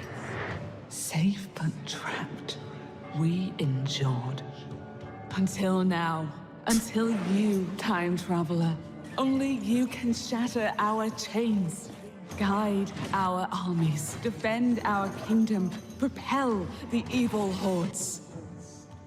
Rebuild what the enemy shattered and restore the might of our city. Dotto 1 remake? Lands of Wait, Dotto's getting a bastards remake? What the still fuck? whisper secrets. I'm gonna have to DM him later. Relics of power waiting to be claimed. Together, you are legions. Not even the hordes of the Unraveler shall halt your advance. Hey, Lomo. Your strength will never How you doing? cease to grow. Like uploading this video on my Mac and watching this PC game showcase. At the PC game? Not really. The Xbox. I don't think so. I haven't really been paying attention because I've been on this, but I don't think so. They showed that game where like the aliens is knocking on your door or whatever. Oh, no, I'm out of. Yeah, yeah. What you doing? Wait, we're wearing the same shirt. Yeah. Did you plan that or? Well, I had out. Good work. Good back to the band. Head back to the band. Nah, you just wanted to be like me, goat. Ain't that right, goat? Here's the thing, like you never want to like. As you wear, can see, you know, we we are have running similar a fine-tuned engine of gaming goodness. That's not true. Speaking of, Sean, That's not true. what's going on with the rig? That's not true. You hate me. I do not hate you. We're doing great down here. Ask Lena to Jacob is about Lena's to streaming fill us right in on now. what we're installing next. I'm just wiring up everything with Oh, a yeah, Gigabyte Aorus because I would have X870E to motherboard. play It's got a Emblem. suite of features for reliable overclocking and memory performance, and its built-in thermal armor and heat sinks will keep our Ryzen X3D rig running great without running hot. And of course, our GPU, Yeah, a I go Gigabyte back. Radeon RX 9070 He thinks I'm XT ugly. with RDNA 4 architecture and 3rd gen AMD ray tracing tech for competitive 4K performance. Awesome. And for those of you who want to speed up your own PC build, I've got a technique I always use. A montage. A what? A montage. Vega, these your people though, right, goat? Vega, these your goats, goat? Oh, a montage. Right. Great idea, Frankie. Freeze frame high five? Freeze frame what? Not gonna lie, I'm starting to get a little bit worried about the rig booting, but oh, perfect. In the meantime, here's some new tech for you, or should I say, some new Terra tech.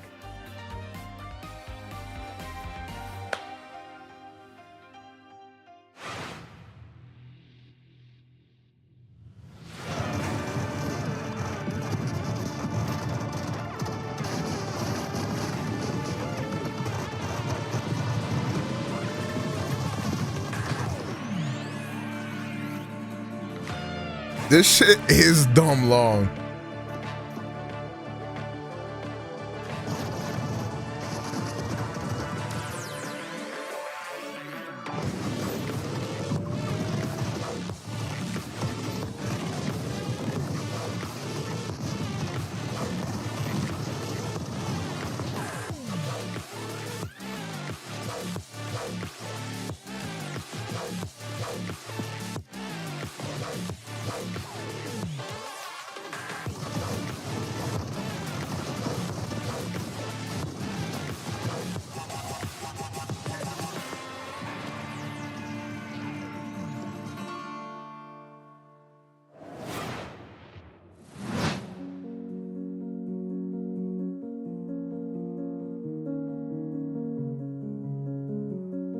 You finally ordered AirPods 2?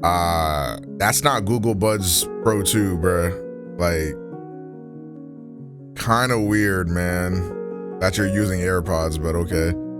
I guess AirPods still work on your Pixel phone that you have, right?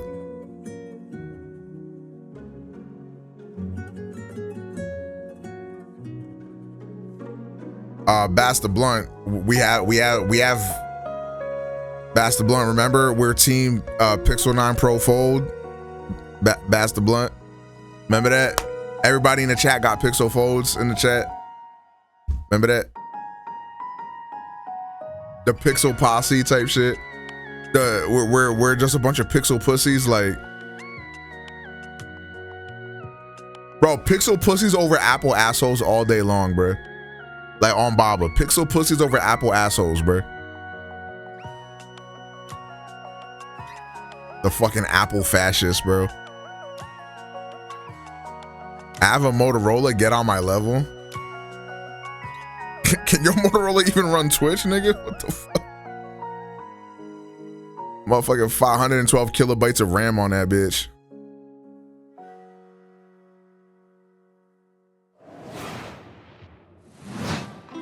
What about Samsung scrotums? And the Samsung Knights is alright. I'm a Samsung Knight sometimes too.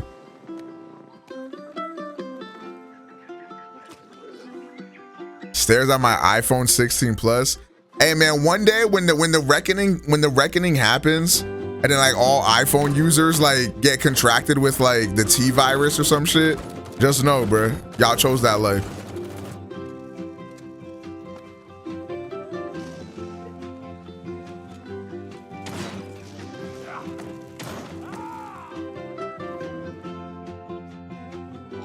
Android users are gonna be walking around like Ellie from The Last of Us, bro. We immune to that bullshit.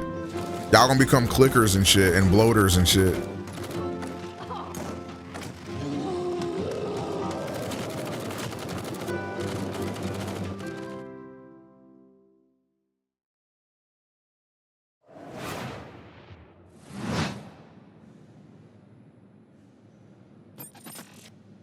Hey, I'm gonna say something that's gonna make you iPhone users very mad, bro. Y'all know Tech Tone, right? That nigga used to use a Samsung phone when he was normal, and then that nigga became the grifter like piece of shit he is now. And I seen a picture of that nigga with an iPhone. I'm just saying. Nigga switched to iPhone and became a fascist. I don't know what to say, bro. Let's see what our friends over at He was once normal. Okay, well, maybe not normal, but like not who he is now. Type shit. Meu Deus. Perdoe essa pobre coitada. Que de joelhos Doesn't Asman have an Android? Asman doesn't. He doesn't bathe. Like, I don't know.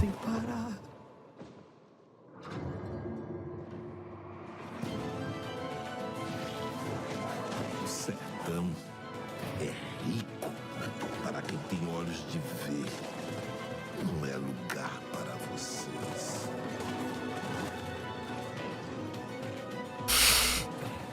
Trump uses an Android? That is not true. pode lavrar chão. Que nem mesmo cactos consegue brotar. Todos precisam saber sobre Donald Trump does not use an Android phone. What are you talking about? Eles moveram mundos para acabar com o nosso lar. Perdemos, mas resistimos, como Mandacaru no meio da grande seca. I thought that said Hellcock. Eles vão nos massacrar novamente, Pajinho. Eles vão nos massacrar. A um.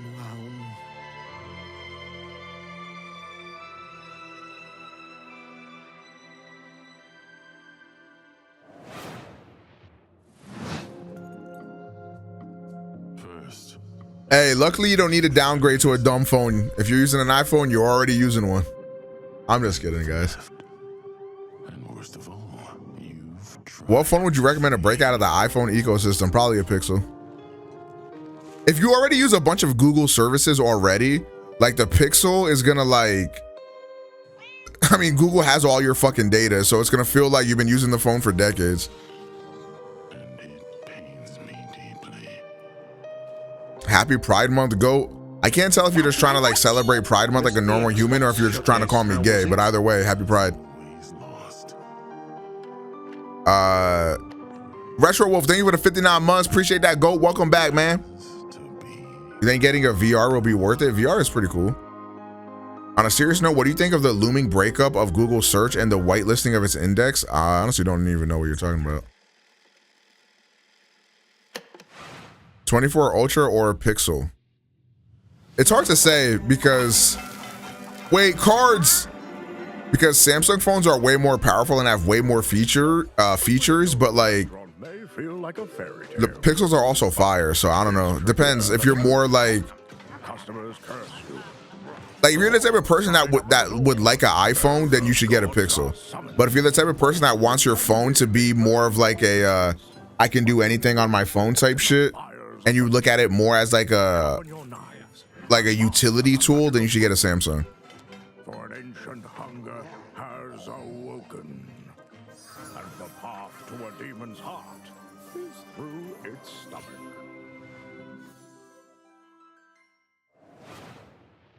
How a search spinoff could remake the web? What the fuck? The rig. And make sure there aren't any saboteurs in the mix. Hey, Mika, how are the kids looking down there? Oh, it's not looking great. They're hooking up oh my God, they're hooking up the PC to a printer. No, printer, it's too dangerous. I know. Maybe with iOS 26, they'll We have to stop them. No, it's too late. like iOS will be usable again. They're downloading a driver.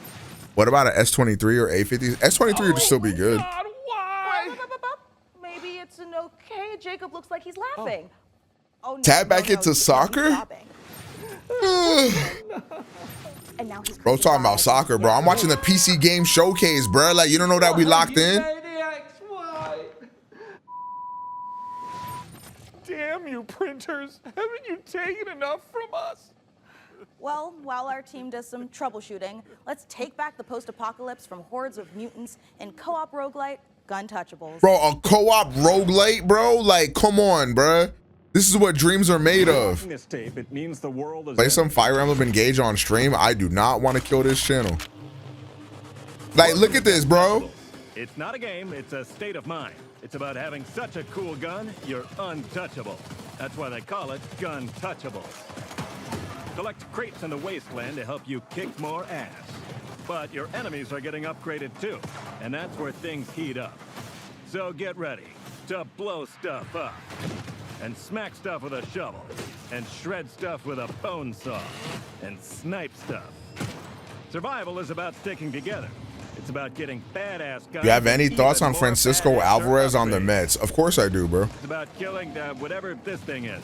Because here in the apocalypse, you're up against a million maniacal mutants that want nothing more than to pound you into hamburger meat. There's only one way to survive, and that's to become Guntouchable. Coming to early access on June 17th.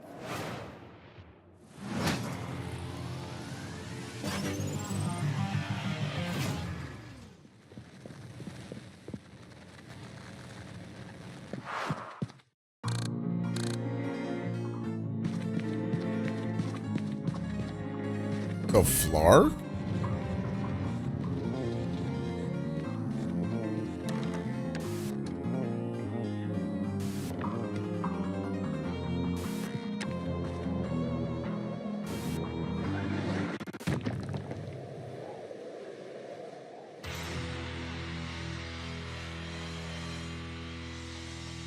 Oh my God, it's Ultra Kill. Oh shit.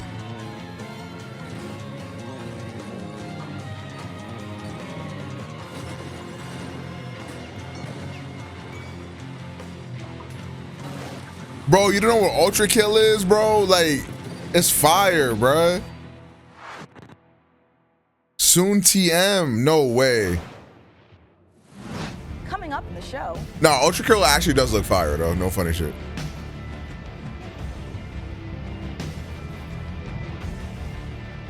Val know everybody, bruh.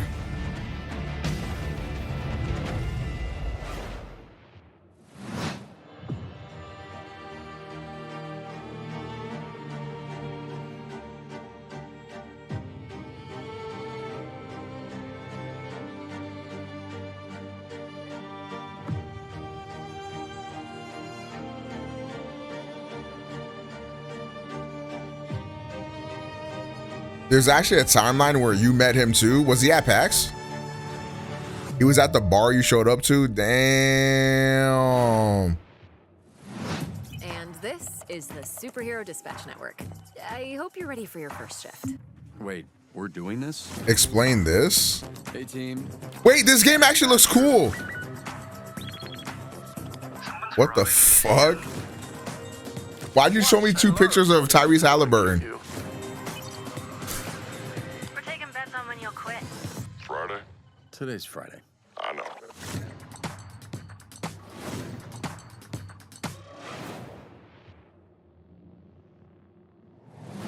Speaking of, y'all ready for the Pacers to go up 2-0 tonight, chat?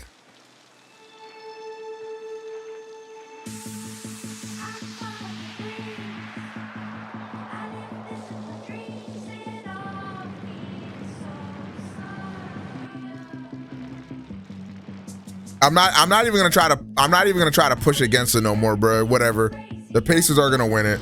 The Pacers are the champions. Like, I don't think I've ever seen some black magic shit like that in sports, like, in my entire life. Like, that frequently, like, in back-to-back series, bro. Nah, at this point, God wants them niggas to win. Like, I don't know what to tell you.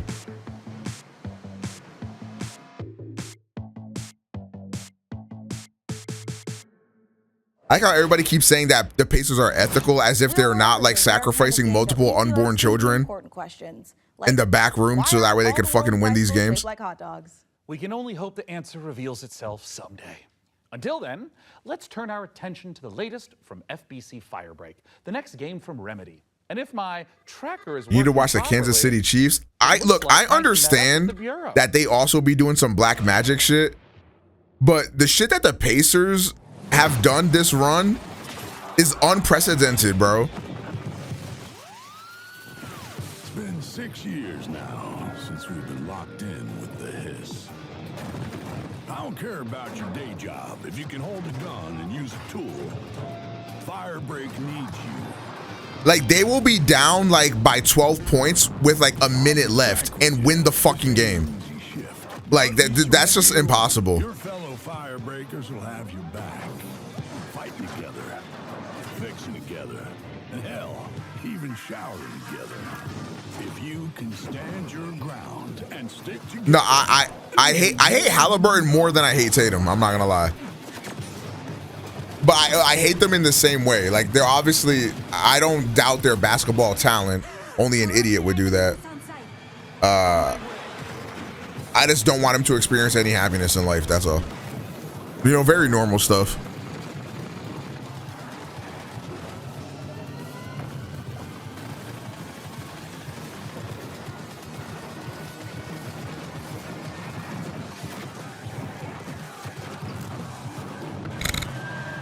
So, that's the job. Sounds simple enough. Good. I've got a liability waiver The here. thing about Tyrese Halliburton is that he genuinely had such a dog shit game in game one, but he hit the biggest shot of the night, so it doesn't fucking matter. But it did take me back to my student days. It might have been the post-it notes, the traffic lights, and the slight feeling of regret. He's so humble and happy. Didn't this nigga say he runs New York? That doesn't seem like he's being humble. But which, by the way, I'm not mad at the fact that he said that. Like, you beat them niggas' ass, they was talking shit, so then you get to gloat. That's what you do when you get to win. That's just, you get that luxury. But humble is not what I would call that nigga. That we haven't shown a little bit of all of the 5 jobs in the game, which are kind of different crises that you have to deal with. But yeah, so we're getting close now. I remember when Control came out in 2019, and we're revisiting that world in FBC. Why was now the right time to revisit? Yeah, so right now it was just a great time for us to kind of go back to the oldest house. We never wanted it to kind of feel like we were retreading on Control, and that was like definitely something we thought about a lot. And one of the reasons why we shifted into a first-person perspective, so you could kind of go back into the oldest house and see it from fresh eyes in a different way. I mean, you did have a lot of fun in Control. And bro, do y'all hear when his voice be changing mid-speech like 16 times? I think as anyone Bro, that's all the different demons that are currently occupying his body fighting for the light, bro. And this was a really big challenge for us because, of course, Control was very moody and atmospheric and very like horror tinged. But of course, it did always have that little edge of absurdity. And speaking to that, this is kind of like why we leaned into that more absurd angle. Because Acting like Cat don't do the same thing. Nah, bro, it's because like people like you make him feel self-conscious about his normal voice, so he has to pretend like he don't be zesty and fun, because like people be hating. That franchise, but we did. Whereas Tyrese Halliburton be like, and start speaking in parcel tongue, start speaking in pig Latin, shit like that. And we just add like, nah, a bro. lot of the absurdity at a higher value. So, for example, like you saw Sticky Ricky, our gigantic monster made out of sticky notes. In one of You our locked in trailers, for this, or can I send you a quick actually link? I am not locked into this bullshit. which was to us very, very funny, but to that character, completely terrifying. And Sticky Ricky is joining us today. Yes. He's just getting himself together, and maybe he'll answer a few of my questions. Say I don't necessarily have 3 straight-up fraggers on my team. Are there roles that we can adopt in this game? Yeah, absolutely. So the game is kind of built around a trifecta of kind of saved loadouts that are centered around tools. We call these crisis kits, and each one was developed. Let me get you on a street interview. Hashtag release the real voice. This is my real voice, bro. Globules you saw in the. Tyrese is not even the main ball handler at this point in time because the defense has been so aggressive. This nigga averages 10 points a game. Steps back, 3-pointer. You would have thought this nigga was Michael Jordan. This nigga averages 10 points a game. Tyrese is not even the main ball handler at Like, this point in time because the defense is I don't even know what to say. Emhard steps back, 3-pointer. Got it, 3-pointer. Like what? Like, you know what I mean? That team is black magic, bro. I'm sorry. And what it feels like inside of the oldest house. We do associate Remedy with these big narrative games, so much imagination, atmosphere, obviously Alan Wake, obviously Control. Sure. So this feels like a new departure for you guys moving into this space. So why? Yeah. And to be clear, it's fundamentally different. You shouldn't go into this game whatsoever expecting those type of experiences, which, by the way, I personally adore. I started Remedy as a massive fan of Remedy, so this isn't a pushback on that type of experience. But the thing is that we, as soon as we started making more than one game at the same time, we just wanted to say, hey, is there a way to kind of like open the doors? If you are a huge Control Are you guys talking about which guards are better than Tyrese Halliburton? This came out. We wanted to give that kind of step in. So even though it's not really what Remedy. What is this? It's also his man that had left him. It was his man that has left him. So that's what you're looking for, is that open man. Turner's sidestep. Like, all right. Remedy is today. I do hope that a little over a week from now, it will be part. I mean, if we're talking about players that are better than Tyrese Halliburton, I mean, there's like Luka, Kyrie, that's a great question, Curry, especially because the online space, a lot of people treat Cade Cunningham, like Broke Money said. What we're about is avoiding kind of like FOMO, engagement. You don't need to check. Shit, what else are some other guards? Shea, is Shea? On day one, is Shea a 2 or a 1, bro? Nobody knows, bro. I swear to God, bro. Stuff that we add. And speaking of that, Jalen Brunson, even though that nigga did lose, but it wasn't his fault. Darius Garland, by about 40% by the end of the year. Brandon, right. Lots of plans. I'm just pitching. It's a stapler, like opened out, and it just. Okay, I have news for you. There is a stapler in the game. Yeah, where Halliburton really shines, obviously, is that clutch gene. Like that, he is easily the best clutch player in the league right now, by far. There's another one, which is a stapler. Which, if you are a super Control nerd, you might. Garland is below Hallie, me when I suck dick, but it's all good. Is that a stapler, an altered item? And then you see a nice little clip art of a stapler. Well, that stapler actually shows up, and it kind of behaves like a fly. It sort of like buzzes around your face and gives all the enemies a lot of additional health. So yeah, there you go. Where can we sign up? Yeah, lots of ways to play this game. Of course, we're on all the major consoles, on Epic Game Store, or you can head over to Steam, where you can wishlist the game today. That's the thing that be pissing me off about Halliburton too. Like, not even on no hater shit, just in terms of like his game. Like, thank you so he be much. like Tyrese Halliburton be so dog shit, and then the last 30 seconds of the game becomes God. Like, I don't understand. I don't understand him.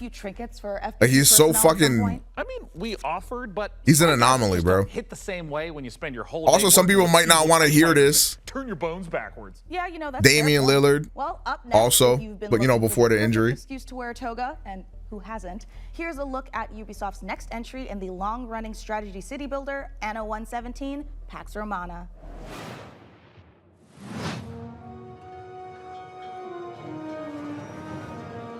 If you want to be immortalized in ornateness, here's a little lesson in greatness. If governing is your vocation, it's all about location, location, location. Go where you haven't gone before. Find a religion Or five. or more. Romanize your territories. Or keep them Celtic if you please. Sharpen your steel or lose your head. I'd prefer Pax Romana instead. This is what Vegas tapped into, y'all.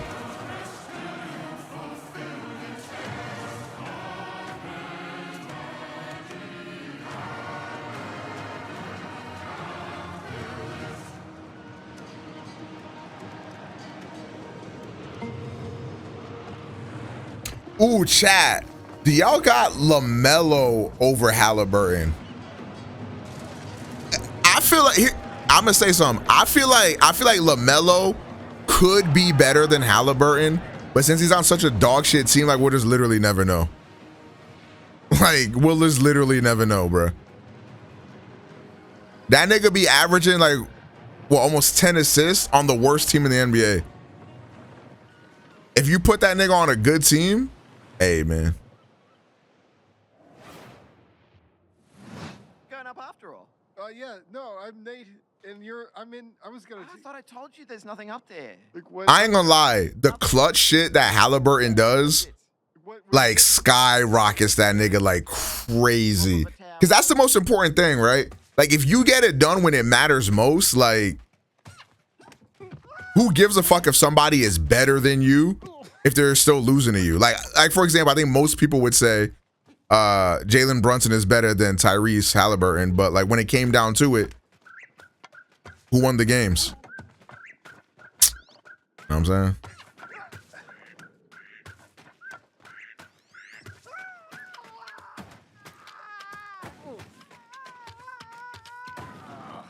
Oh, I'm done. Probably nothing up there anyway. Yep.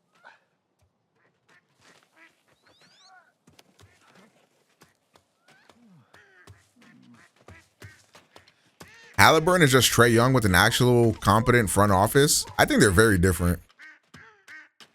There's a demo for this. How much for you to? I don't enjoy slop like this.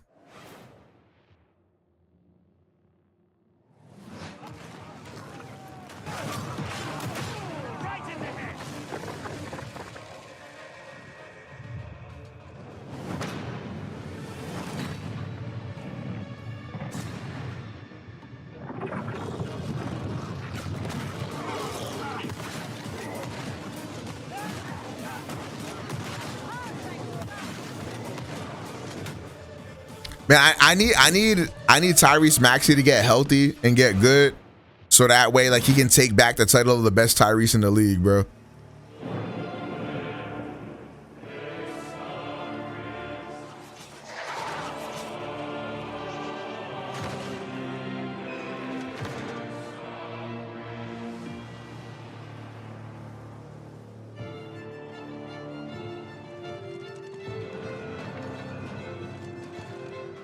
Los Angeles Lakers are. Oh, we might gotta spin this. Oh, nah, we might gotta spin this bullshit.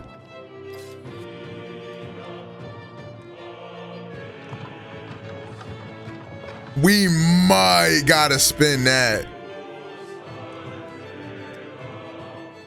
I know it's a lot of gamer fans in the chat, so we might wait for them to weed out a little bit before you bring the sports talk in.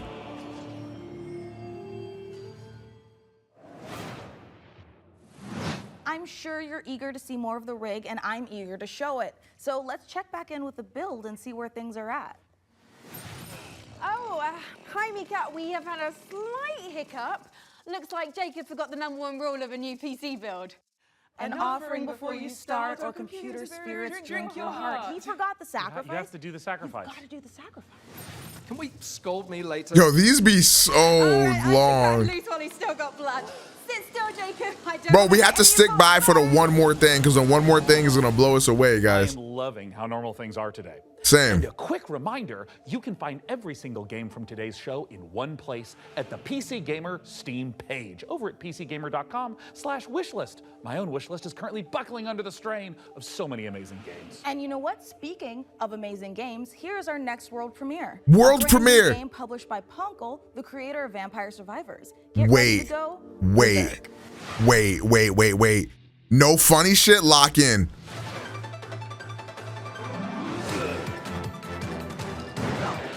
What the flark?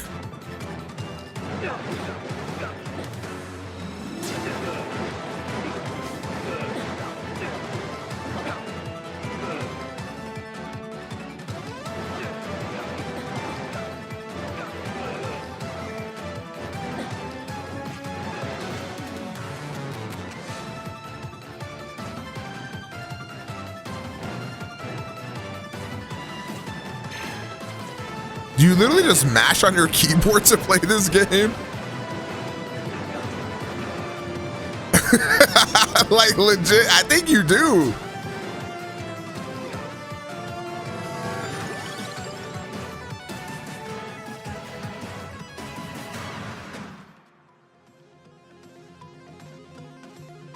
Wait, it's out now? Oh, this is not for the stream, bro. I'ma say this unironically. I'ma play that off stream, chat. But unironically though.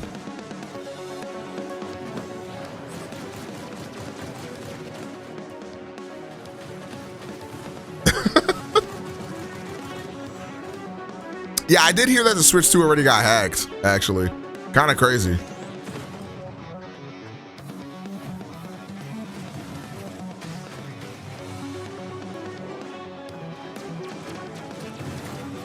Oh my God, Death Stranding is soon, isn't it?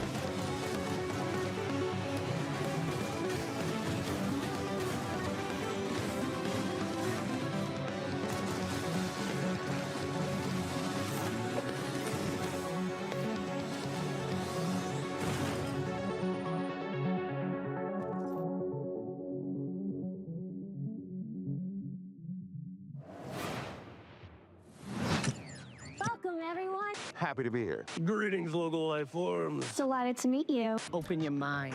Oh shit, the play date. Simply can't pass it up. I am not gonna be streaming Death Stranding 2. Fuck no. I know better. Coming your way. Hold up. What's on your mind? Aliens. Like I'm being so dead ass, bro. Playthroughs are cooked on Twitch, bro. I'm sorry. Through it. We already are.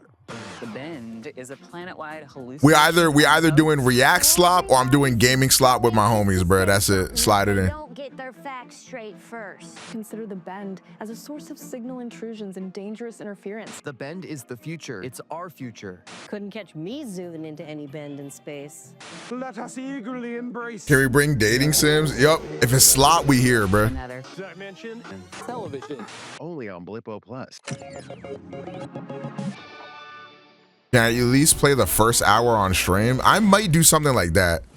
The thing I hate about doing that though is like when I play a game for the first time on stream, I'd be like, guys, like I'm just trying it out. This is not a playthrough, blah blah blah. And then niggas be on my dick. So I'm like, oh, when you beating this game on stream, go like, bro. Shut the fuck up. Something far more ambitious. It hit Steam Early Access this summer, and I can't wait to show you more. Fullmetal is a fast-paced, roguelite hack-and-slash that is built for intense combo-driven combat. You play as an advanced AI, trapped inside a deadly... Wait, what the flark? Your mission? Explore its beautiful and brutal iterations, grow stronger, and prove your worth to your creator. You'll control up to 3 characters. It's a bit like switching weapons in a Yes, shooter, I am playing Undertale. except here, you're switching full-on playstyles. Each character has their own unique combat style and active abilities, which are unlocked as you explore the simulation. You can even chain attacks between different characters. Start with Vector to quickly dispatch enemies, switch to Flux for a flurry of hits, and finish your combo with Echo's special attack. Mastering each playstyle will be essential. as you'll face a This game looks variety of insane. powerful enemies. Said like 2 months ago. Get the fuck off my dick, nigga! And at the end of every biome, Just for that? you'll face powerful bosses. Nope. These Delaying are it for 6 dramatic, more months, bitch. high-stakes encounters designed to be tough but rewarding. Each new run reshapes the world.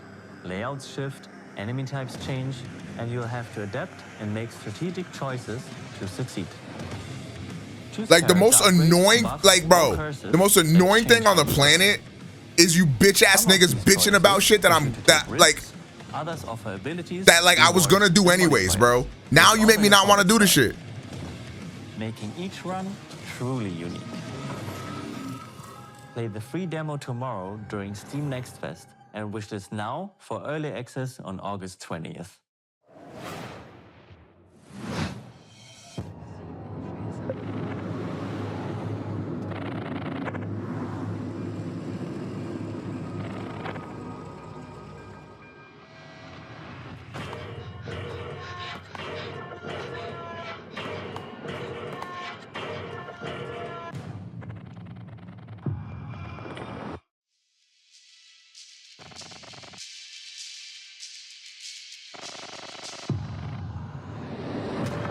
A fart?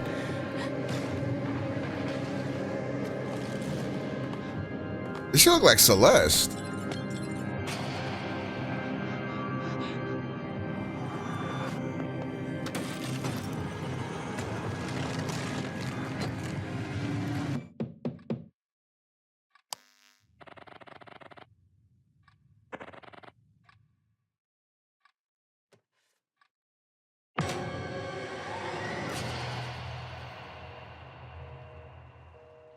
Oh wait, I think we heard of this game before.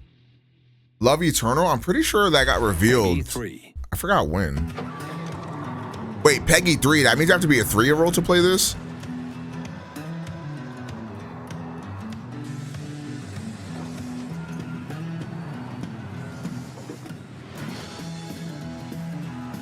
Good morning, Emberville. Today is the first day of our very own public bus service. The bus services will start in the tracks and ash tree, but will expand to more neighborhoods as passenger approvals roll in.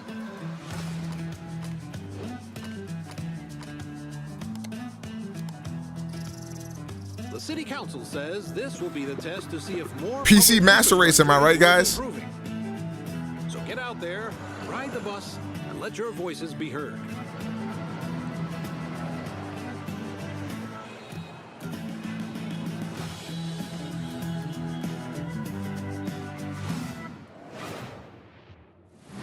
Hey, Sean, should we see what's going on the factory floor? Make sure there's no production line issues holding up the rig? Well, that's a great idea, and I've invented the perfect spy gadget for just that. Hey, Sean, there is a big window right behind us. We could just look through that. Oh, look through a window? What is this, the Stone Age? You know, I'm pretty sure they didn't have windows in the Stone Age, Sean. Why would I use an obsolete Stone Age technology when the wristwatch I invented is capable of tracking my steps and hacking into any camera system on the planet instantly? Okay, that's actually really amazing, Sean. Well, I didn't leave. I had to go like turn on it my because AC. I took the liberty of making a Mika model a gift from me to you. Here, tap on the icon and you'll instantly hack into the warehouse cameras. Okay, Sean, this is a little bit much. Wait, I have to make an account to use this? Well, it's a free trial for 7 days, but then it's only $9.99 a month after that. What? And look, 2-factor authentication. She uses an iPhone. Sean, this is and now I have Noticing. to connect my Steam account. It's plot vision as a service.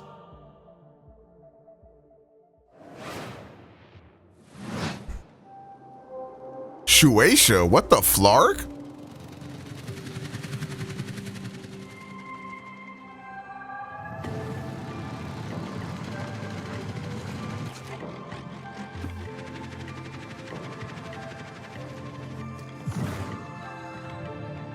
No Man's Sky? Like,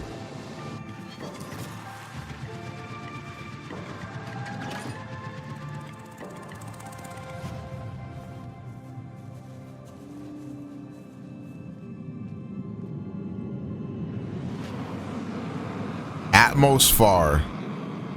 This is literally, we have No Man's Sky at home.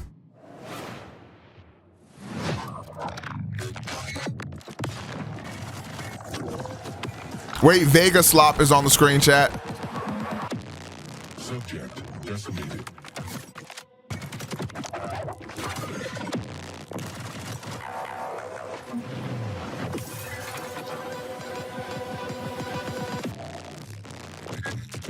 And we're the rats in this cage. You're going to get us out of here. We better get to work.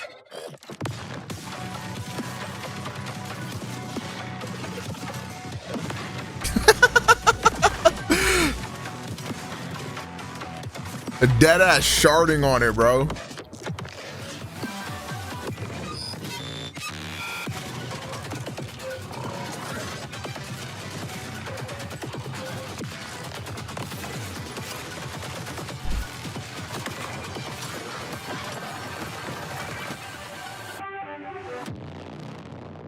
Void Breaker.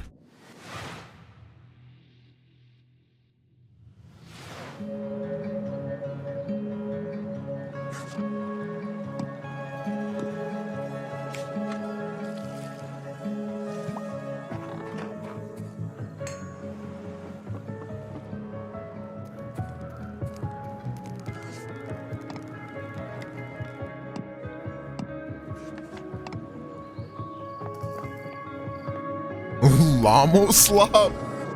Oh shit, wait, it's a murder.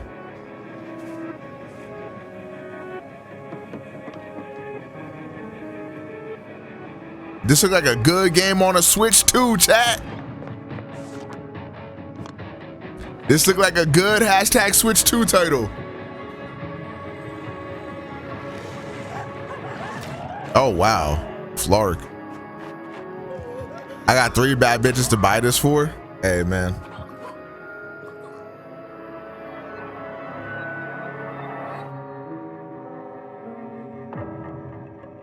I don't even know what that says. Grave see something? You know, it's about time someone made a cozy life sim filled with supernatural horrors, just like my everyday to-day life. And of course, it's from Blumhouse Games. You know, I often felt that the only thing missing from Stardew Valley was the ever-present danger of murder. So this should hopefully scratch an itch. And Grave Seasons isn't the only world premiere horror game we've got for you. Feast your eyes on this, if you dare.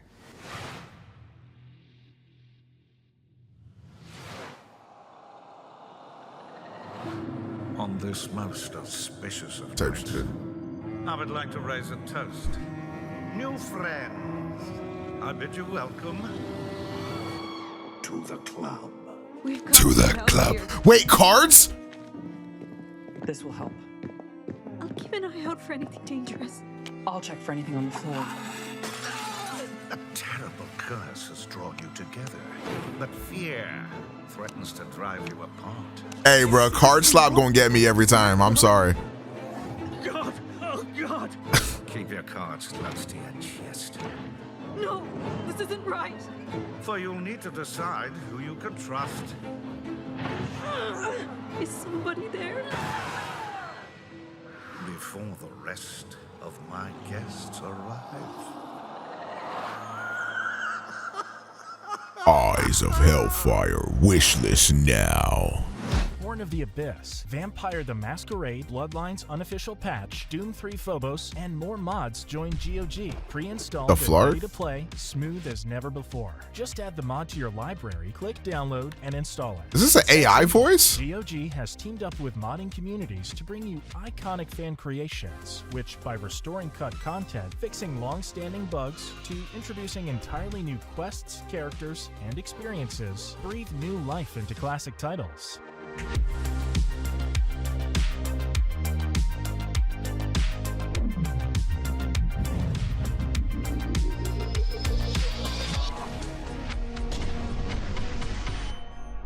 Later this year. Hungry? Yeah! Get some fast food. Velocity noodles. Fast food at its best.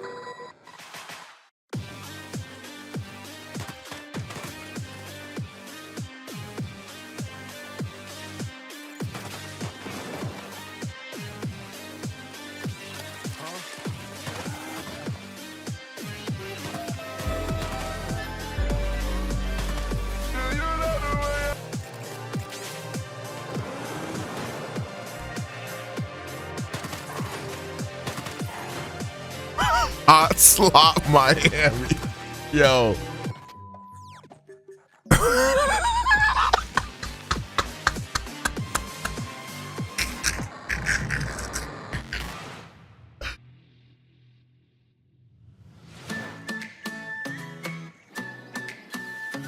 Is this another farm sim? Bro, enough, man.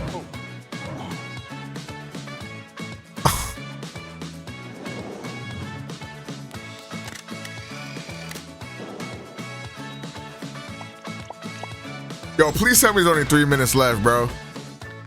At this point, like, I gotta see to the end, chat. Chat, I'ma definitely play this one off stream, chat.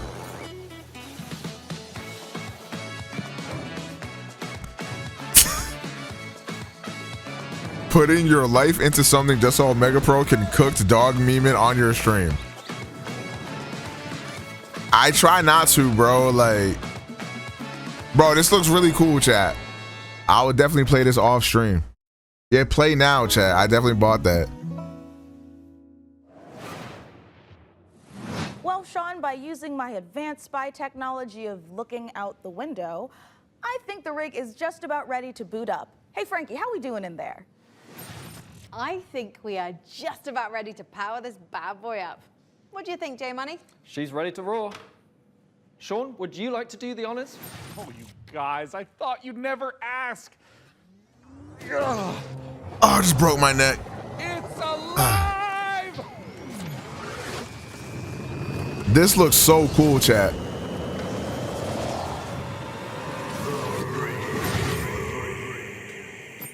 It's beautiful. It calls to me. Blood I love it more than any parent could love their child. As a mother, I take offense to that. But in this case, I'll allow it. And if you are watching this now, this very She's using a Samsung Galaxy Watch, by the way. Mika, what do they need to know? Giga That's Chad. right, you could be the proud owner of the rig. Actually, that might be a Garmin watch. All of its top-of-the-line AMD-powered gaming glory. All you need to do is follow the link below and fill out the PC Gaming Show survey, and you will be entered in a chance to win. I mean, I'd like to enter myself, but I am public enemy #1 in 14 countries, and I'm not about to add another. So head on over to pcgamer.com/survey now and get your hat in the ring. So our build might be finished, but we've still got more games to show. So let's take a look. Games with an S? Oh, this shit's not over, chat. Protect me from the evil within. May the Lord protect me from the evil within. May the Lord protect me from the evil within. May the Lord protect me from the evil within. May the Lord protect me from the evil within. May the Lord protect me from the evil within. May the Lord Protect me from the evil within. Hey. May the Lord protect me From the evil within. Hey.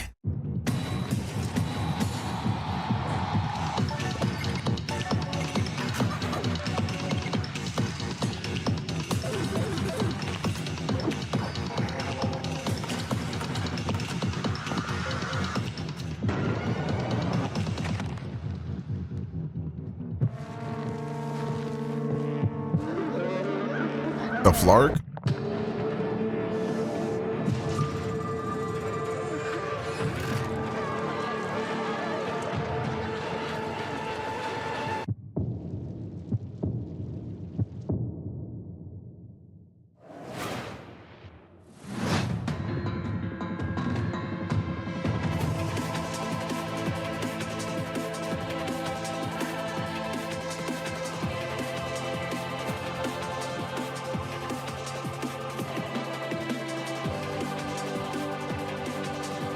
Shit.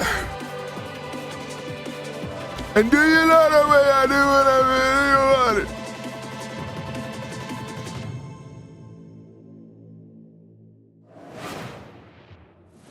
We're PlayFusion, a studio done playing by AAA rules who still believe games belong to players.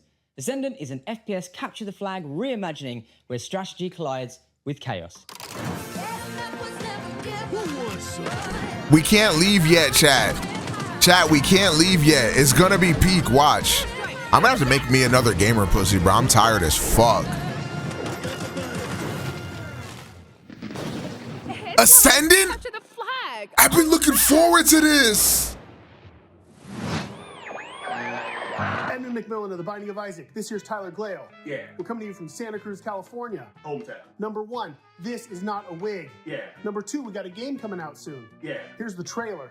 Yeah. What seems to be going on with the little guy? Yeah, I think my cat's sick. That meat He's got a canyon? broken neck. He has horrible IBS. His mouth and one of his ears are missing. His soul was removed by a Condarian demon. Hey, Meat Canyon's Gamer Subs flavor tastes really good. A couple times. What? He's got It feels like I'm tasting it myself. He was stabbed I can repeatedly in the neck, taste it. chest, face, and hair. He's incredibly dehydrated. He has depression. Who doesn't nowadays, right? He appears to have a conjoined twin. I don't really. He has a gambling addiction. He was probed by aliens. He was mauled by a large headless beast. His tail appears to be growing ahead. He has ADHD. He got into a fight with a dog. Eugenics. Coming to Steam February 10th, 2026. Magnificent games and magnificent gaming PC that you could win. Once again, head over to PCGamer.com. Why is not he ending? To claim the rig. Mika, have you noticed that since powering her up, we've been hearing that annoying, super ominous voice? Yeah, kind of like we tore the very fabric of our plane of existence and brought through this terrifying unknown being drawn in by the awesome processing power of the rig. Oh, thank God it's not just me. No, it's not. And you know what? I know we shouldn't mess with whatever this is, but the rig. Yeah, I feel it in my teeth. God, same. But okay, listen, the show's almost done, so let's finish strong. Oh, my Please sides. Stop messing with whatever is saying the rig. Great idea. Let's close out the show the same way we began, with a trio of exclusive world premieres. Wait, a tree. Oh, chat. It's time. Lock in. Here we go. 17 plus. This is not going to be slop.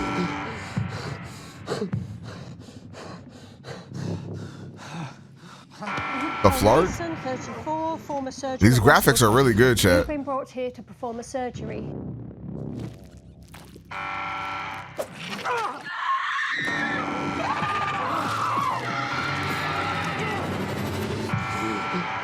Paul Mason, former surgeon at Westwood Hospital.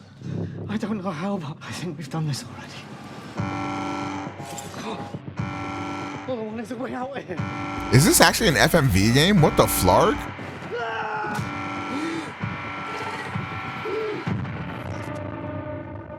Wow, that's interesting. Specimen containment breached. Hey, that is some good stream slop right there. And coming to the Switch, bang!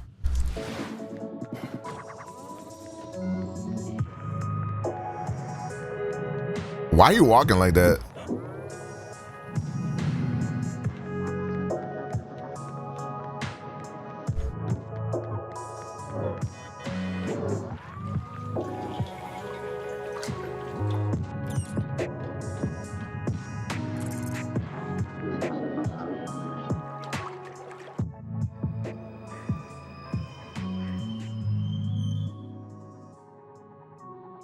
I think it's funny that like the PC gaming show was like, yeah, get this fucking 5090 Ti with this fucking i28 PC, and then all the games being shown could run on a fucking like Dreamcast.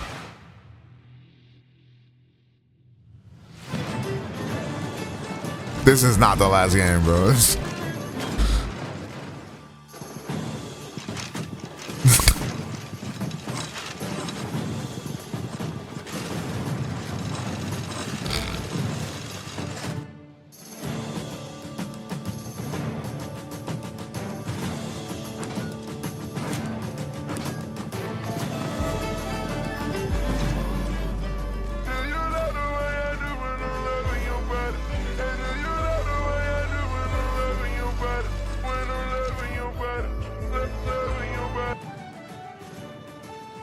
Nah, this is Vegas shit right here. Vegas gonna be on Wanderberg, bro. We gonna see it. What a spectacular show that was. It's gotta be a one more, bro. On Baba. The gadgets, the non-lethal electrocutions, the thermal paste. Oh my God, the thermal paste. And speaking of gadgets, we've got time to show off one last little invention of ours. Oh, goody! Inside this keyboard is a hidden compartment for storing hand-encrypted messages, and I've left a special farewell message for the viewers. We have just got to crack it open.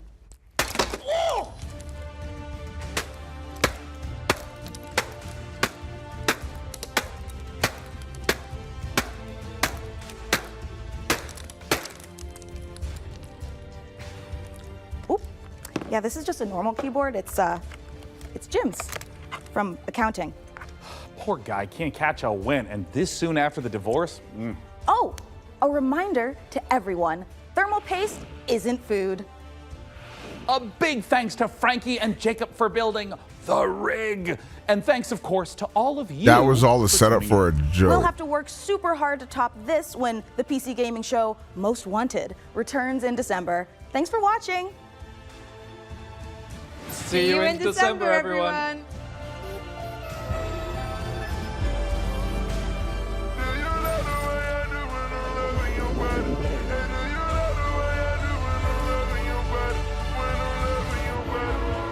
We're going. All right, it's time. Tell me when.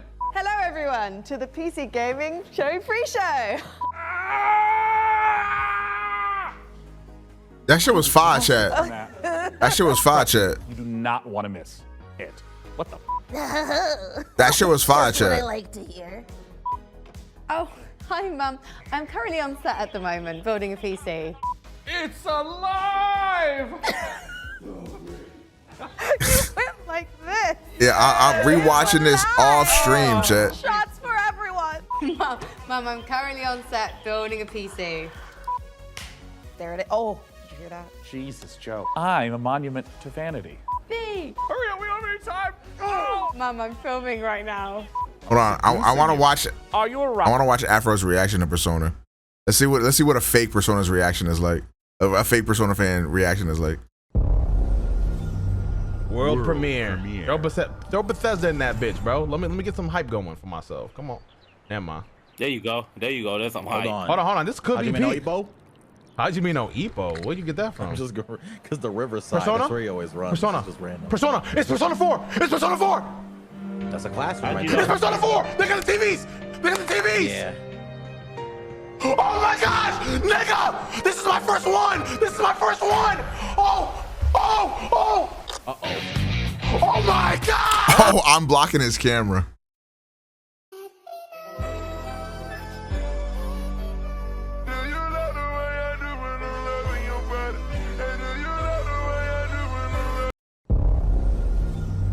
World premiere. Throw Bethesda in that bitch, bro. Let me get some hype going for myself. Come on. Never mind. There you go. There's some hype. Hold on. This could How'd be you mean no peak. Epo?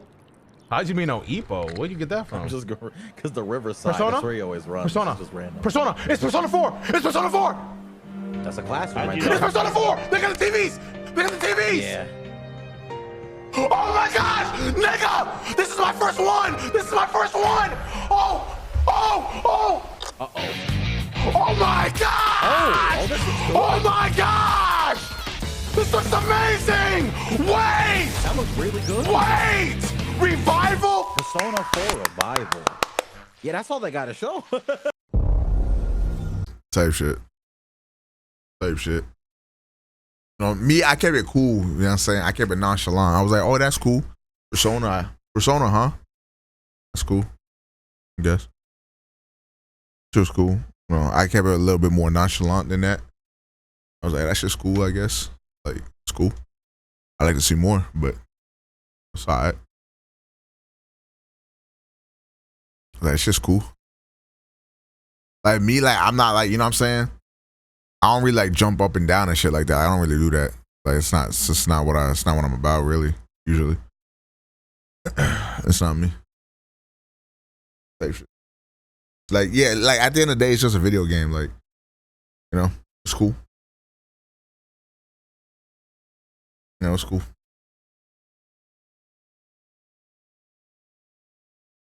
Microsoft is reportedly set to release a Halo Combat Evolved remaster in 2026. The Halo Combat Evolved remaster did come out not that long ago, I feel like. Only Persona fans would complain about getting another amazing game on Baba.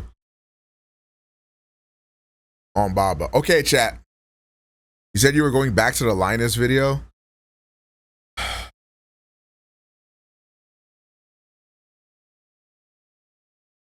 Versus white, with impulse triggers and an upgraded Thunderbolt-compatible USB 4 port next to the regular USB 3.2 Gen 2. This port allows the use of powerful external GPUs. But that's about it. Across both, we get the same I/O that will be familiar to owners of previous generation Allies, with a volume rocker, UHS-2 microSD card, 3.5mm combo jack, and a power button with Windows Hello fingerprint reading. No biggie so far then. Bro, the fingerprint reader on my Asus ROG Ally X like has like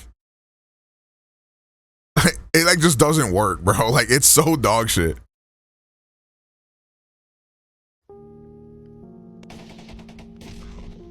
I'm hit. Type shit. Hey, put your head down, little bro. Clark. Medic. Type shit. They doing way too much trying to kill me, bro. That's just weird. Lame as hell. Hey, get down, bro. Yeah, type shit. Yo, little bro, head down, bro. I can't move. They're really popping on us right now.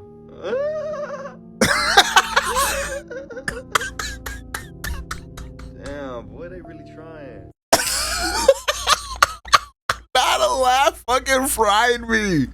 But inside, yo, very, very different beasts. The Xbox Ally X features a cutting-edge AMD Ryzen Z2 Extreme processor with 3 Zen 5 and 5 Zen 5C cores, 24 gigs of lightning fast, 8,000 megatransfers per second LPDDR5X memory, a terabyte of storage. Wait. Yo, this handheld might actually be like crazy good. 24 gigs of RAM, Ryzen Z2. Wait, this thing is actually going to be mad powerful. Storage and whopping 80 watt-hour battery. The Xbox Ally Non-X does not have all of those things. And while it is a little lighter, at least, it's not even smaller. And man, like this one has the better color and the colored buttons. Oh my God, like the weaker one is just so much more saucier. Particularly disappointing to me was the inclusion of an, albeit tuned version, of AMD's Ryzen Z2A processor, which from early leaks appears to be very similar to the Zen 2-based Aerith processor from the original Steam Deck, which was announced 4 years ago. Now to be clear, these are both current gen machines in other ways. They both use 80mm M.2 SSDs for easier upgrades. They've both got Wi-Fi 6E, and they both come with a reasonably speedy 65-watt charger, but the Non-X is weaker by enough that Microsoft explicitly positions it as a... Yeah, doesn't Asus have a Z2 Extreme like laptop tablet combo out right now? I'm pretty sure that thing is really fucking expensive. 720p gaming. So this might be very expensive. One of the other similarities between the two devices kind of unexpected. See, the normal ROG Ally is, I want to say like 700. The screen is the same between both models. And actually, for that matter, the same as previous versions. This one is way more powerful.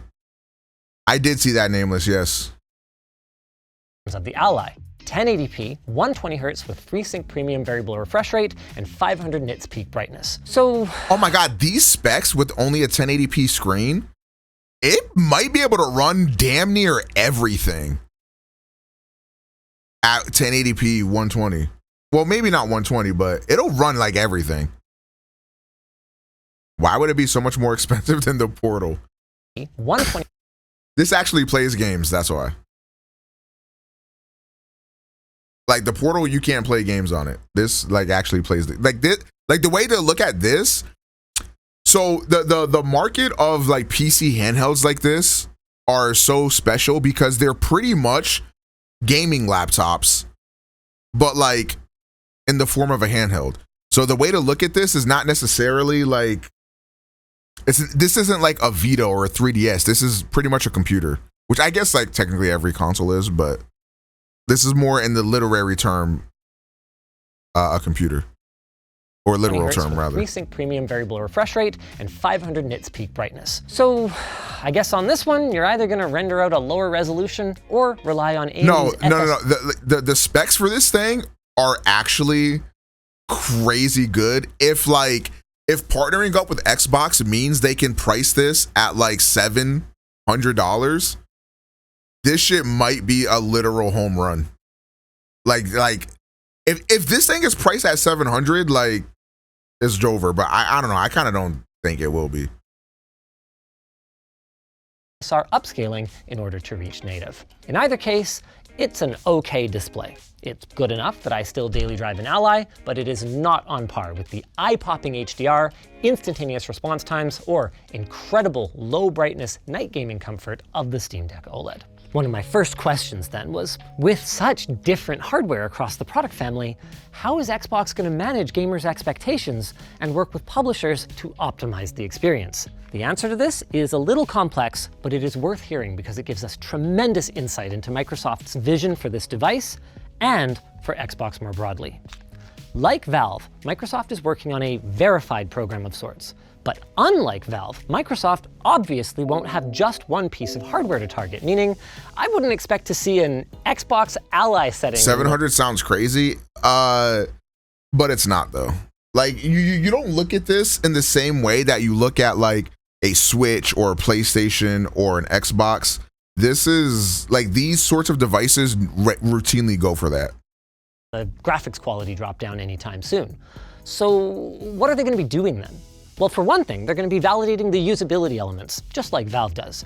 Does the game support a controller? Does text scale correctly on smaller, higher DPI displays? As for the performance side, well, the strategy is going to involve using Windows telemetry data, including specs of your machine, the game you're playing, and gaming frame rates, to group similar systems together to give gamers a rough idea of which titles will perform well. All of this is going to be presented in the game library. Oh, okay. No. You want me to full screen? This does not run Steam OS. It runs a different OS that lets you like transition between other storefronts though.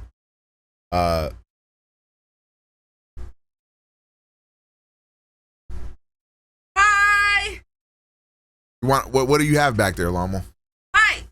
I have thing. So this comes from the Lost Cult website. I forget what the bundle is called, but it's for South of Midnight, right? South of Midnight, so it has some really cool stuff. Yeah, look at the art. Ooh. Looks nice. It's right? heavy. It's heavy. That's a weight. Yeah. So hold on. My assistant, my lovely assistant. Oh shit. Right? So. Oh, what the flark? Is that a vinyl? Yes. It's a Flark vinyl, man. It's a vinyl. Nice. So. And it's got the soundtrack back there. Yeah. There you go. And then we have this little sign from the game. Oops, sorry. Hold on. We have this little sign from the Kushma's Cabaret. Ooh. Yeah. Ooh. Are you still live? No. And then we have a comic. Wait, what? That looks good. Comic. Wait, open it up. It's the front and back are all one image. Oh yes, the front and the back are all that. Yeah. Ooh, the artwork looks nice. You want to show? Really cool. Nice and gloss, right? That looks nice. Then, How much was this again? I don't know, 100 something. Was it really? Yeah, it was like over $100. I know it started with a 1. Okay. Oh, we have this magnet.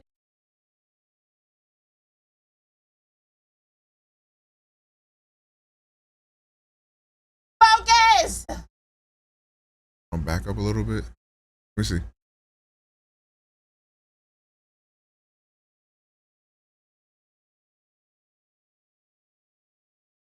There you go. Yes. And then lastly, art book. Art book.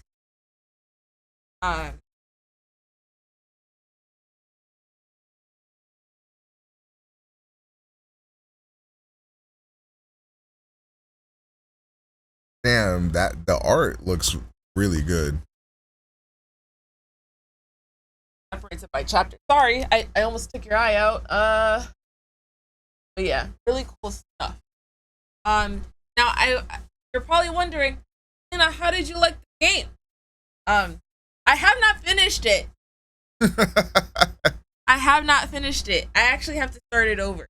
So I'm not that far into it, but did it come with the game too? Or no? No, this is just like stuff for the game. But yeah, I got you. Yeah. The game's actually on sale on Steam, I think. A little discount. I'll probably finish it, madam. I will. I have to revisit.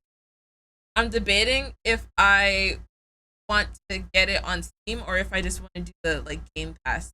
I kind of just want to have it in my Steam library just so I don't have to worry about the clock of the subscription. No. But yeah. But yeah, thank you, Lamo. My Lamo got this. Look at him. Look at him. Look at him. You're so cute. Did you tell them about your new thing? I think I did. I told you how when Lena does something that I don't like, I be doing the chihuahua, when chihuahuas be like, they be growling and shit. I be doing that. That's my new whoop. Code knows all about chihuahuas, right? Right, Code? Code would have kicked me in the middle of a racetrack. Sure would. And do you know the way? I got your Code. Let me know. And do you know the way I do when I love in your body? And do you know the way I do when I love in your body? Your chihuahua avoids you like the plague. So if you approach your chihuahua, Does it go the other way? Oh, sorry. If you approach your chihuahua, is she gonna do that? She don't F with you? Lamo, you got me with a favor? Oh. I think I'm gonna need some more of that brand risk, please. On the rocks, please. Some brand risk on the rock. Yes, please. My camera looks good, doesn't it, chat? Loki, this shit look better than when I had my Sony A7 III set up. It only look good.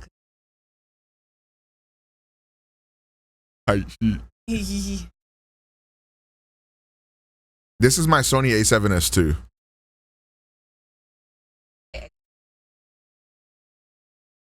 I low-key want to get a Sony APS-C camera because there's a lot of good lenses for the APS-C sensor. But you can use APS-C lenses on full frame as well. So maybe I should just do that. I don't know. You gonna maybe try gamer subs? You should. Use my code if you do it, by the way. !subs. It'll just crop in. So it'll crop in similar to how what APS-C camera does. Let me know. Titty milk is a good flavor. I've not tried titty milk yet.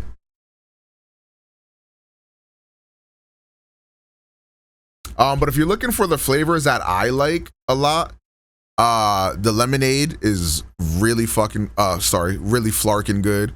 Brand Risk is my absolute favorite though. It's literally just peach tea and it tastes so flarkin' good. I highly recommend Brand Risk. That one is my absolute favorite. If you like Moist Critical and you want to support him too, then his flavor is also good. Gets my seal of approval. The Goof Juice is pretty good. If you got one of them high megapixel full frames, you'll lose megapixels, but not that big of a deal. I guess my A7 III, I think the A7 III is 24 megapixels. And I think the A7S II, I want to say it's 12. What game are we on? I do want to react to this slot. And then after that, I don't know, we'll see what I'm on. Of the Xbox full screen experience. And I'm gonna come back to the game library in a second, because first, I gotta say, the UI looks slick. And more importantly, it's the first thing you'll see when you boot up your They came out with the A6700 code, and the A6700 has 10-bit color. I low-key really want one because, like, I love my A7 III and my A7S II, but they're only 8-bit cameras. So I would love to actually have a 10-bit camera. Yo, what up, Zach the Mask? I really like the Xbox Showcase. A lot of people didn't really seem to like it that much. I thought it was phenomenal. But my full reaction to it just went live.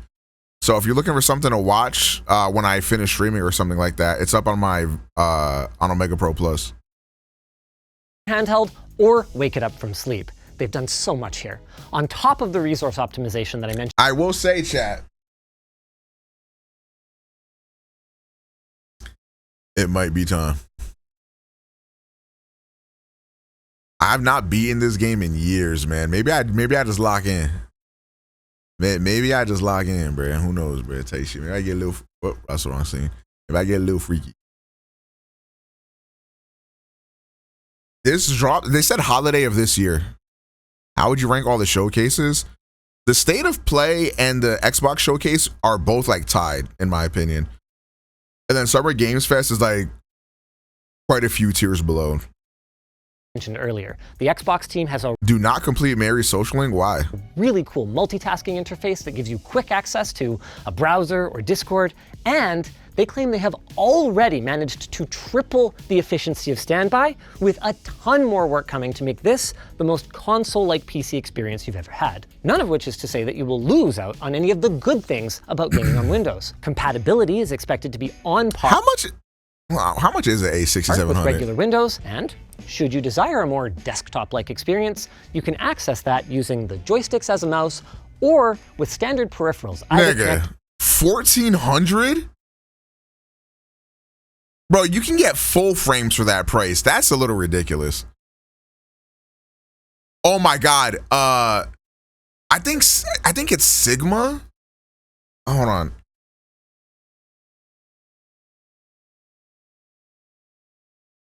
Yeah. Is it this lens? Oh my God. Sigma made like an ultra zoom lens of like 18 to like 300 or some shit. I forgot what it was. But like, it's pretty much like the best lens ever. And like, it's actually like pretty compact. Fuck, I forgot what it was called. Directly or through a dock. $1,400 for an APS-C camera is like, that's gotta be illegal. Thank you, my love. What would I do without you, my love? How many scoops did you put? Oh, I'm finna die. No, that's fine. That's fine. I'll be fine. We don't know how much this thing is yet. The system will just load up the necessary Windows processes and hopefully put them back to sleep. Did you poison it? Okay. Thank you, my love. When you go back to the coming at you. It's not this one, is it? Look at him. Hey, Ben B. Is it this one? It might be this one. Bro, 18 to 300. And then on an APS-C lens, this is probably more so around like 20 to 24 to like 400 or something like that. Like, that is crazy. This is such a crazy amount of zoom.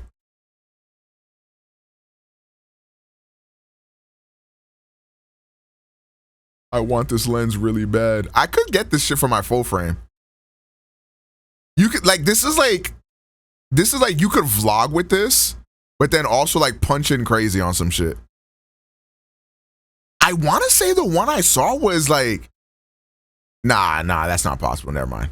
I was gonna say, I thought it was an f2.8, but I don't think it'd be possible to have a lens like this at a f2.8.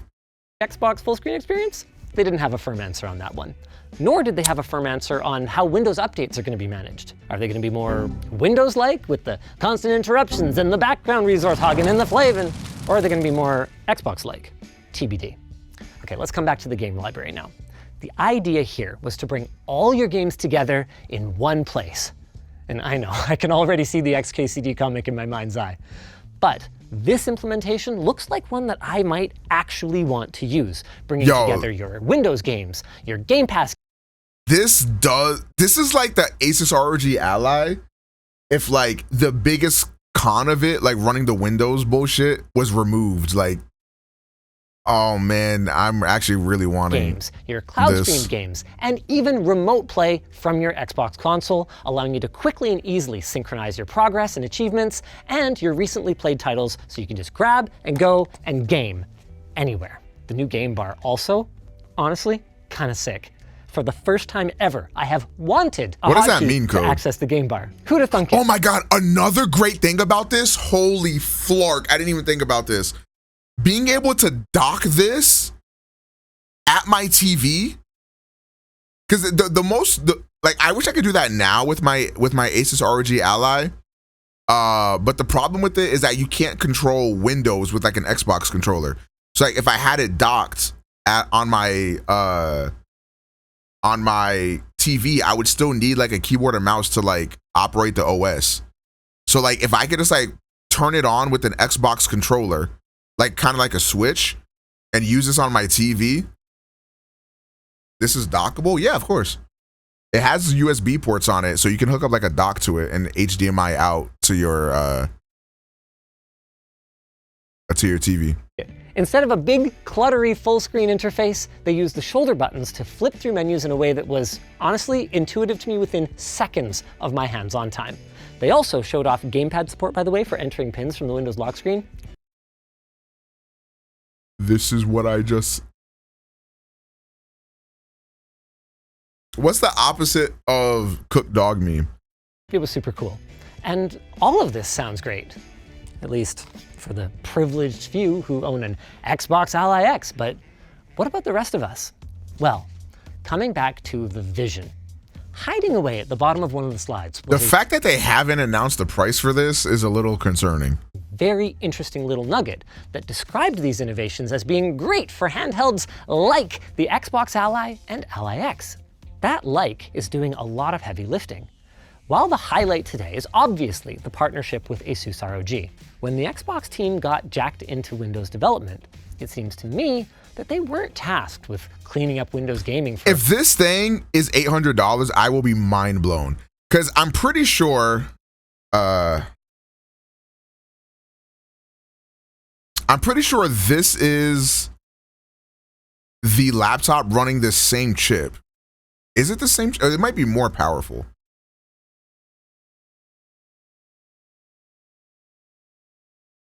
Okay, I lied. It's a completely different chip. I completely lied. It's a completely different chip. Never mind. Ignore me.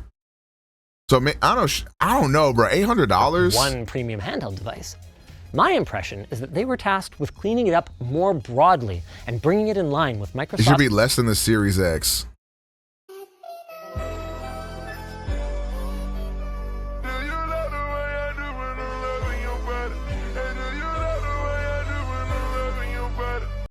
Yeah, it's over, man. I think like the average consumer just like, I think that's the problem with technology. Like it's like so confusing because like honestly, I could understand why you would think, oh, a handheld version of an Xbox should be cheaper than the Xbox itself, right? I understand that logic. That would be like, imagine if the Vita was more expensive than a PS4, right? Like I can understand that to some degree, but the difference is that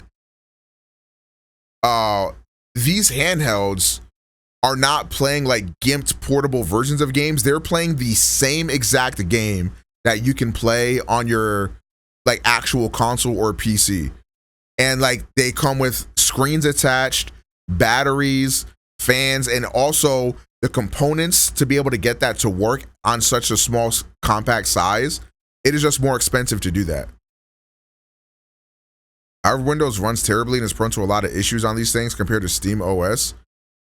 I don't know about runs horribly, but like the problem with like running Windows is that it's just more work, and it doesn't feel like a all-in-one console like a Steam Deck does.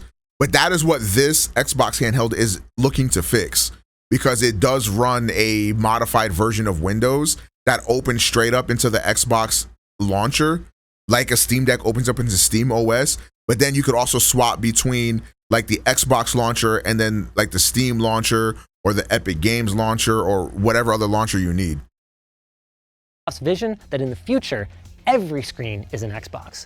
So I think that at some point, we can expect general Windows users to benefit immensely from these developments, many of which are positioned as long-term projects that will be constantly improved with feedback from both partners and from gamers, which is a really good thing because while I couldn't get a firm answer on pricing of these new allies, I'm expecting them to be more in line with previous allies than with Microsoft's traditional console competitors. They're gonna hurt a little. Hurt almost as much as I feel like the Xbox folks watching people like me lament the death of handheld gaming on Windows have hurt. First, they must have been hurt because they knew that what we were saying was true and they were powerless to fix it. And then it must have hurt if this costs more than a Portal, then I'm good. Because they knew that they'd finally been given the power to do something, to fix Windows gaming, but they've been stuck operating in stealth mode. The only way I think this thing can be like in that $700 price range is if the Xbox like collaboration lets them sell it at a lower cost because Xbox is willing to eat that cost. That's the only way I think this thing is like under $800.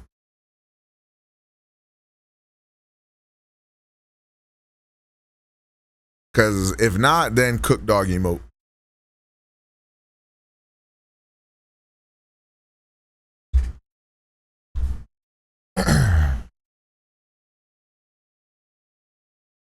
All right, let's watch one diehard Laker fan versus 10 Lakers haters. Oh, God.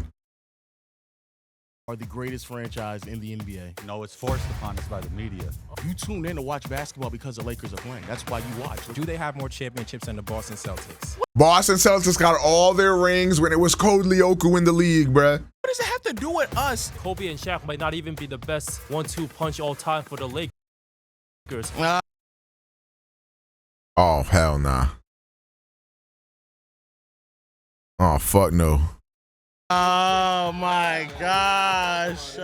At first I was like, might not even be the best 1-2 punch, and that's already just wrong. And then he said on the Lakers in specific. Oh, fuck no. Knicks are the greatest franchise. Who has more championships? Did they say the Knicks are the greatest friend?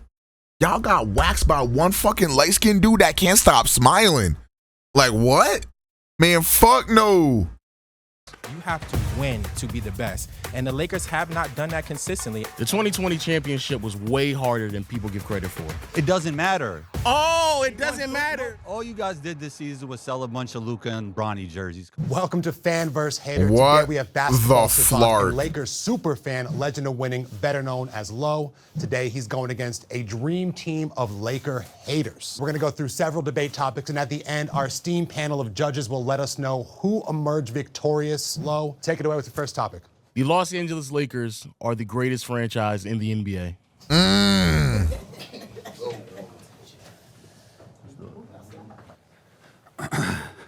What's up, man? Not much, man. Not much. 5 of those titles belong to Minnesota, not to LA. Okay. Okay. You still hanging on to that bubble title? Talk to me. Yes, we are. That counted. You know, everybody was there. All the teams were there. They were available. And it was the hardest ring of all time. They were playing. So, yes, that counts. And Minnesota is still the Lakers. I mean, still Lakers, so I don't understand. Just because we move cities, that doesn't change the fact that it happened with the Lakers. That doesn't change anything at all. That says Los Angeles on your chest, though. But the word that's bigger is Lakers. The Lakers are the bigger word there. That's what really happens. That's what really matters. Tell me the most. about this bubble title. Glorified AAU, Grown men playing AAU is nasty work, my guy. But they What were the all there, fuck? though. Everybody was there. The audience And literally every single basketball player was like, "This is the most competitive basketball has ever been." was on a Zoom call. And they were there too. Everybody was there. If anything, that should make it. We're getting way too ahead of ourselves. Look, all I know is this. This is the greatest franchise ever, bro. This is second most championships in the NBA. You're talking about what we did back in the day. That still counts, especially you're gonna count what the Celtics did. And on top of that, we've been able to stay relevant practically every single last decade, star after star after star. That's something that no other franchise in the league can say. All so you flash, sitting there talking no about substance. one. How is it no substance? It All has more. flash. You never developed nobody. Okay. Who'd you develop? Let's Kobe. calm Magic? down. We're getting way too ahead of ourselves. Who your favorite team? Myself, Combo. You ever Oh, okay. Good answer, because you know for a fact your franchise wouldn't be able to match up with mine. So that's a really, really great answer. I am the franchise. Yeah, you would have to say that because no other franchise would be able to match up with the Lakers, so you would have to say those things. But look, Lakers are the greatest franchise in the NBA. Facts. You tune in to watch basketball because the Lakers are playing. That's why you watch. Let's be honest with No, ourselves. it's forced upon us by the media. All big media. All big media, huh? You can't tell me who you watch, though. All you guys did this season was sell a bunch of Luka and Bronny jerseys. Come on. He still can't tell me. And this is 1 year. We talking about the course of the totality of their existence. By far the best franchise in the NBA. You can't even refute that right now. The Celtics are the most dominant franchise. Block, tickling the balls. Block, tickling the balls. Bro, they won what, 2 chips since the turn of the century? 2 chips since the turn of the century. How many did the Lakers win? What, like 7 of them things, right? Some shit like that? 7 of them things since the turn of the century. Do not piss me off.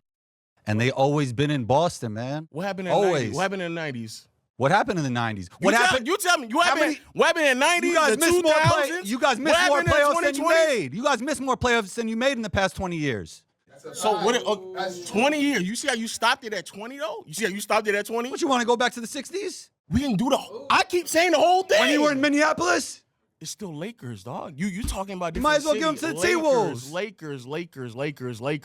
Tell me what talent the Lakers have developed. Bro, Tell me. You're getting a little too ahead of yourself right now. Because You keep saying that. First of all, Kobe, Magic, a bunch of. You got Kobe from Charlotte. What? Okay, he did not suit. Like, he didn't even put on the Charlotte hat, nigga. Like, what the fuck is we talking about? He developed from though. Where did he develop? In Italy. Oh my God. Okay, so they're not being serious. Okay. All right, now I know what I'm in. Okay, so they're not having serious conversations. They're being. It's like trolling shit. Okay. Italy. I get it now. I get it now. That's tough. Man, look, we're the greatest franchise. You can't refute that. It's all in good fun. I get it. Majority of their franchise happened. Majority. I will adjust my expectations accordingly. After that, they became practically irrelevant for only 3 years. That's it. Between the 70s, 80s, 90s, 2000s, they had like 3 or 4 championships throughout like a 40-year stretch. Majority of the championships are happening in one 10-year stretch. Bill Russell. Yeah, FlightReacts, you belong on this show, nigga, not on my Still chat. hanging on to Showtime, in-season tournament victories, and bubble championships, Showtime. man. Glorified AAU. Showtime, Shaq and Kobe, Kobe and Powell, a whole bunch of stuff, man. Okay, not bad. Not bad. A lot of good arguments put out there for sure. Not gonna lie. What's good, man? You're the biggest hater, man. I've seen you before, so you're. Oh, wow. You're just a hater. Okay. All right. So my name precedes me, and I'm happy, but I'm happy to debate you. You're very knowledgeable. So let's get to the facts. Okay. You started saying that the Lakers are the greatest franchise. Do they have more championships than the Boston Celtics? No. Are they the most valuable franchise in the NBA? Right now? Yes. No. Number 3. Okay. Are they the most viewed franchise in the NBA? Depends on what day it is. No. Do they? Who? The Golden State Warriors. Do they sell Who's second? The Knicks. Yeah. The Knicks? Yeah. In what capacity? In terms of overall viewership, who sells the most jerseys?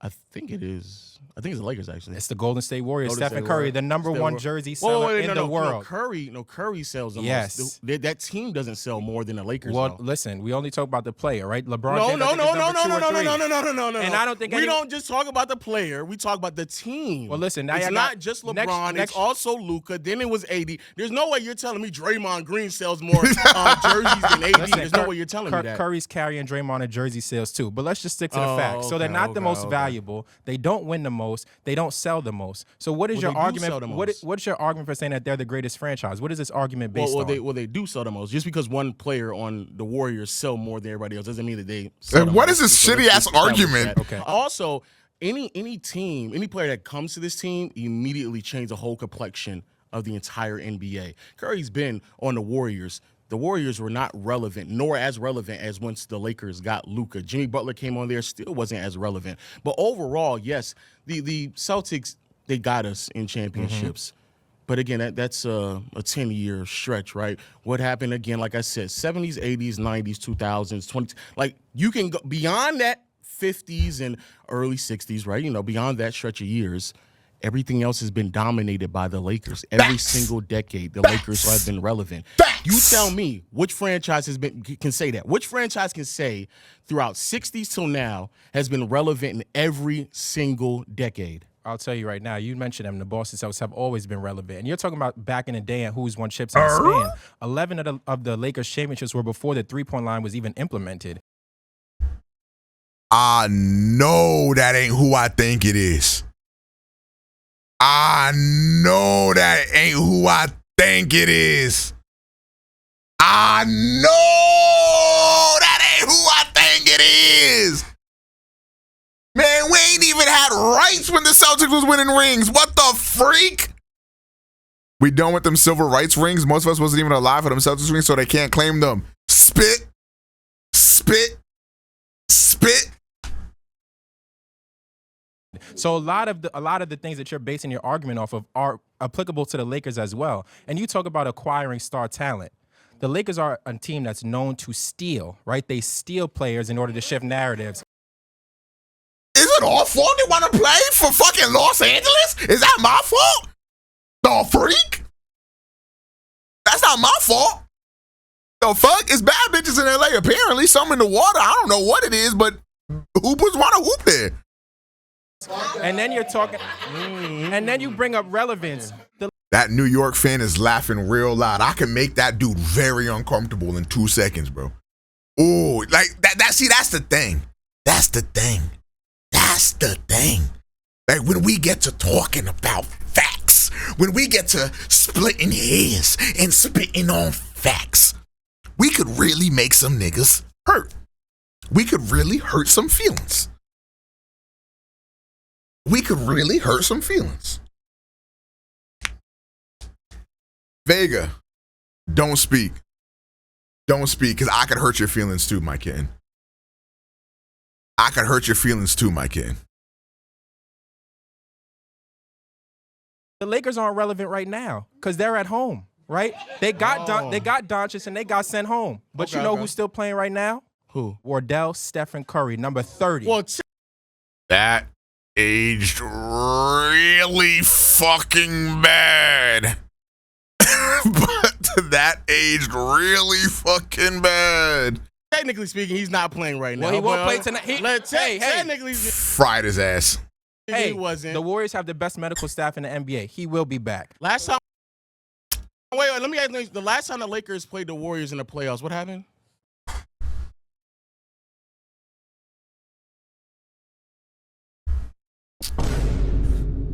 Yo, God Frost, thank you for the 5 gifted. Appreciate that, GOAT. God Frost, appreciate that, GOAT. LeBron lost to Crimson 20.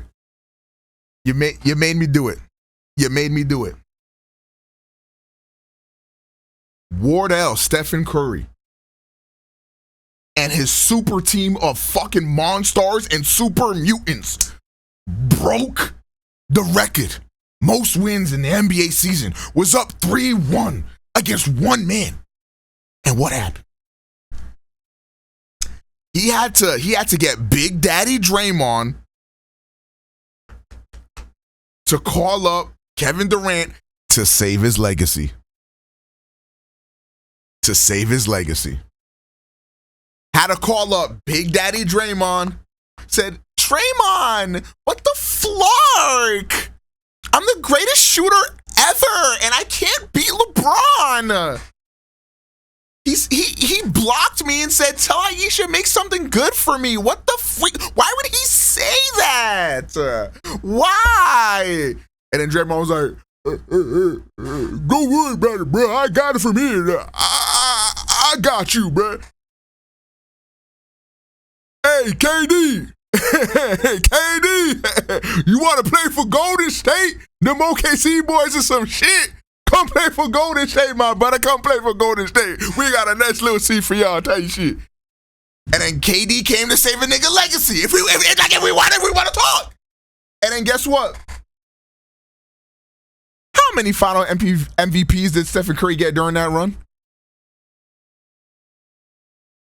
I want Iguodala to save Stephen Curry's legacy, apparently. Apparently. Tight shit. I don't know, man. Like, we just keep with some uncomfortable facts. We just keep with some uncomfortable facts. The Lakers won. Okay, the Lakers won. Also, in terms of, let's go back into what you said about the championships. Majority of them won before the three-point line. Again, that's in contrast to what you said about the Boston Celtics. However, oh, yeah, I can't even see it. My camera's covering. What Lotus said, though. Kevin Durant was like, bro, please, Steph Curry, please make a shot.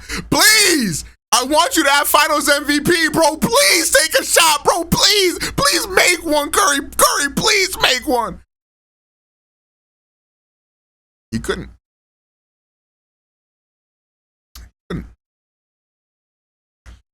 He couldn't.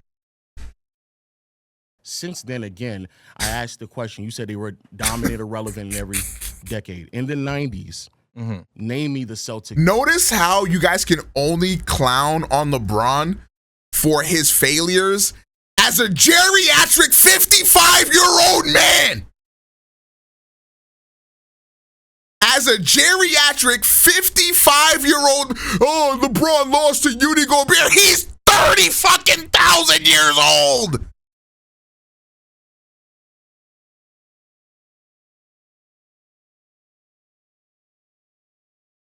...2011 finals. So here, I have a question. Here's the problem with this. Okay? Instead of celebrating how great that Mavericks team was, which, by the way, they were... Do you know how many other teams they beat as well? Maybe they just had a good fucking run, nigga. But also, nigga, Dirk is great. Like, why are we hating? They had a solid team. A great team, great coach. A great team, great coach. Like the Flark? They fragged out. Like, it is, like, the hand was hot that year.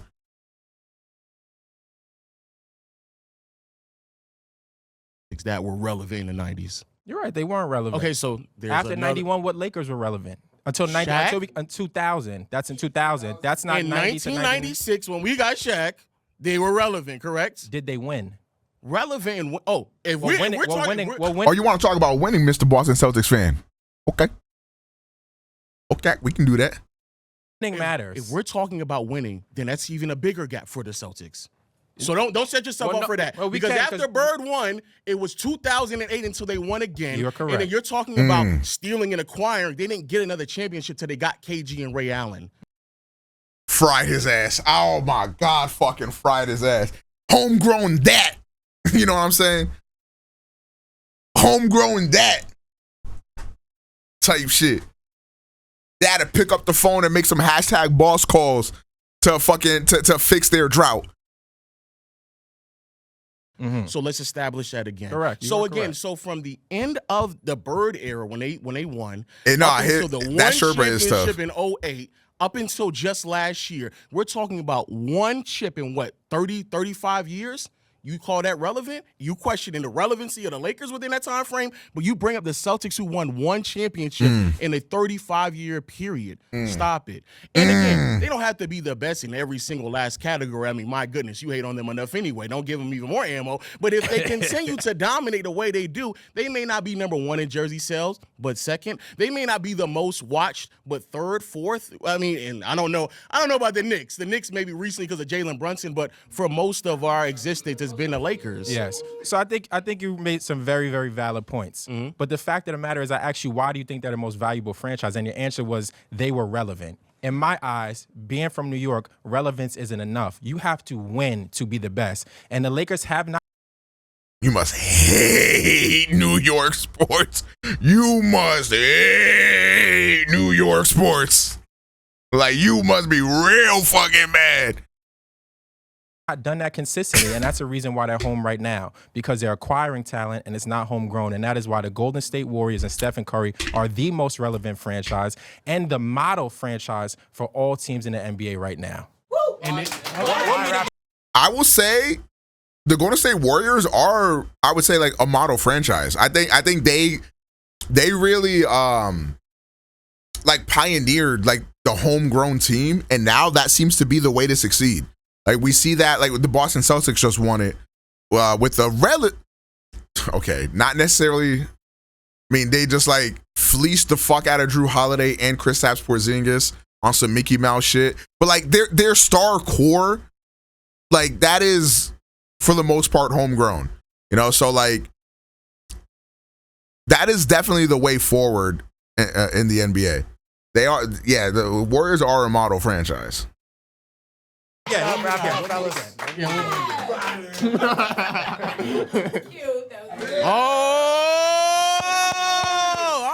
right. A Bulls fan. Sometimes sometimes you see the material when it's too easy, you don't even want to go there. You feel me? When the material is too easy, like, you don't even want to go there, but you know. All right. Speaking of 6 years, we done with the 90s, by the way. Your Lakers in 91, MJ outshining Magic Johnson, and the only reason why people still talk about the Lakers is just the media hype. You guys absolutely disrespect all your role players. Even if you win your championship, you're not grateful, like how Danny Green got death threats when he missed a shot in Game 5 of the 2025. Okay. Obviously, death threats are too far.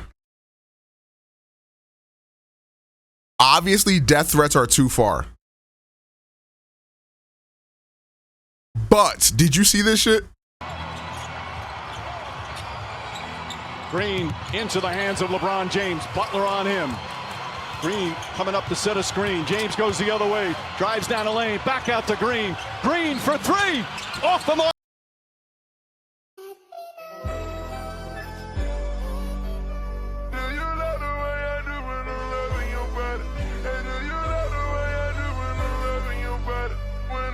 No good.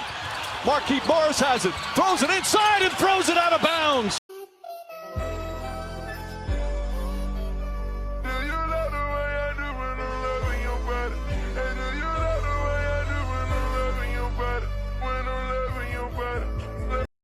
Obviously, death threats are too far, but Jesus Christ. Finals. You guys trying to hype up talentless Horton Tucker like he's next on deck, and he's pretty irrelevant now. Talentless Horton Tucker. That's funny. Since he left the Lakers, right? He's been pretty irrelevant. Yeah, since he left the Lakers. How do you know about THT? Because everyone overhype him like because he's some he was big on the thing. Lakers. But Okay, the Lakers fool a lot of people with their role player hype. Oh, okay. He just told. I'm not gonna lie. I can't even blame this dude, because if I was a Chicago Bulls fan and I somehow didn't boo myself yet, I would just probably be the most miserable person on the planet. The guy before you just told me that people don't know about the role players. Your star player's a pedophile, by the way. Nobody knows them. But now you're telling me that everybody now knows them. Again, most relevant, consistently, one of the better teams in the NBA, especially in contrast to other teams. You're a Bulls fan, I'm assuming. Michael Jordan fan. Michael Jordan fan. I hate that.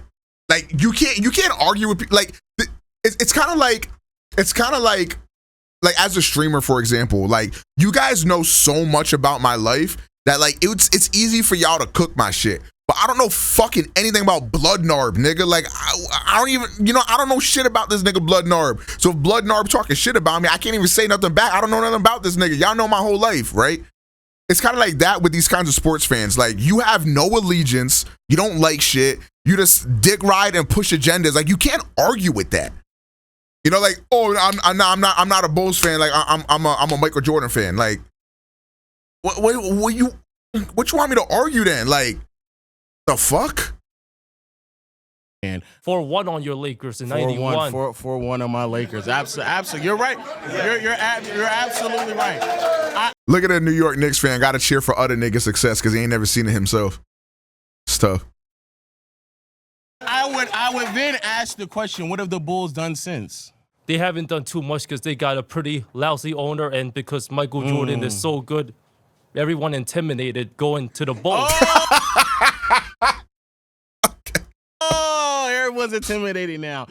This is actually a really great example of why exactly the Lakers are a great franchise. The Lakers have had all-time great talent on their roster, and they continue to build towards another subsection of dominance. The Bulls have struggled to do so since they were struggling to do so before. And then when Jordan left, everybody else left. They had the ability to rebuild. They had all the draft capital in the world, and then they failed to do so. And so now, again, if you are asking me about how dominant my franchise is and what they've been able to accomplish, the Bulls are a perfect example to why it's not as easy as people make it out to be, because you had Michael Jordan and haven't done nothing since. All these years later, everyone's still talking about Michael Jordan like he's playing today. You're right. They're talking about Michael Jordan, not the Bulls.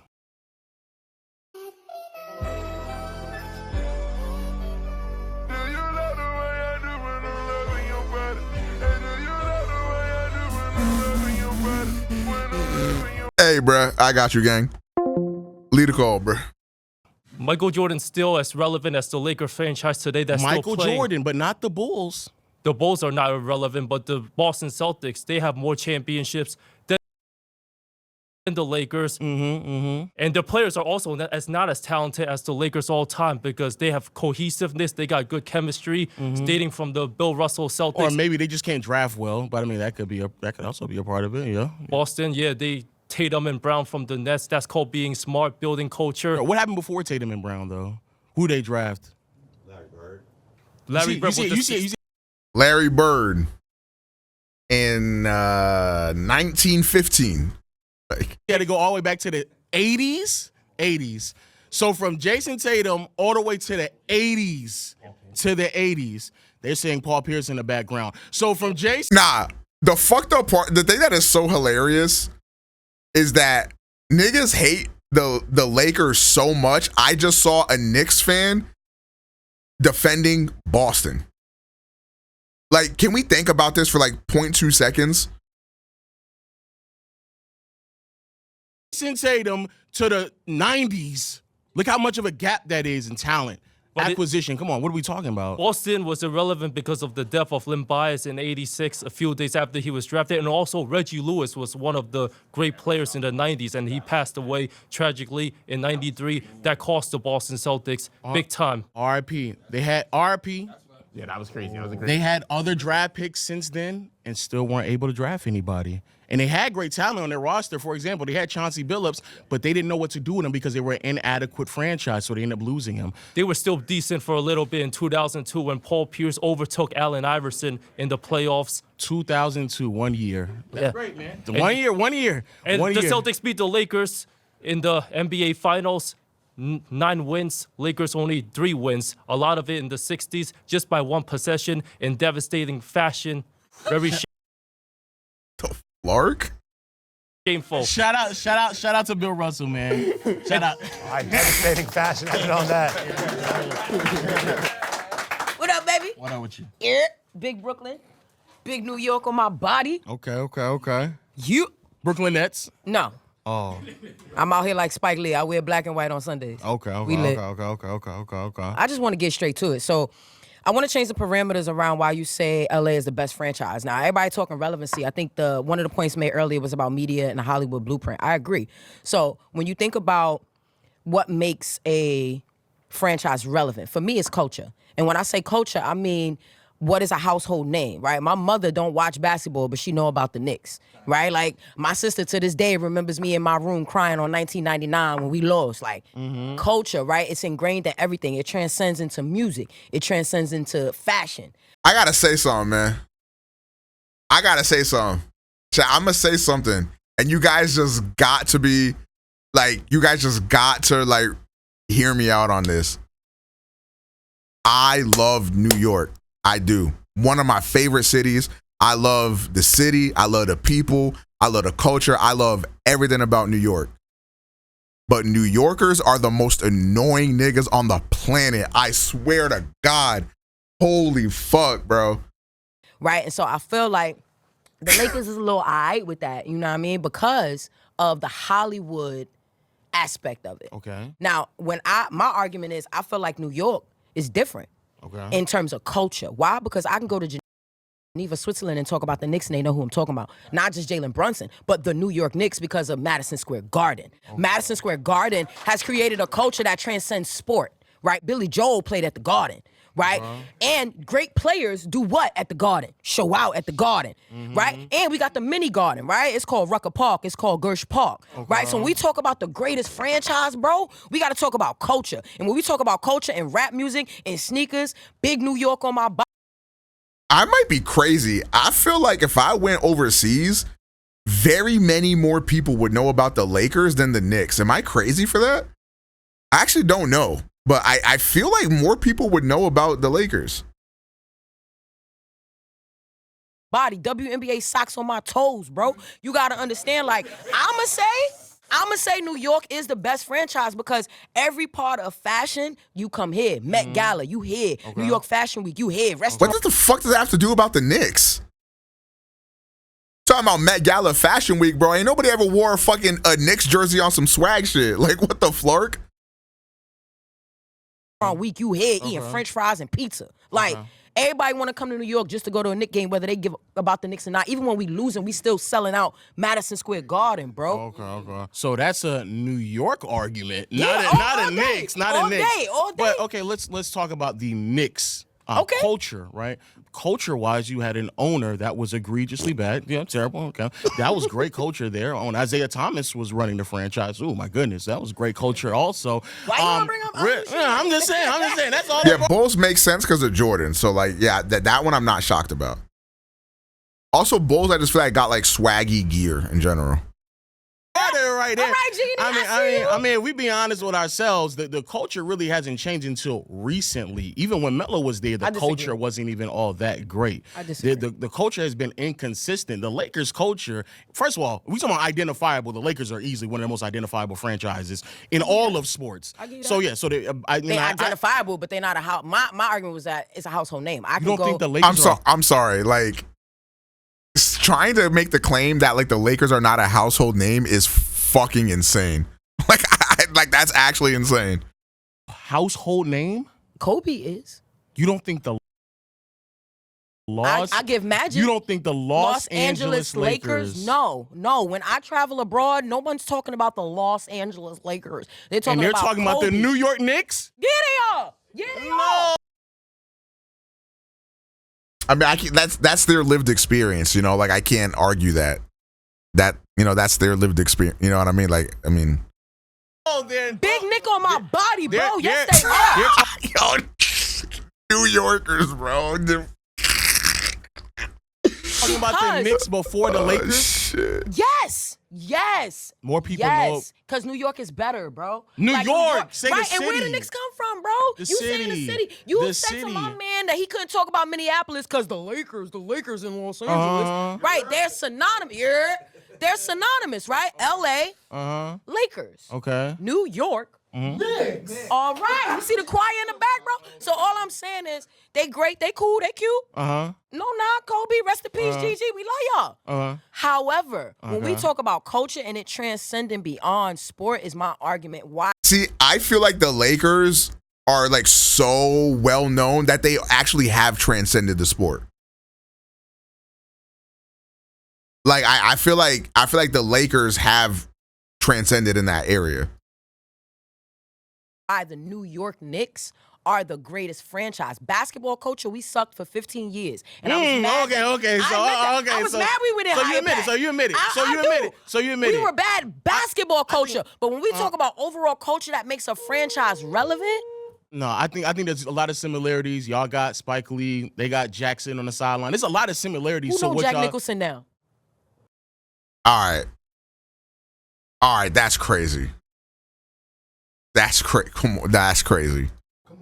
The point I'm making, there's a lot of similarities. The difference is one wins more than the other, okay? And we're talking about the actual team, not the city, the team. In the city that it's from. And so that's what I'm talking about. I'm changing the parameters. Yeah, you're changing it. Yeah, of course. I'm not talking about which city's better. I'm talking about which team is better. Which team is better. That comes from the better city. That's what I'm saying. So why don't the Brooklyn Nets get that love? Because the Brooklyn Nets, one, they're very small. It's like America talking about Africa. America only been around 200, 300, 400 years. Africa been around for eons. So it's the same. If you're talking about... I think it's also the fact that, like, it wasn't always the Brooklyn Nets, bro. It was the New Jersey Nets at one point. New York Knicks, who've been around, literally, they're one of the founding franchises of the NBA. And what have they been doing since their foundation? Oh, they've been doing... I feel like, you know what I feel like? I feel like New York is one of those, like, mecca cities. So, like, I feel like there's, like, maybe a lot of people that might wear Knicks shit or something like that. Not because it's the Knicks, but because it's New York. Does that make sense? Like, I don't doubt that, like, the Knicks, like, got, like, clout in that sense. But I think it's more so because it says New York on it rather than it says the Knicks. Everything. We've been doing everything. If you're only going to go with championships. I mean, that's what we're talking about. We're talking about winning, relevancy, the dominance of the actual team. No, that's what you're talking about. I'm talking about culture. I'm talking about I could go abroad and somebody know who the New York Knicks are. All right, double bang. Wrap it up.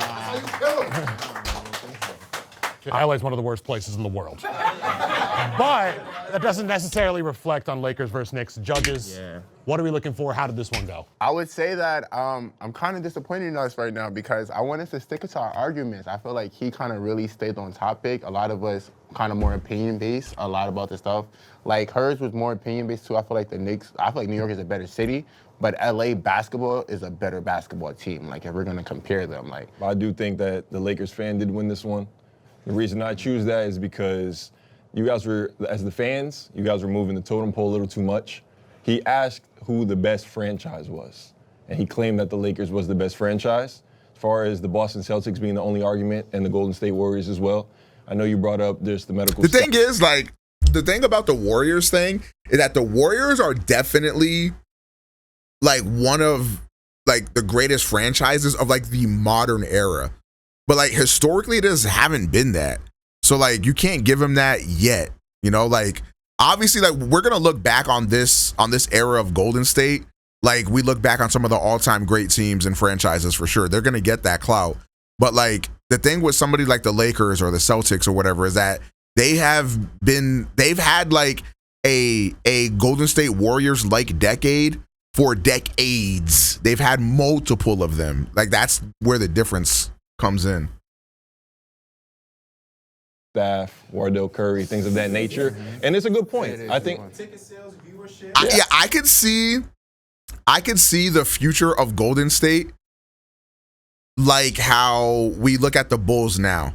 Like the Bulls pretty much completely dog shit until Michael Jordan got there and then have been completely dog shit since. I could see something similar happening to Golden State.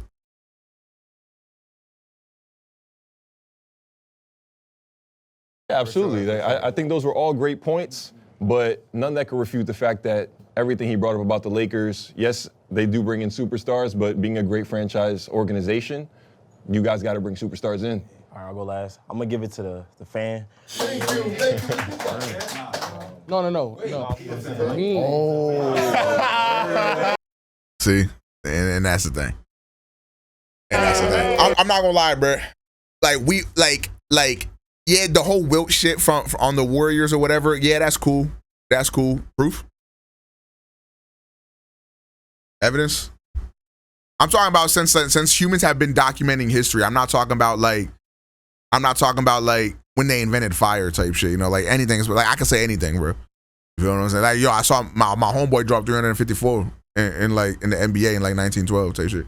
We ain't got no 4K footage of it though. Early. Back doors open. Not a lot of time. He stayed on topic about the franchise. Obviously, the Warriors and the Celtics, like, my opinion, they're a better franchise, which was a valid argument. But y'all didn't even talk about the Spurs. It was. I'm sorry.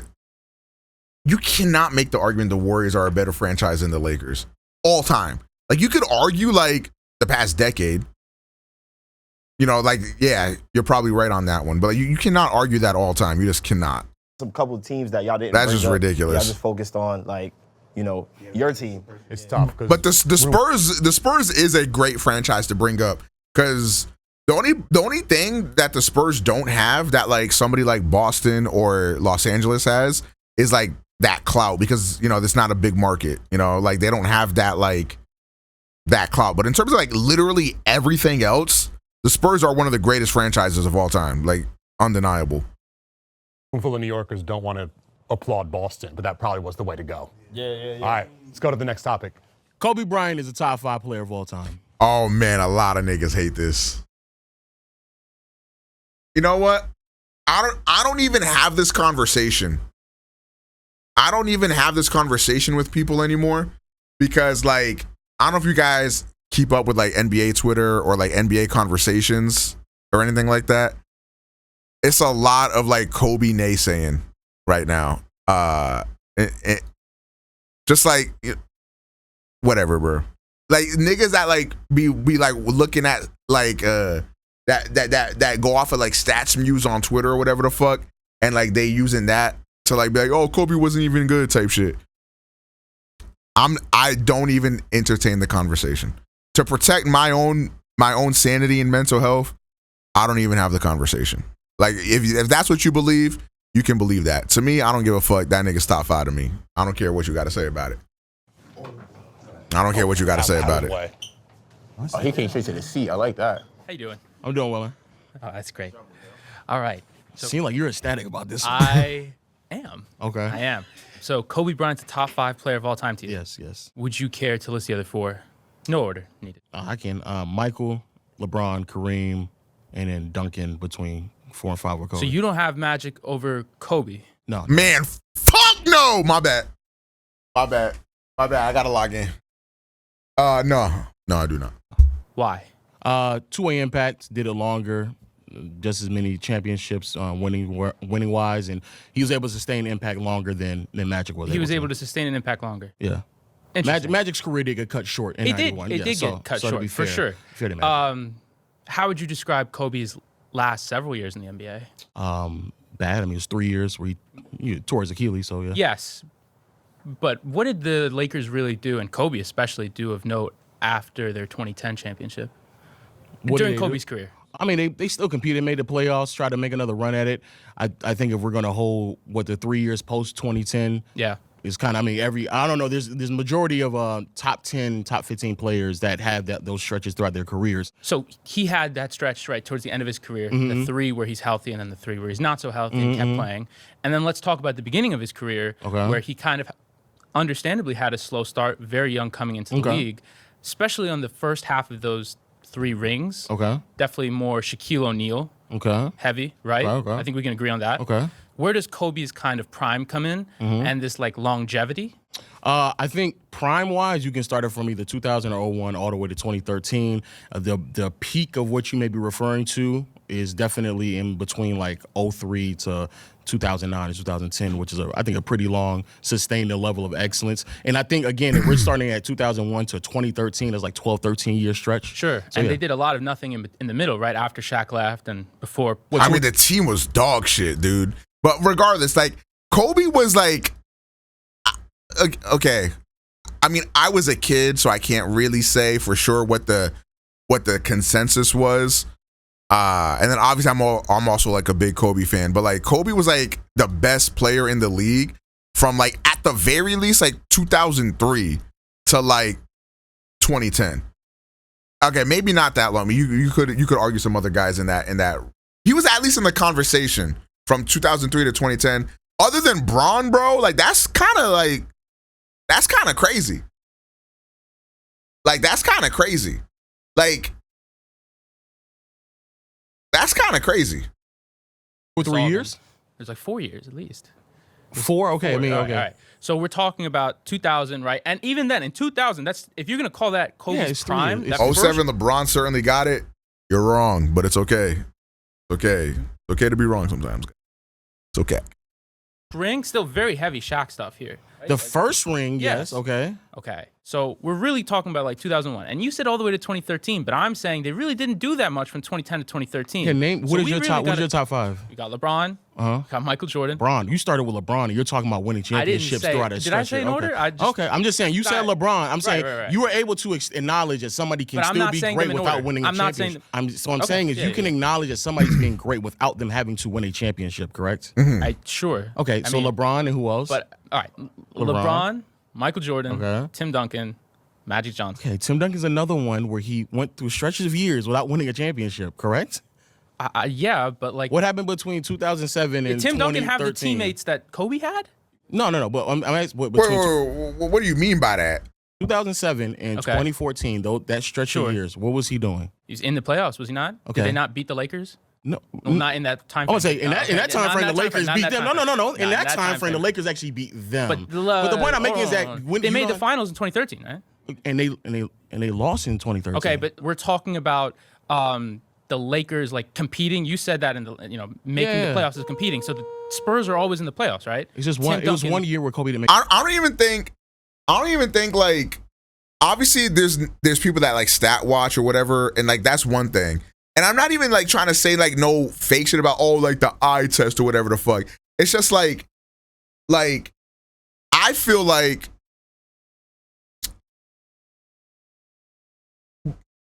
again, I'm a Kobe fan, so it's hard. I can never have this conversation and be realistic with it. Like trying to get me to talk shit about Kobe or like downplay Kobe in any respect, it's just not possible. Like I can't. It's like trying to convince a flat earther that the earth is round. No, it's just not going to happen. But watching Kobe like play, I feel like there was no way.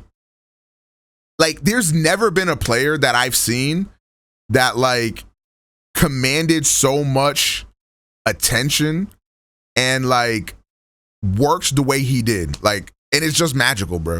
Like in terms of like a skill level, just watching him, and also like how long he was able to remain relevant. And some of those Lakers squads that he drags to the playoffs is fucking crazy.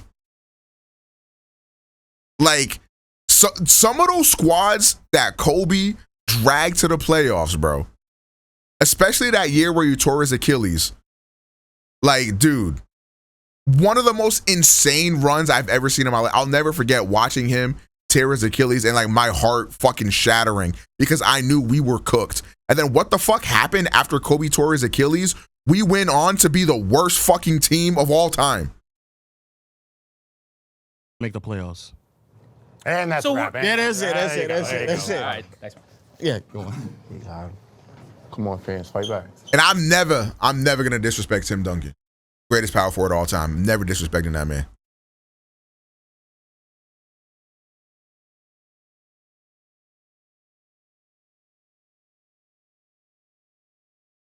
Nah, I see what you're saying, Rambler. I see what you're saying. That point about attracting attention is one of the reasons Steph creeping up. See, I didn't want to say this because I knew some people were gonna have a problem with it, but I feel like Steph is kind of like that, where like when that dude is in the game and you're on the opposite team, you're scared the whole time, bro. Because you never know what bro's cooking up. You never know what bro's about to like, you know what I mean?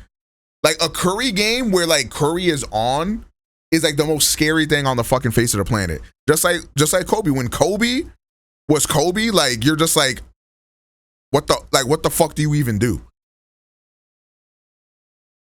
Like, and I compared, like, I feel that way about Kobe in my head. Top 5. And like I said, that's why I don't even have the conversation, because I completely understand that I am incredibly biased.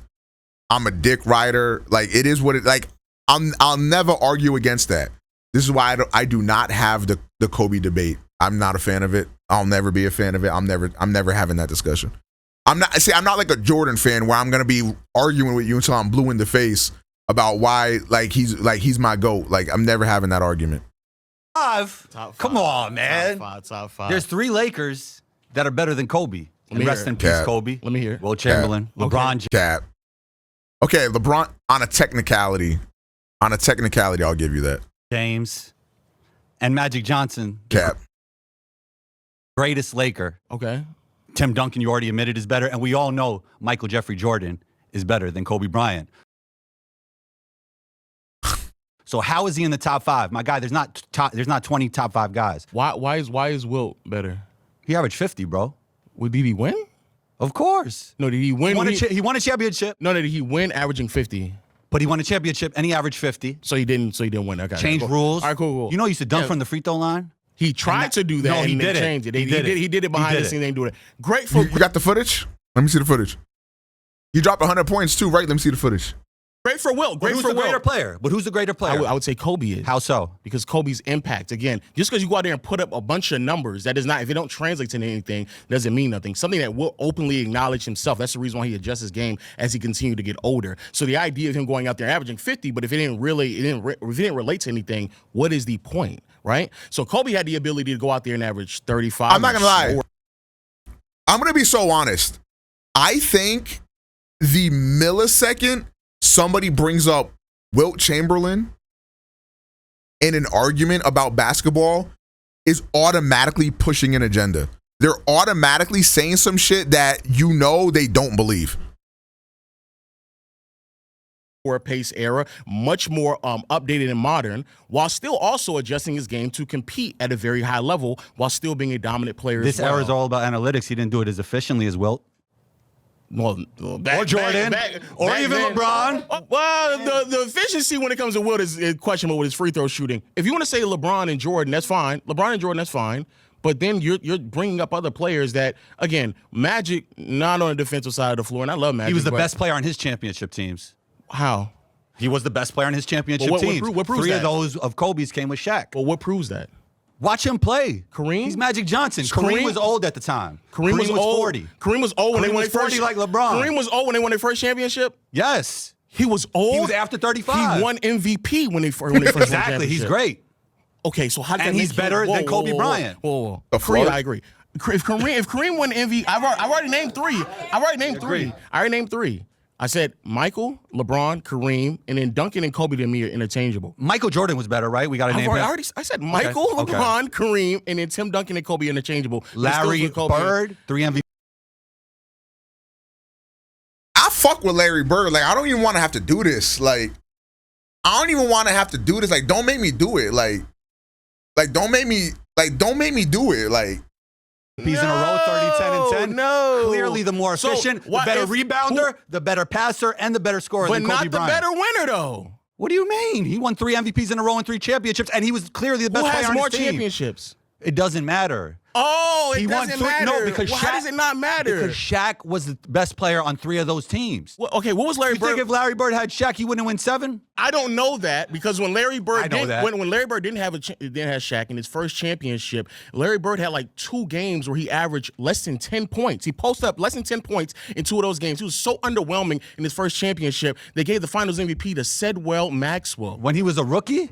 No, it actually wasn't. It was like his second year, but he was good enough. You want to take it all the way back to rookie seasons? Kobe was shooting air balls. You would have to. That's crazy. You would have to do that for Larry Bird because it's such a short year. It's such a short career. Larry Bird did everything better than Kobe. Everything except for win more. Except play defense. And defense on top of that. He did more with less. Way better passer. He did more way better with less. rebounder. After Shaq, he did more with less. Yes, he did. He had McHale, Parrish. He couldn't win after that, so he had to bring in Magic, Johnson, LeBron, Bird, all make their teammates better. Kobe never did that. Kobe didn't make Pau Gasol better? No, Pau Gasol made Pau Gasol better. Even though Pau Gasol, one of the most underrated bigs ever. Even though Pau Gasol said always great. Even though Pau Gasol said himself he made himself better. Come on, man. Derek Fisher said he made himself better. Ron Artest, Trevor Ariza, Lamar Odom. Ron Artest was the MVP candidate with the Rockets. What are you talking about? I don't know what year you're referring to.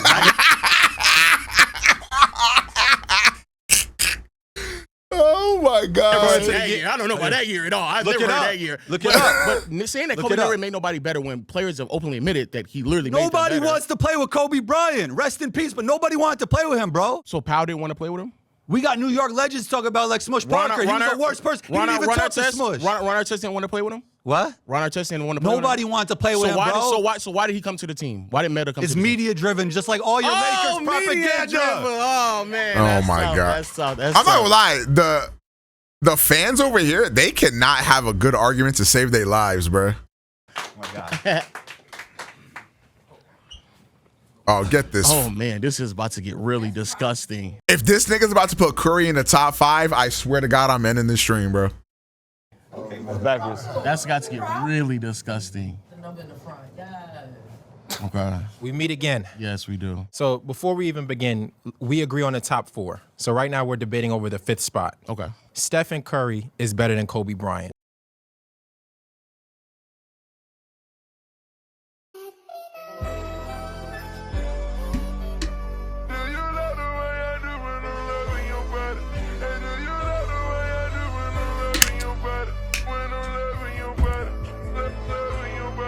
Man, fuck no. Man, fuck no. Man, fuck no. I'm gonna say this. I'm gonna say this.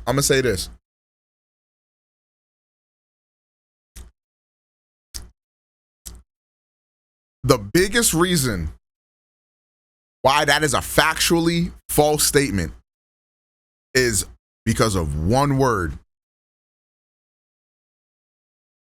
Defense. Addy Slim could score on Stephen Curry. NDA Vega could score on Stephen Curry. Kobe was an elite defender.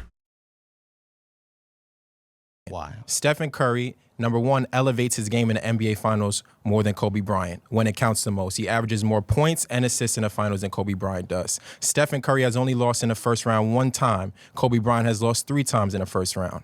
Stephen Curry has never been swept in the playoffs. Kobe Bryant has been swept in the playoffs. Stephen Curry's offense. Kobe Bryant never blew a 3-1 lead on the greatest team ever assembled, by the way. So, enough said. Offensive play has never cost his team a chip. Kobe's offensive play cost them the chip against the Detroit Pistons. So, you telling me Stephen Curry has never shrank in key games? The positive to that is that whenever that motherfucker shrank and put up tour dates, he had Kevin Durant to save his life. And you could take that from the play. 2016? Let me finish. 20. Before his offensive play did not cost him a championship in 2016. His offensive play did not cost him a championship in 2016. No, Adam Silver and suspending Draymond Green cost him a championship. Because that fucking thug couldn't control himself. He still had 2 more opportunities to win with Draymond. He still couldn't do it. Well, and then what happens? Andrew Bogut also missed those games. So let me just finish the facts. Let me finish. Oh, yes. Andrew Bogut, the X factor. Let's get those things out the way, okay? Now we can also get to the longevity argument. Stephen Curry has more longevity than Kobe Bryant did. How? Stephen Curry's in his 16th season. They are still active and in the playoffs. Stephen Curry is 37 years old. What was Kobe Bryant doing at the age of 37? Bro, if I was 4'7", taking fucking half-court shots from the logo all day, playing with zero physicality, like I'd be playing at 40 as well, like the freak. 7. Well, nursing an Achilles. Oh, exactly. Let me just finish the argument. Okay. Now we could talk about MVPs. Mm-hmm. Stephen Curry has 2 of those. One of those being the only unanimous MVP in NBA history. Congrats. Okay? Congrats. Kobe does have him in a chip edge because Kobe has 1 more championship, and I concede that. But as a player, Stephen Curry is better. Okay. That, first of all, cap. Second of all, I don't give a fuck what niggas is talking about. Kobe was robbed of, at the very least, 1 MVP. You could argue 2. A couple of things. Let's go back. Hey, he's without a doubt lost. Okay. Let's settle down. He without a doubt lost a championship due to his inability to score. Matter of fact, yes, because in 2016, especially down the stretch in Game 7, he was not able to score. Furthermore, his inability to create on his own was a big reason why they brought in Kevin Durant, because they were struggling against the Houston Rockets when KD was on the team. Not only he admitted, but Draymond also admitted as well that they needed someone to create for their own when they were switching, which I know you know that. All defensive teams, the whole other side of the ball, Kobe is far superior than he is. And then you also speak about MVPs. Congratulations, 2 MVPs to 1. I think you're intelligent to know that just because you win more MVPs does not make you the better player. By that logic, there's a bunch of people who are better than Shaquille O'Neal, and you don't believe those it things. encompasses a lot more than that. Correct. You don't. Okay. So the longevity, I want to say that he's been in the NBA for 16 years. How many of those 16 years have been relevant, dominant, all-NBA caliber years? Since 2014, so over 11 years. Well, not all the way, because some of those years he got hurt, like in 2020. A couple of other years he has shortened seasons. So, again, how many of them? It's still 11 seasons. 11. How many for Kobe? Where he was what? He made All-NBA. You have to tell me. I don't know. If I'm not mistaken, he has either the most or second most All-NBA selections of all time. Okay, so Kobe still has him in longevity. Now, let's also... No, I'm not agreeing with you there. Well, if you just sat there and said it's only 11... How many seasons did Kobe play? 20-something. 20-something. And in the last 5 years, what did he do? It's not 5, it's just 3. 3 when he got the Achilles. So in the last 3 years of his career, he didn't produce anything, right? They didn't make the playoffs. After that last championship run, they still made the playoffs. But they stalled out, right? Okay, what was Curry doing between 2019 up until 2020 or 2022? He won a championship in 2022. I'm saying in between that gap, what was he doing? He was hurt for 1 year. Then they lose in the play-in. And then what happens? He said, you don't want to see us next year. And then the next year he walked out and won the finals MVP. Okay, and then the next year...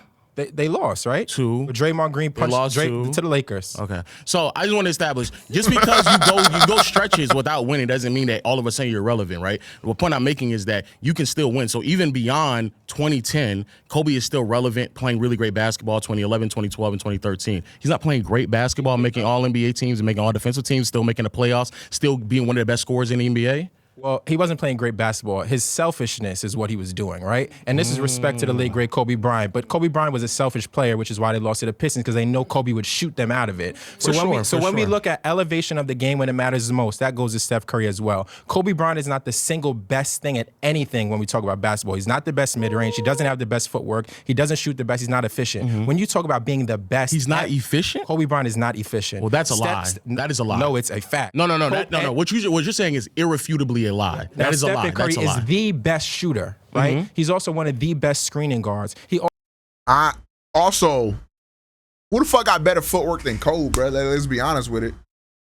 I ain't hearing nothing about it, also though. Elevates his teammates, and he gets guys paid. He got Harrison Barnes paid. These are all things that Harrison Barnes got paid, and what happened?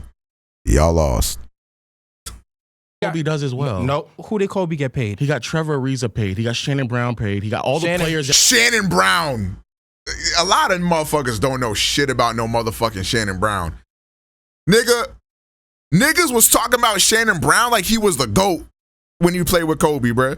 Shannon Brown did not make the kind of money that these guys are making. He got Trevor Ariza paid. The reason why most of us know about Trevor Ariza is because it started with the Lakers. He got Trevor Ariza paid. When Meta came on there, he got him another contract as well. Lamar Odom became a much higher... Man, Lamar Odom was such a good ball player, bro. Lamar Odom, man.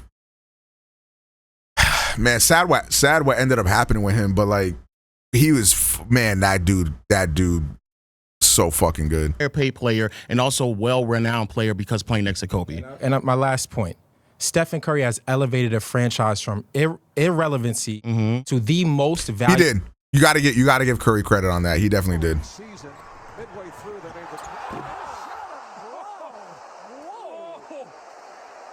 Cinema. Was there a trampoline there? I actually thought he was going over the backboard. This is amazing. Look at this. He almost jumped over. Low is frying. Kobe is 31st all time in efficiency. I think that's what Low was kind of referring to. He's above dudes like KG, Dirk, Elgin Baylor, Damian Lillard, Kyrie, T-Mac. He's above some pretty great players.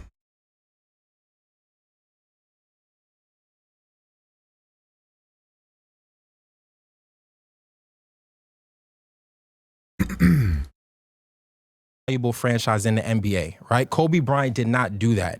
The Lakers were already a household name, as you know. But these are not. But let me just finish this. Okay. This is a part of basketball, and this is a part of culture. He has shifted the culture of an entire franchise. Okay, that matters. Please let me get 20 seconds. Yeah, go ahead. Okay, so what you're saying is true. However, we've established that these are things in which you do not utilize to justify a top 5 spot. Because if that is the case, Tim Duncan didn't do that, and yet you still have him top 5, correct? Yeah. Kareem didn't do that either, and you still have him top. Well, Kareem did do that, and Tim Duncan also made the San Antonio Spurs a lot more relevant because they didn't win until he got there. That's true. Kobe also, there was a stretch of basketball where they're not winning until Kobe and Shaq got there. So he still is a part of the relevancy. But again, I want to be clear. You're contradicting yourself. But no, what I'm saying is I don't use this to justify being a top 5. I don't think you do either. Because again, that's not the case for Duncan to the degree of which Curry is. Because if that is the case, then why do you not have Curry over Duncan? Why do you have Curry over Kareem? I think Stephen Curry's top 3 all time. But I just wanted to agree. I wanted to agree on the 4 so that we could just stick to the Curry Kobe. Fair enough. However, I still don't think that you utilize that because again, Tim Duncan, Kobe would be over Tim Duncan by a lot of things you just said. Kobe would be over Tim Duncan. Outside the selfish part, Kobe without a doubt elevated the Lakers much more than a lot of other people did. I ain't gonna lie. After Shaq left, if it wasn't for Kobe, the Lakers would have zero relevancy at all, bruh. But you would agree, though, that Stephen Curry has elevated the Warriors beyond what Kobe did for the Lakers. I guess it's because the Lakers already were much more established than the Warriors. So, I mean, there's that. But if Kobe played for the Warriors, he would do a lot of the elevation that Curry did as well. And my man changed the game. Sorry, gotta go. We're gonna go to the judge. But Kobe didn't either? Or Kobe didn't as well, take it? And then after this, I'm gonna be a little quicker with the shot clock. I think the fan got it again, the Lakers fan. And the reason why I say that is because Kobe Bryant, they retired 2 of his jerseys. He scored 81 points in the game, and he's iconic. Like, kids to this day, when you shoot a fadeaway, you saying Kobe. That's just iconic. That's just top 5. Good shot or bad shot. That's a bad shot. But I'm saying, like, you talking about ball hog, right? Even Jalen Brunson, the jersey you got on. Brunson is a ball. I'm sorry. I love Jalen Brunson. If you are on Jalen Brunson's team, you are watching that nigga dribble the air out of the ball for 22 seconds before he dishes it to you to put up a dumb shot. Like, that is just what's happening. Like I'm sorry, like it is. I'm gonna go second. First thing I'm gonna say is you the ultimate gaslighter when it comes to like the way of arguing with these guys. But the way that you argue, it shows that you guys have to step it up once again.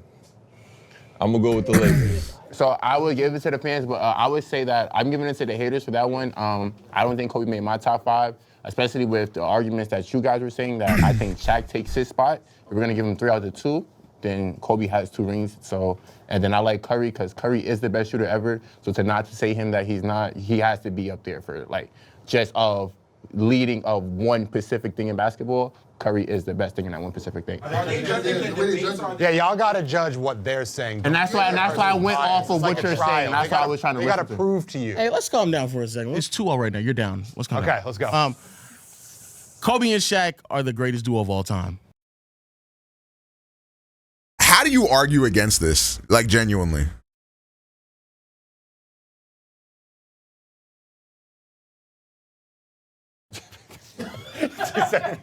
It won't go up to Like, who you got? There's like, you got like Shaq and Penny. You got like Jordan and Pippen. You got like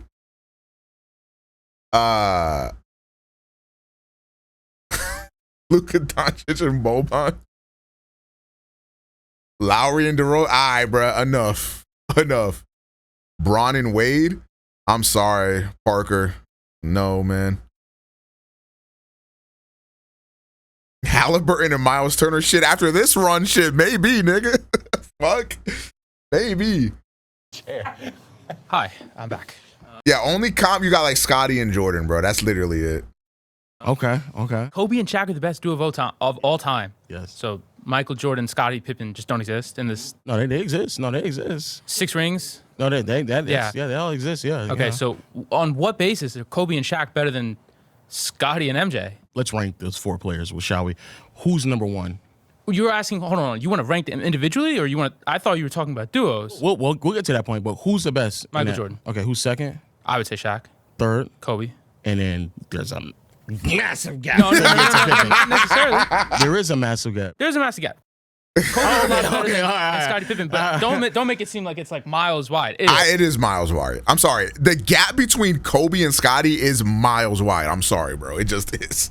It's a fucking massive gap. Not miles wide. Pretty miles. Scottie Pippen is an elite all-time player. No, he's Is he a not? great player. Yes. And Michael Jordan and Scottie Pippen are the best duo of all time. They got 6 rings together. Mm-hmm. They made, as you said earlier, the Bulls what they are. Yes. Now let's get to that point. Okay. They won those championships in large part because of the team, not just solely because of the duo. I say this because Pippen wasn't the same player that he was in '98, and they still won. This team. Hold on, I want to stop. That is true. Kobe, like in this comparison, like you'd be like, oh well, it's like Kobe like Pippen. Like no, bro. Like no, bro. Like no, bro. Like Your Lakers, right? Mm-hmm. Pippen, even an older Pippen on the Blazers, took them to Game 7. And he still and their lost. first ring. Yeah, okay, he lost. Okay, he But they lost, had okay. a big lead in the 4th. We're talking about an Which older he Pippen, ended up losing, right? But okay. you're saying 98 Pippen was like washed. It's No, not him. I said he wasn't the same. I didn't say he was what. He 'Cause wasn't the still same took player. That Blazers team 3-1 down to Kobe and Shaq. All the way to Game 7. Yeah, right? and he still lost. Okay, but the point I'm Sure. making is that it still was the reason why they three-peated has a lot more to do with the team themselves rather than just the duo in and of itself. Because again, Pippen wasn't the same player and they were still winning. We're talking about a team that Over still 6 had years. Over not. No, yeah, I get what How many rings Pippen get without Jordan? you're saying, but I'm saying we're still talking about a team that had Horace Grant, B.J. Armstrong, Dennis Rodman, Tony. Hey, same as me too, Rambler. The Lakers didn't have nobody though. Name them. Horry. Robert Horry was better than any of the players I just named. Name me. 7-time champion. Name Yeah, for me. sure. Name me the player that's better than any of them names I just named. Got Derek Fox. Derek Fox. Who's that? Sorry. Whoa, Derek Fox. Whoa. Sorry, Derek Fisher. I'm sorry. Derek Fisher. Derek Fisher is better than any of the names I just named? Debatable. B.J. Armstrong. Debatable is crazy. Definitely debatable. Definitely debatable. Are we done? We go. Definitely We good. I don't want to hear Derek Fisher brought up again. I really don't. Let's go, chat. Let's go, chat. Turn me up. Oh wow. Oh, here he goes. What's up? This is definitely your wheelhouse. Before talking about Michael Jordan and Scottie Pippen, Kobe and Shaq might not even be the best 1-2 punch all time for the Lakers. I know when where you he's talk going about with Magic this. and Kareem, Yeah. they did win 5 championships Okay. together. They dominated throughout the 80s. Only twice in the 80s that they did not make the finals. Kobe and Shaq, they might be 2 of the most talented guys like put together at once, but they had a lot of issues and the chemistry off the court stuff. They self-destructed. You know what the craziest part is? Them 2 niggas didn't even really like each other, and they still couldn't help but win. Like, could you imagine if them niggas got along? Like, Jesus fucking Christ. Like, could you imagine if they liked each other, nigga? Oh my God. Against Detroit, which was very embarrassing. The Lakers were one of the heaviest favorites in the finals. That got very upset. So that's a big stain on that duo. Well, I would like to say this. This is actually a really great point to why, again, the Lakers are the greatest franchise of all time. We're sitting here debating one Laker great duo versus another Laker great duo, so I do appreciate that. Also, like, weren't the Pistons such a group of fucking ragamuffins, such a group of thugs that Michael Jordan was crying about them playing too hard and playing too physical? And that's why he had to step it up with his Bull squad and get a little bit more tough to match them. Come on, bro. Like, let's keep it a bean. We acting like the Pistons ain't some fucking thugs. Ain't a gaggle of ragamuffins. Difference that I would like a vile bunch of vagabonds, if you fucking will. To sit here and say, though, however, is that you say 5 championships. One of those championships that they won, Kareem was nowhere near close to the same player he was. He was out there giving you like like 10-8. He was towards the end of his career. I think he was like 40 years old when he won made his the last clutch one. free throws in Game 6 to help the Lakers stay alive. Congrats. But the point I'm making, that's like saying Meta World Peace, one of the greatest Lakers of all time, because he hit that one shot in the finals against the Celtics. Like, okay, bro, like the freak. is that they weren't the same. Again, the reason why they were so dominant throughout the 80s, again, was more team Hey, what is accomplishment. this? The fact that the Lakers could go on a Kobe and three-peat Shaq with not better and than Kobe Dwayne Wade and next LeBron. Bad news. Horrific news. best player that people can name on that team might be Derek Fisher, or Rick Fox, or an older Robert Horry, or whoever. These players are nowhere near close to a James Worthy, to a Dennis Rodman, to a Horace Grant. What about LeBron and AD? I'm sorry, LeBron and AD get gapped so crazy hard by Kobe and Shaq, it's not even funny. Like, that is insane. And y'all know me, I love Bron and I love AD. They're getting horrifically gapped. Of the other players that these players played alongside with, for them to have that same level of dominance that the Lakers had with just two players playing at those levels. The next best player was literally Derek Fox. Think about that, Derek Fox. I'm sorry. Rick Fox. Rick Fox. That's like that. That's what I'm saying. These are team accomplishments that people are hanging on. But we're talking about sheer talent, who the best duo is. Derrick Rose and Luol Deng. Stuff going off the court, they still were able to Hey, hold dominate on. the way Derrick they Rose and did. Luol Deng kind of gave Bron some trouble though. Hold on, you might be onto something. Still. And one of the titles controversial. What about Halliburton and Siakam? Hey, bro, any nigga that's fucking partaking in devil magic, anything is possible. Sacramento Kings Oh Game 6. my gosh. Okay. Jordan and Pippen 6-0 in the finals. Congrats. Like, you got me there. You got me for this one, and the next person can get first. Hey, bro, who could forget Lakers legend Luol Deng? The next topic, so y'all can pick. No, New Jersey. Nah, we can leave in Jersey. You already know who I'm gonna say, right? Who, KD and Curry? Oh, see, you already know what it is. Stephen Curry. KD and Curry is a crazy duo. Got to give him credit on that. Well, interesting you say this. This is the same man who said that the Lakers bringing all the stars, but this is the duo that he's talking about. Not the homegrown duo, the duo that they brought in someone else. I can argue either or. There's no way you can argue Draymond or Klay Thompson and Curry. All right, well, we'll start with Kevin Durant. Yes, We got let's do time. that. I'll go Let's to do them. that. So Stephen Curry and Kevin Durant, how many series have they lost when they have both been healthy together? Zero. Right? Back to back, and they would have three-peated if Kevin Durant didn't suffer that, catastrophic injury. So when we talk about real shit, the best Code. duo, they complement each other much more than Shaq and Kobe. Imagine KD switching on Shaq. I think there's two ways to look at this.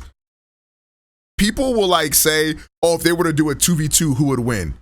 Okay, I'm sorry, Kobe and Shaq are absolutely frying the fuck out of Curry and KD. It's not close. But that's not really what you talk about in this. It's like, who is a more successful duo, who's a more dominant duo, blah, blah, blah, whatever. I still think that's Kobe and Shaq regardless, just because those dudes were literally unstoppable, especially Shaq, right? But I mean, if you're arguing success and greatness, KD and Curry are up there. Obviously, you got Jordan and Pippen. Especially we're talking about greatness. It's literally undeniable right in front of your face. I did beat Violet on the OG Switch, and I am in the middle of kind of playing it somewhat on my Switch too. We did. Because again, Shaq and Kobe's internal rifts in the locker room are the reason they had to separate. Okay. Kevin Durant and Stephen Curry had no issues, and they played the. See, the problem is that it's hard to evaluate because Steph and KD still had Draymond and Klay Thompson as well. The third option on that Lakers and on that Kobe and Shaq team, none of those dudes are as good as Klay Thompson or Draymond. We can just be honest with each other. So it was really a dynamic duo that carried that team.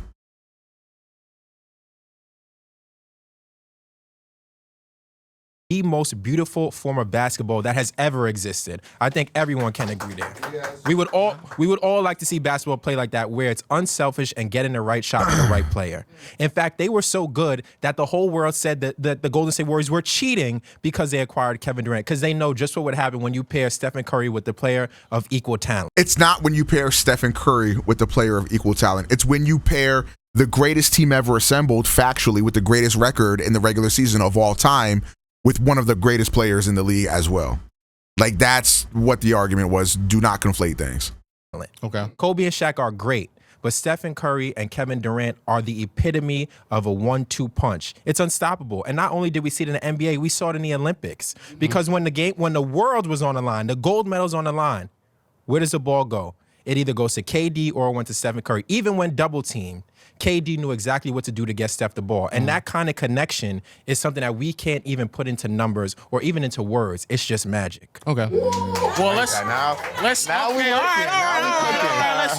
settle down. All right, so let's first let's talk about the chemistry and continuity between it. Sure, I'll give you that. However, I do think that Curry's inability to be more of a vocal leader did tear a little bit at apart. Draymond was out there doing his thing, and that inevitably pushed him to the point. Matter of fact, KD himself said if there were more people who were vocal and more direct with him, then maybe there could have been things that could have been resolved between him and the team. So that's A. B, the best ability is availability. So your inability to finish a three-peat has to go against you. And again, I think that you said compliment. There's a lot in which they did compliment each other. However, I don't think they compliment each other as much as you're giving them credit to, because a lot of things to compliment Curry will have to be more on the defensive side of the floor while also being an extremely good passer, something that Draymond does. I think Draymond compliments Curry way more than KD does. KD elevated what they were already accomplishing, but nowhere near close. But again, the point still stands. You have two players on one team that was still able to do something that duo was not able to do, and that's three-peat without a Draymond, without a Klay Thompson, without all the other pieces. Think about how crazy that is. They were beating the San Antonio Spurs with Tim Duncan. They were blowing leads, still came back, still won. Even with all of these things off the court, they still were able to translate to a three-peat, something that only one other duo can say that they've been able to do. He wasn't saying KD isn't a great defender. He was saying Steph isn't. That level of sheer and the Steph defensive thing, like, I don't think Steph is like a bad defender. I think like he does try, and he does bother people. There's been instances of him like actually clamping up and shit like that. But it's just like, I mean, you just can't argue with biology. Like, he's just a small, light dude, you know, like Steph is gonna try to guard a nigga, but at the end of the day, if a nigga shoots over him or something, I mean, he can't do anything about that. Dominance, while not even having the same supporting cast as everybody else in these conversations, furthers a point to what they were able to accomplish. We're talking about a duo that was taking account for 75% of the points being scored for the team and still winning, doing it confidently. And finally, y'all won, I think 2017. And yeah, like Curry isn't a bad defender, like, because he like doesn't even try. Like for example, like somebody like Luka, or like those, like the prime James Harden years, right? Like, yeah, those dudes are bad defenders because they literally don't try. Like, they literally just won't guard something. They just like walk somebody, run past them. Like Curry's not gonna just let you do whatever the fuck you want. But I mean, at the end of the day, like, he's just limited on what he can do physically. Lost one game. You were chasing that duo. Now, and again, with more talent, you were chasing. You talked about leadership and being vocal. Kobe Bryant wasn't being a good leader because he went to the media and said that he wanted a trade.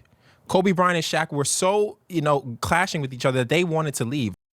Still three-peated despite that. So I can't rank a duo the best that didn't even want to play with each other. But they did though. But they did play with each other. They did play each other. Yeah, I guess KD didn't want to play because he literally left, but okay. Damn, fried his shit. Hold on. I really want to finish this, but I have to take a pee really bad. I'll be right back.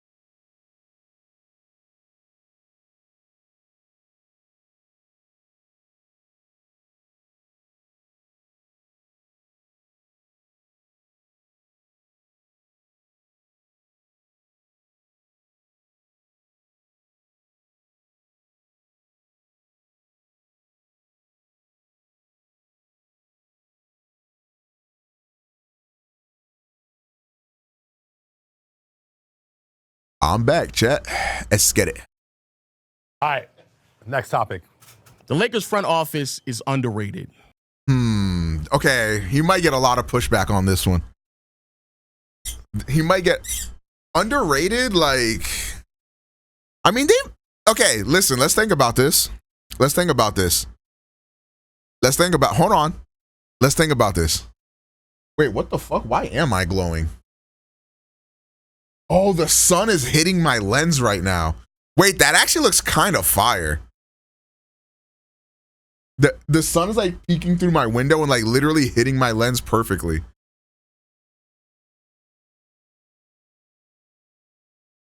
How are they underrated when they gotten everything they wanted? Because despite the fact that they've gotten everything they wanted, people still say the front office sucks. I think that's why.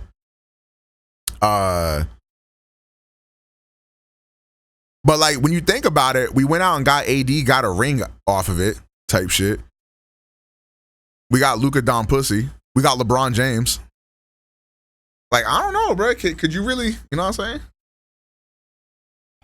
The Lakers front office is terrible. They never develop talent. Carried by the fact that they're in LA, still got him.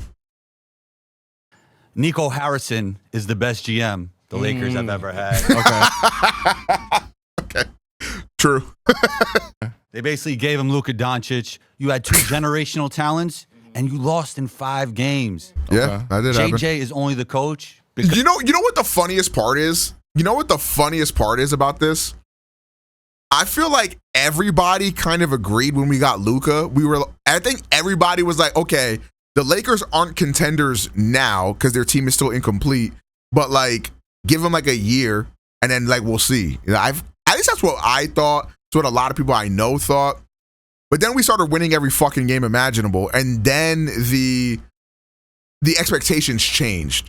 And then it was like, oh shit, like they might actually make a run. And then of course we got exposed. Like, yeah, of course, we got fried. Because he was LeBron's podcast partner. I have a podcast. That doesn't mean I'm going to be the next coach of the Lakers. I hate when people try to downplay JJ Redick. By the way, in case you need evidence as to how good JJ Redick is at this basketball shit, he's been dick riding Tyrese Halliburton for years. Nobody listened to him. JJ looks crazy, and you look crazy for loving the Lakers this much. Well, I would say this. Okay, I 100% agree with this. Letting everybody walk in 2020 after we just won a ring is the stupidest thing we have ever done in our entire like as a Lakers fan, like I cannot believe we like did not want to run that back after winning. Absolutely insane.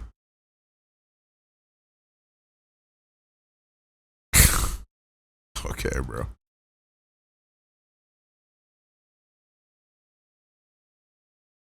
JJ Redick got Coach of the Year vote, so I don't see how terrible he is. And if you actually watch the Lakers, you would never ever say that JJ Redick is a terrible coach.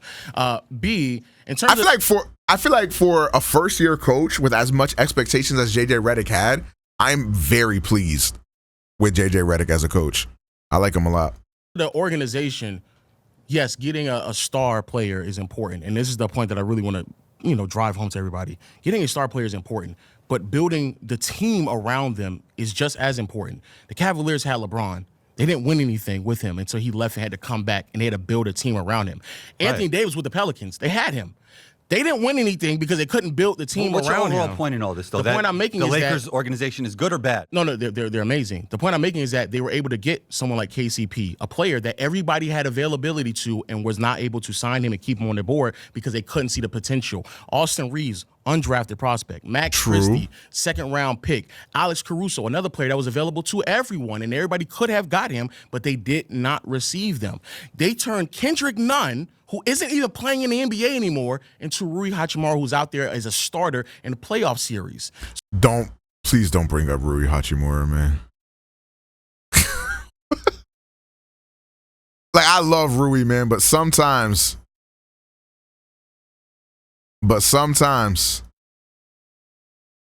So these are all trades in which you have to build out the roster, something that, again, several other franchises are unable to do because they have these stars that the Lakers somehow swindle from everybody, but they weren't able to win because they weren't able to piece together everything else around them. They didn't develop Lonzo right. They didn't develop. And you're talking about Caruso. Caruso left. Yeah, he was good on the Lakers though as well. But he left. Yeah, because we cut as a salary cap, Ingram so we left. can't buy him. We traded D'Lo, him. great for experiment. You got rid of him, then you brought him back. I mean, again, these are players. You needed a rim running big in Mark Williams. Then you told him he failed his physical. You shipped him back. I can't change his physical. That's the piece you needed to win this year. And I can't change that. I'm gonna be honest. Mark Williams, I don't think is the kind of player we even needed. To be honest. LeBron and Luka. Is that a great organization to you? Here's what I think happened. I think the Lakers were so desperate to get a center that, like, when we got one, we were like, oh shit, like let's jump on that. But then I think they realized that it wasn't the best fit imaginable. Like we need a defensive anchor that can also catch lobs. Like that's pretty much what we need. Last question: did any of those players you just named, how well have they developed since they've been gone? D'Lo is good when he's with Brooklyn. I don't know if you've watched. See, this is one thing that I do hate is like D'Lo will have some good games, some clutch performances on Brooklyn or on fucking Minnesota, wherever the fuck he's at. And then people like, damn, the Lakers fumbled him or whatever the fuck. But notice how them teams ain't never win nothing and they're always dog shit. Like, the fact of the matter is that when the spotlight is on him in LA, you get to see his flaws for what they actually are because you're actually watching him play. When you watch a highlight once every month of him hitting a game winner, you're like, wow, D'Lo's so good. And like, it tricks you into thinking that like he's a dependable player. And he's just not. I like D'Lo somewhat, you know, like I don't want to like downplay him or shit talk him or whatever, but like we just got to keep with the facts. Like, fact of the matter is that if you want a reliable player to help you in the playoffs, like he's just not that player. This I don't know if you watched this year. He was I don't know. I don't know if you watched this when year. Kenny Atkinson was there, he was great. With the Lakers, he was not great. He went back to the Nets and got buckets again. LeBron's supposed to make everybody better. This organization is supposed to make what's everybody Brandon Ingram better. doing? My man over here said that all you do is steal players. What's Brandon Ingram doing? Making $100 million. Yeah, facts. I mean, is he developed into the player that he was supposed to be? Because the Lakers never did it. But he's been on other teams super now. talented. He's been on other teams now. He's been He's gone super off the Lakers. talented. So why hasn't he developed? Why didn't Lonzo develop? Why didn't D'Lo develop? That's a great question. Ingram. Why hasn't any of these players developed? They've been gone The Lakers already. are the one drafting them and not developing them, and then they were only stars. They were only on the team for 2 years. It's a plastic city. They were only here for 2 years. 2 years. They can't develop them. All right. The front office, not talent development. What's up, bro? What up with you, man? What's going on? What you, man? The Los Angeles Lakers. Great fan of your work, man. You do a really great job, Hey, man. man, I appreciate you. Really Same good, with man. you. Now he's gonna A really great job, man. I love everything you do, man. Call butter him up, bro. There you go, man. There you go. Look, the Los Angeles Lakers front office have done some incredible things over the years for sure. Spit on it, but Rambler. It's not a testament to how good they are. They benefit from the market they are in. These players are coming to LA because they want to make a name for themselves. Shaq came to LA in the 90s because he was not getting the movie deals that he wanted to get in Orlando. So he came to LA. His business was booming. He's still doing it right now. General commercials, you know what I'm saying? He never passes up a bag. You know what I mean? Kobe obviously was something that the Lakers kind of stumbled across, right? They got a 13th pick out of Charlotte, and he turned into Kobe Bryant. That's a beautiful thing. LeBron James came to the Los Angeles Lakers, not because Rob Pelinka gave him some crazy great pitch, and if anything, the pitch was about everything off the court than it was on the court, right? Because LeBron was coming into the twilight of his career. At least we think he could be playing till he's 50. We don't know. But the fact is that he came in for the twilight of his career because he wanted to see what his life was going to be like post-NBA. You know what I'm saying? It wasn't about what he was going to do and if they were going to win with the Lakers. And the way that they did that was shipping all those young guys that they drafted and never developed, and they shipped them out to get Anthony Davis. Got that one ring. That wasn't enough because Anthony Davis brought them a ring. He got rid of them too. And now they got Luka. And you're talking about building a team around Luka and LeBron. Again, some franchises go decades without a ring. Any move you make that results in a championship is always worth it. And it's just not a discussion. It just, no matter what the franchise is. LeBron to win, they didn't win. They haven't been winning. You ask a Knicks fan right now if getting rid of Mikal Bridges, OG Anunoby, and fucking Karl Anthony Towns would guarantee them a championship next year, all of them would say yes. Rui Hachimura. What did he do? What has he been doing? Austin Reeves. Austin Reeves. All right, that's another guy. Listen, it happens. They stumbled upon Austin Reeves. It's a lot of stumbling we're doing right now. Just stumbling. This is the second time. They stumbled upon Kobe. They stumbled upon Austin Reeves. Caruso? What about Caruso? They stumble across him too? Okay, he was solid, but we acting like Caruso's a huge difference maker on every team that he's been on. Wow. He is, by the way. Caruso is a dog. Whoa. Okay. Let me.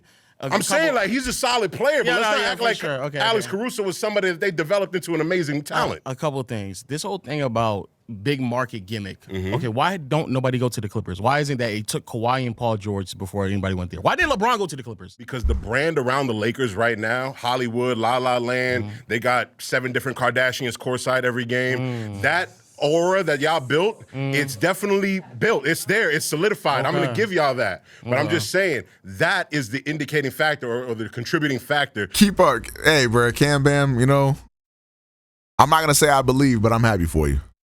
To players coming to LA. Rarely is it about the roster that they have, or rarely is it about the coach that they have because they're firing coaches left and right over the years. It's always about what they can get off. So are you telling me that we had Kardashians and we was a clouded team when Nick Young was our best player? Is that what you're trying to tell me right now? Come on, bro. Come on. Don't piss me off. Come on. Don't piss me off. Come on. The court. So the Lakers front office is gifted by being in the most beautiful city in the country, with all the most beautiful women, with all the most beautiful opportunities. That's why players go there, not because Rob Pelinka is nice at what he does. And also the aura that we built for several. So how do we get Luka there? Thank you, Nico. Years and years and years, because again the Clippers are here, the Knicks are in a big market. New Jersey's now in the big not New Jersey, the Nets are now in the big market as well. I was about to say the Knicks are in a very big market and don't nobody ever want to be a Knick. I'm gonna tell you that. So these teams are in big markets and people don't go through them like that at all. Then furthermore, I'll concede if you want to say they didn't do nothing for LeBron. Actually, that's not necessarily true. I believe KD wanted to be a Knick, but shit didn't really pan out that way. Nigga played for the Nets. Damn. That's tough. Stumble across him. They traded all their assets to go get AD. Okay, fine. And then even when it comes to Luka, they were gifted that as well. But again, the point he said he hated the Knicks. That's not what he told me. I talked to KD. Stands. Everything else that they needed to do, they had to put together for the team to win. The rest of the roster still needs to be built for them to win a championship. That's the reason why the Phoenix Suns suck right now, because the rest of the roster is not built adequately enough for them to win a championship. You can have all the talent. Giannis is out there with Milwaukee right now, and they can't win because they tried to do the duo thing. They tried to go out there and get another star, and they failed miserably because the rest of the roster is not properly built. So again, when you have all those other pieces to fill out the hole, the KCPs, the Kyle. Are we watching this finals game?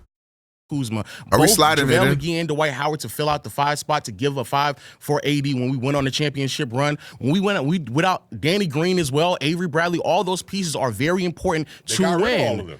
But the following year, everybody got hurt, so we couldn't bring them back. And then also people start getting paid. We actually increased KCP's value so much so. He's a dog. Exactly. Because nobody wasn't talking about KCP before he got to the Lakers. He was playing for Detroit, and nobody didn't know about him. He gets in the Lakers. We develop him. We playing really well. He's now playing really great basketball, and here we are now. He's a champion in Denver now.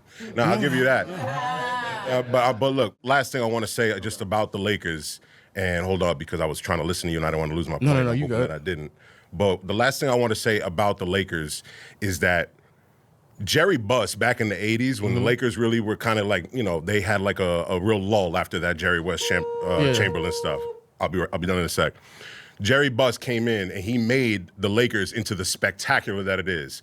Again, it was more about off the court and the atmosphere within the Lakers that made them special. And yes, they were winning because they got Kareem because they were in LA. And Magic did get drafted there.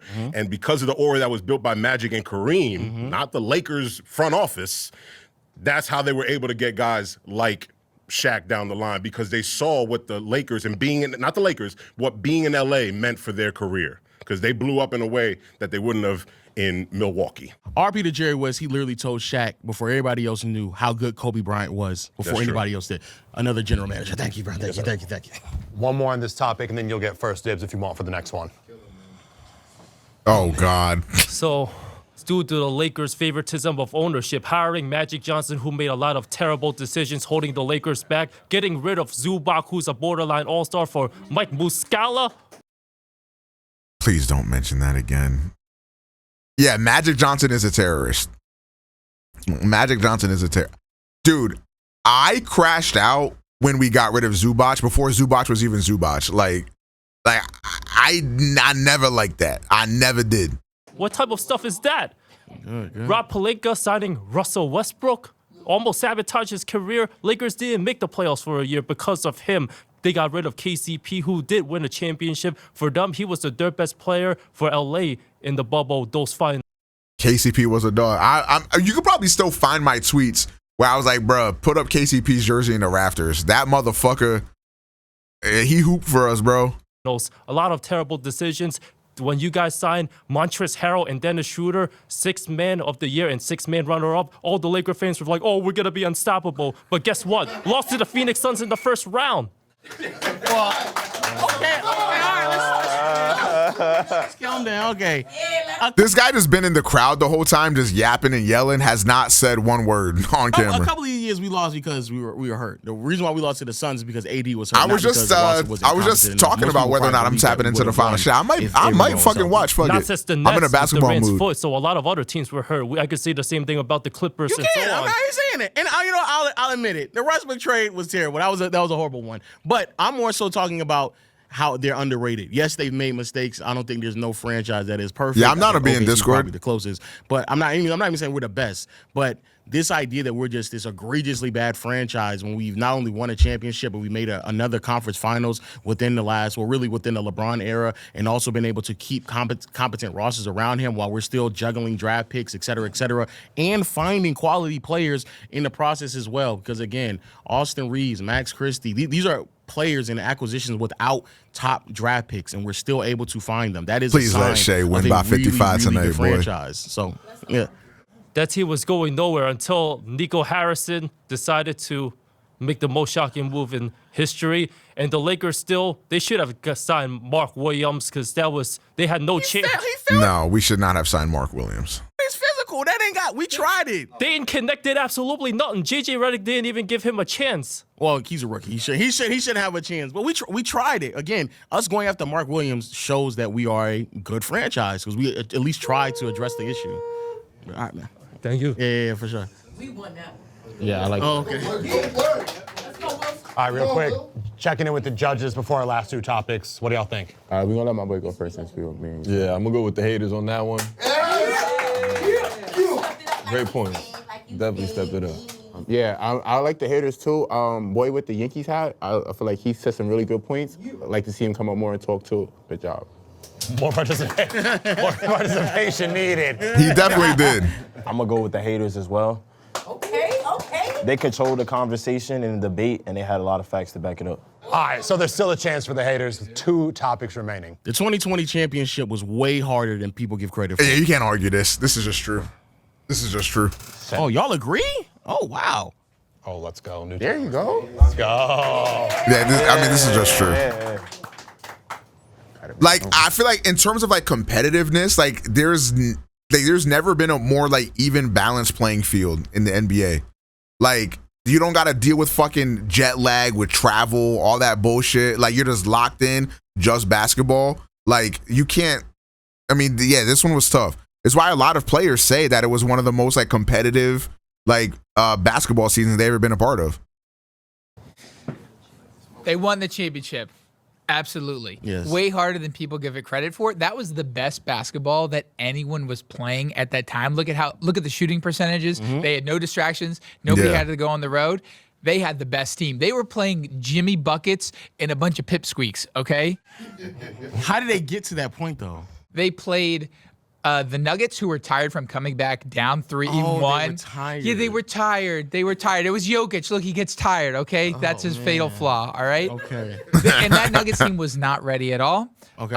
And then they had a pretty easy route to get there before that. They weren't ready, but they beat the team that everybody thought was going to win in the Clippers. Yeah, and you've been saying this entire time how lame the Clippers are. That's not that impressive. But that was their best roster by far. Yeah, but they had the Doc Rivers special. They lost a 3-1 series. Okay. Oh, okay. You know, All right. so that's what the Nuggets and the Nuggets obviously became what they were after that run because they played the Lakers. But the Lakers, without a doubt, it's a championship, but it's not underrated. It was a bubble I championship. kind of feel like you're proving my point. You started out by saying it was the best basketball to be played. So that means that if it was the best basketball, that means that we went up against the best competition. He's getting fried. He's getting fried. Efficiency, scoring was all up, as you claim, which as a sidebar has been debunked that it was relatively similar to what it normally is. But if that's your argument, then that would further prove the point to how difficult it is. If everybody's playing at their best, which Jimmy Butler, that is probably the best version of Jimmy Butler we've seen. Low been cooking people this whole video, low key. If Jimmy Butler's playing at his best, if Jokic and them are playing so well, they can come back from not just one, but two blown being down 1-3. That was some of the best basketball we not only seen from Devin Booker and the Suns, but also Bubble TJ Warren. Then you had Damian Lillard playing some of the best basketball as well as James Harden. Like, you're literally making the point for me. And on top of that, the Lakers were down a starter throughout the entire time and still won a championship. So you're proving the point. The fact that there was no distractions, no travel, everyone was basically relatively healthy, and because there was nothing really to stop them, everyone's focused in. It's the most focus you get out of anyone, and the Lakers still come out on top. That's the reason why it's much more difficult than people give it credit for. And they still agree. Still went to 6 games against a pretty mediocre Miami team. Because that's how good Jimmy Butler was playing. That's how great he was playing. I ain't gonna lie, nigga. During that series, I was like, this nigga Jimmy might be top 5. I was like, this nigga Jimmy might be top 5. Yo, Jimmy was hooping. Like, yo, I could not believe the shit I was seeing, bro. I could not believe what the fuck he was doing. That championship is not as good as other championships that they could have won. It still counts as a championship. I'll give you that. But they played a defeated and tired Nuggets team, and then a Miami team that kept having to go long series against the Celtics and the Bucks in their conference. Now, what does it have to do with us if we beat the teams that we're in front of us so well that we didn't have to go to 7 games to beat them? Like, what was that? What did that got to do with us? We were rested, everything ready to go. And again, there is no travel, so everyone is rested. Also, LeBron fucking, what was he, like 37, some shit? Old as fuck. He's our best player. Everyone is rested. But it was COVID. These guys had long COVID. You know that it was affected. Yeah, he knows he lost. Long COVID is crazy. Not short COVID. Long COVID is crazy. Yeah. Oh, he came to lock in. He came to lock in. A fake ass laugh. All right. A championship is a championship at the end of the day, but the strength of schedule the Lakers played not so great given the Clippers did choke. It was the Clippers' fault, but they played the Miami Heat, who was a 5th seed, and they didn't even have Goran Dragic. After game 1, he got that foot injury, and Bama.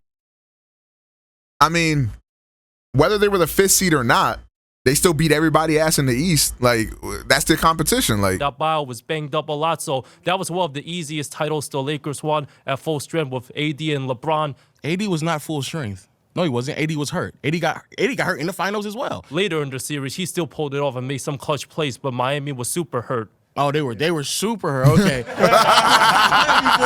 Again, Avery Bradley did not play. We were missing a starter the entire time, so we were already down a man. And then on top of that, AD got hurt in the finals as well. But again, this like the strength of schedule, it's not our fault that the Clippers decided not to show up for the last 2 to 3 games of their series. That's on them.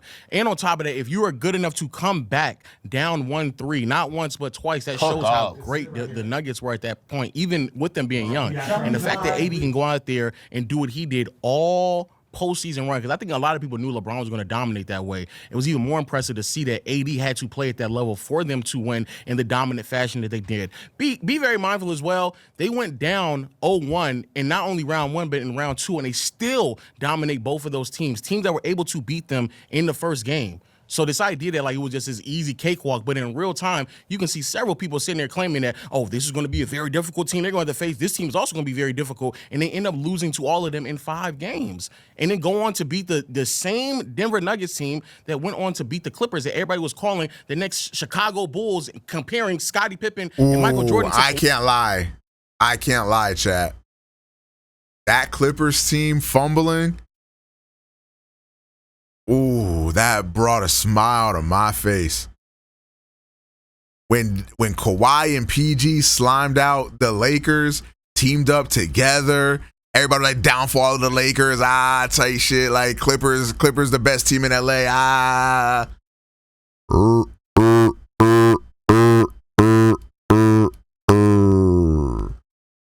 So happy them bum ass niggas got exposed. Kawhi Leonard and Paul George. Jokic was not like Jokic back then, though, and the Lakers were one of the only few teams alongside with the Clippers and the Bucks because of like sad political reasons. They wanted to leave the bubble in the first place. They wanted to, but then the league decided like, oh, we're gonna keep playing. So the Lakers, they didn't even want to be in there fully, but they did win that championship. So they didn't want to be there and they still won. What does that say about the rest of the teams, bro? Tight shit. So there's a lot of stuff that's missing. Everybody don't want to be there until they're losing down. Like everybody was there. People were up, they were there. But hey, man. The bubble Lakers, the only title team that did not have their parade, and it's too late now. No, that's it. This guy wasn't even old enough to go to the last Chicago parade from the last time they won a ring. So, like, what the fuck does that mean?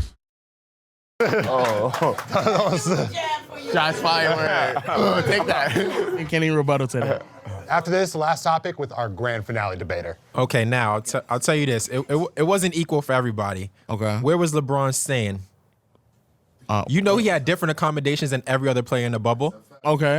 And not everyone wanted to be there because before the bubble started, the Clippers said that they wanted to be out. They didn't even want to play. So some teams really lacked that motivation because of what was going on in the world. They had the motivation when they were up 3-1. But you know what else I'll tell you? They tried to kick my man Lou Williams out because he just wanted some wings. So so we're not having serious conversations. Okay, bet.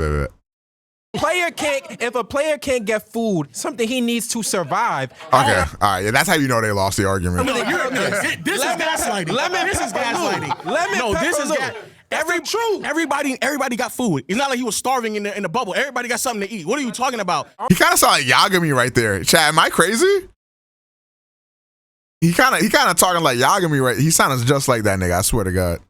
Aren't you from Atlanta? Yes. So how good are the wings from Magic City? They're trash. They're trash. Overrated. They're overrated. First of all, I'm really big, so I definitely know about the wings. they're not good at all. And again, if you're not disciplined enough to just stay in the bubble, you're in a highly accommodated situation, and you are up 3-1. That is a terrible excuse. You had and Paul George is sitting there talking to Dennis Schroeder. Oh yeah, we ready. I'm healthy. Everybody ready to go. We got this player, that player. He's on the Instagram Live chatting it up, acting as if like they ready to go. They go up 3-1. Now all of a sudden you're not motivated no more. That don't make no sense. That just sounds like a loser to me. That's what it sounds like to me. LeBron would never allow that to happen. So I'm just saying right now. So there's that. I just wanted to say that. I really don't care. You don't care. Where did he stay, Jashawn? Where did he stay? What hotel? He had the best accommodation. Where was it? I don't know the name. It was on the resort. It was still on the resort. None of the players saw him, and even when they used to go out to get food, it was still on the resort. You know that. We saw it on that resort. Okay. It was on the All right. Regardless of what you thought, I need you to judge based on what you heard. Okay. So even if you don't think the Lakers are the greatest franchise, if he convinced you, you got to be honest. So let's start and reveal our winner. I'm going to go with the Lakers fan. You guys were a little bit more opinion-based, and towards the end of the debate, you guys did start to understand the facts that he was bringing to the table, debated it a little bit better, but he just held his ground from beginning to end. I'll give it to the Lakers fan. Who got the best record in baseball right now? I'm really biased against the Lakers, so like me saying this right now is just like killing me. I know when people see this, you don't have to say that. No, I have to say it though. It has to be said because it's a very important factor. And then even it's super important for me. Even like that last argument, like I even think Instagram's not even the best third option in LA. I think Norman Powell was a better third option for. We're gonna talk about scoring and stuff like that. Well, basketball wise, even was almost an all-star. Austin Reeves wasn't close to all-star this season. He had kind of good numbers, but voting-wise, he wasn't. Yeah, for sure, yeah. So, unfortunately, I'm giving it to the Lakers. Unfortunately, it's crazy. That's crazy. Let's see if it's a clean sweep, though. As a Celtics fan, I can't stand the Lakers. Still the best franchise, 18 championships. But I got to give it to the Lakers fan. And the reason why I say that is because he controlled the topic from beginning to end. In the beginning, the haters were kind of off topic, like the other judge said, opinionated. He kept the same topic that he brought up the entire way, but the haters stepped up big time at the end. If it was one more topic and the haters won, I would have given it to the haters. This whole thing is about opinion. But I would say that it was his. It was So his you don't think they question, judge so fairly? He kind of knew how he wanted to dictate the conversation. They can't be a judge to the judge. What are we doing? A victory for Laker Nation. Y'all let us know, who do you want us to hate on? Hey, man, honestly, I would celebrate the fact that the Lakers won, but like we just so used to that there's no point in even gloating. You know what I'm saying? Like, you know what I'm saying? I'm just used to this. Like at the end of the day, like I'm just used to success. I'm used to greatness. Like this shit not new to me. This shit not new to me. You know, it is what it is. This shit not new to me. This shit not new to me. It is what it is. Wait, Voided, what team are you even a fan of now? Or I should say, what team are you pretending to be a fan of now? Because you were a Lakers fan before, but like I know you be flip-flopping and shit, so.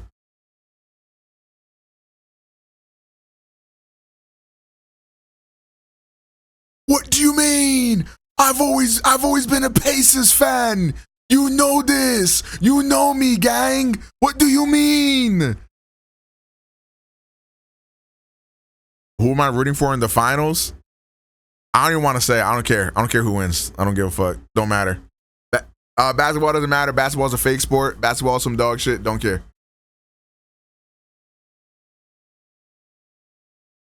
Don't care. Basketball's dog shit. Don't care.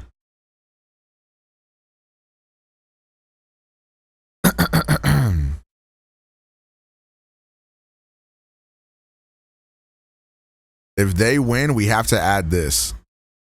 No, I am not allowing this corny ass nigga to be in my fucking chat.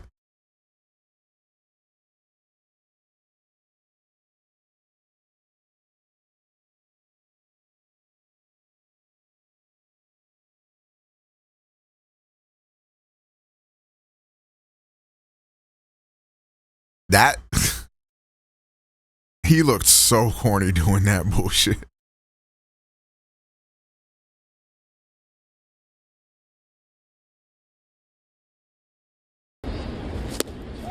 Man, don't nobody care about baseball, bro. I'm sorry, gang. This shit had me dying on Thursday. I'm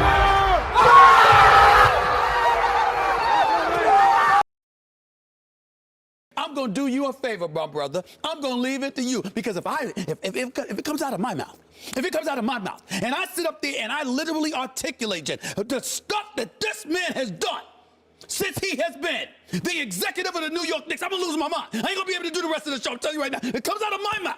I'm not gonna be able to control myself because I'm barely able to right now. I'm gonna try to keep my composure. A few moments later. His very first move as the executive was to sign Lamar Odom, who was on crack.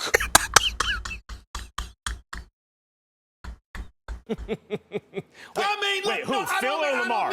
Phil or Lamar? I don't mean to be. Listen, I love Lamar Odom, the person, and God bless him. We're wishing nothing but the best. But metaphorically speaking, he saw his first move as the executive of the New York Knicks was to sign Lamar Odom, who was on crack.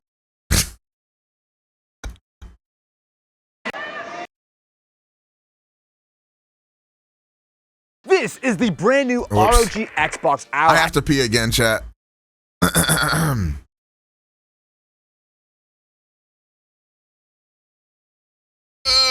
also have to check with my mom.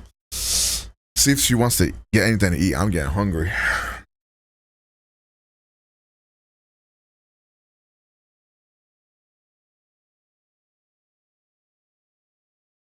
I'll stop forcing the greater sport on you guys. Bro. We getting snack wraps? I'm pissing on your grave. It's been a good stream so far. Hey, I appreciate that. Arigato, man. What games are you playing tonight? It's looking like it might not be a gaming night, but I am playing Expedition 33 tomorrow. So all 4 of you guys that are looking forward to seeing me beat Expedition 33, tomorrow is going to be the day for you, GOAT.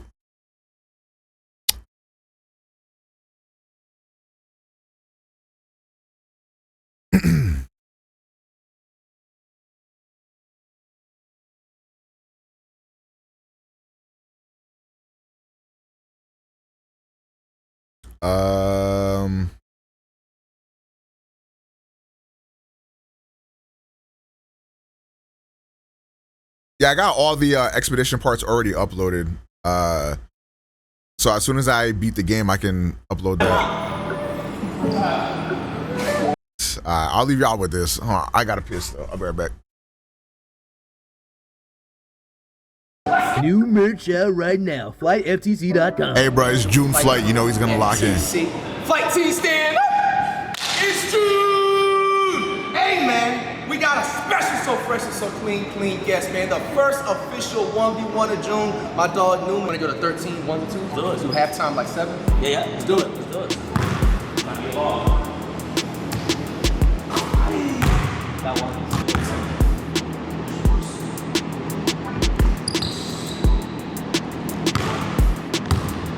Hey, you want to play our game? Oh.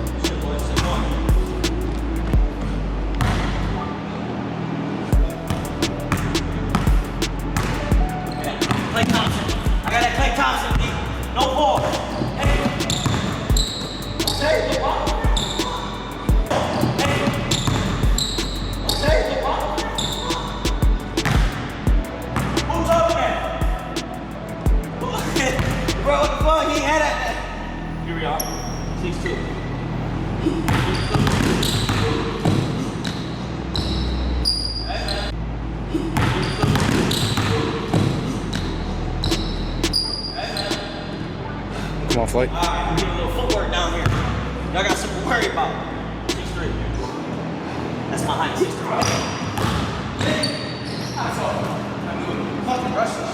That's the easiest one. Who's winning, chat? You work on that, boy. That's it. Do I even gotta ask, bro? I know my GOAT flight winning, bro. Yo! There's a magnet he got, like some shit that he's like repelling with. It went in, but he pressed the button and it came out. Oh, God. 6'3". Cash.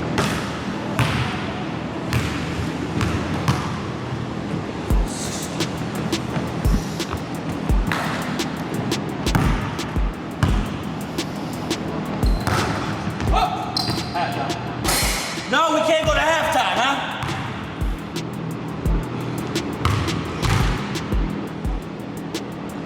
Am I beating Flight in a 1v1? This dude is like 3 feet taller than me and I'm morbidly obese, man. Fuck no.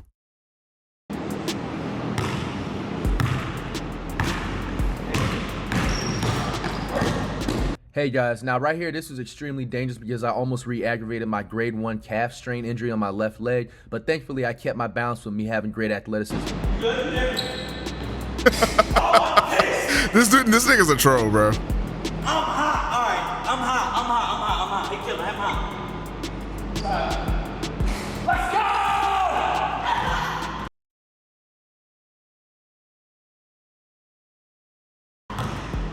Hell no! All right, I'm in that. You gonna make me put that Pat Bev out? Don't Let me pull that Pat Bev out. Pat Bev. Pat Bev. Pull that Pat Bev out. Pat Bev. Pat Bev.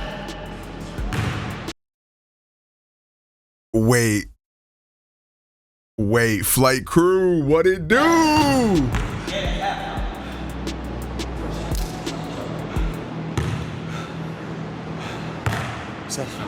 Stop rushing legs. I just rim run the whole next set, really. That jump stop was good. How do you feel? Man, flight from last year to this year, oh man, he been that June. It's June. It's June. Facts, it's June. He didn't make me, I came here, I thought it was something light, something. Didn't warm up, nothing. He ain't warm either, but damn. I think he's moving around. I think he's moving around. What's going on? Boy, he's working. He been in that gym for sure, but I'm finna turn on right now. I got Pat Bev coming out. Coming out. Don't settle for a dumb jump shot. Come on, flight. Wait.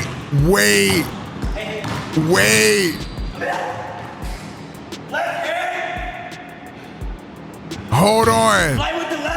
No, come on. You can't settle, bro. You're gonna lose. 8-6. Oh, he's spamming dribble moves. Cash.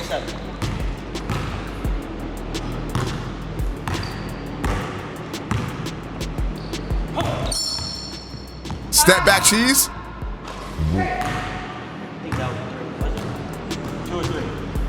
Honestly, I was looking at the camera. I don't even know. You know about behind that black or not? I was. So it's 9-8. 9-8.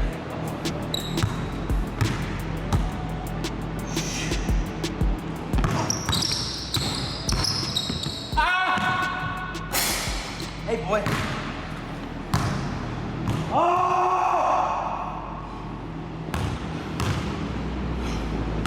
You gotta play deep. Give me that Pat Bev. Pat Bev. I'm in that ass. Okay, crossover. Hold on. Crossover looking lethal, chat. Boy, like Shy Gilbert's right there. 9-9. 9-9. Come on, you're not banging that goal. Like, It's so good, I promise you.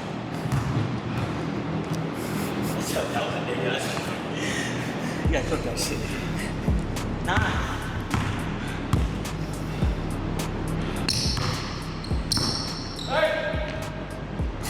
what happened to the league, bruh? What happened to the league, bruh? What happened to the game I love, chat? I'm in that.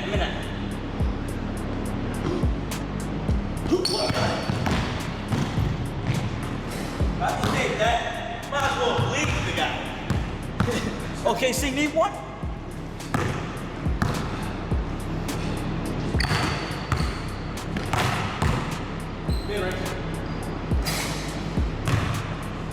Man, you're tired. You're tired. Score? 10-9. 10-9.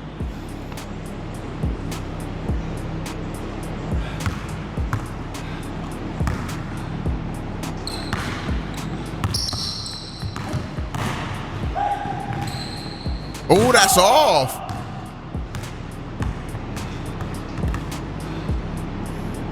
Yeah, you don't smoke. It's free. 10-9.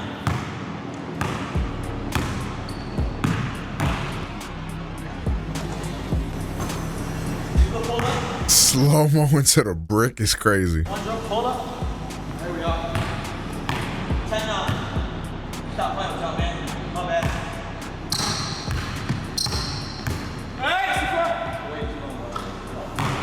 I've been to boxing gym, really. That's the problem.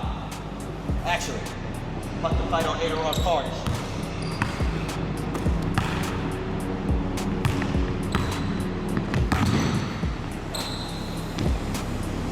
Damn, that's game. Game? Game, man. You know, I appreciate you having me on June. Flight could have won this.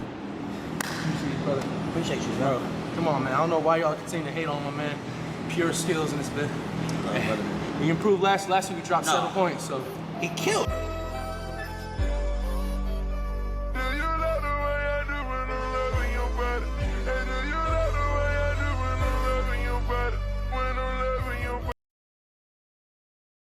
I go by Flight, but you can call me Reacting to my new song. There's no way. FTC. Flight team stand up. Dot reacts. New heat on this Easter/420. That's how you feeling, Dot reacts? Now it's been about the month or so since Flight's last song dropped. We was all messing with it, catch a vibe. This one's called End Zone. I don't believe he actually even put a snippet out on anything. He talking like he not him. Like it's just a straight, you know what I'm saying, exclusive drop. Early in the morning, that's how you feeling? Let's check it out.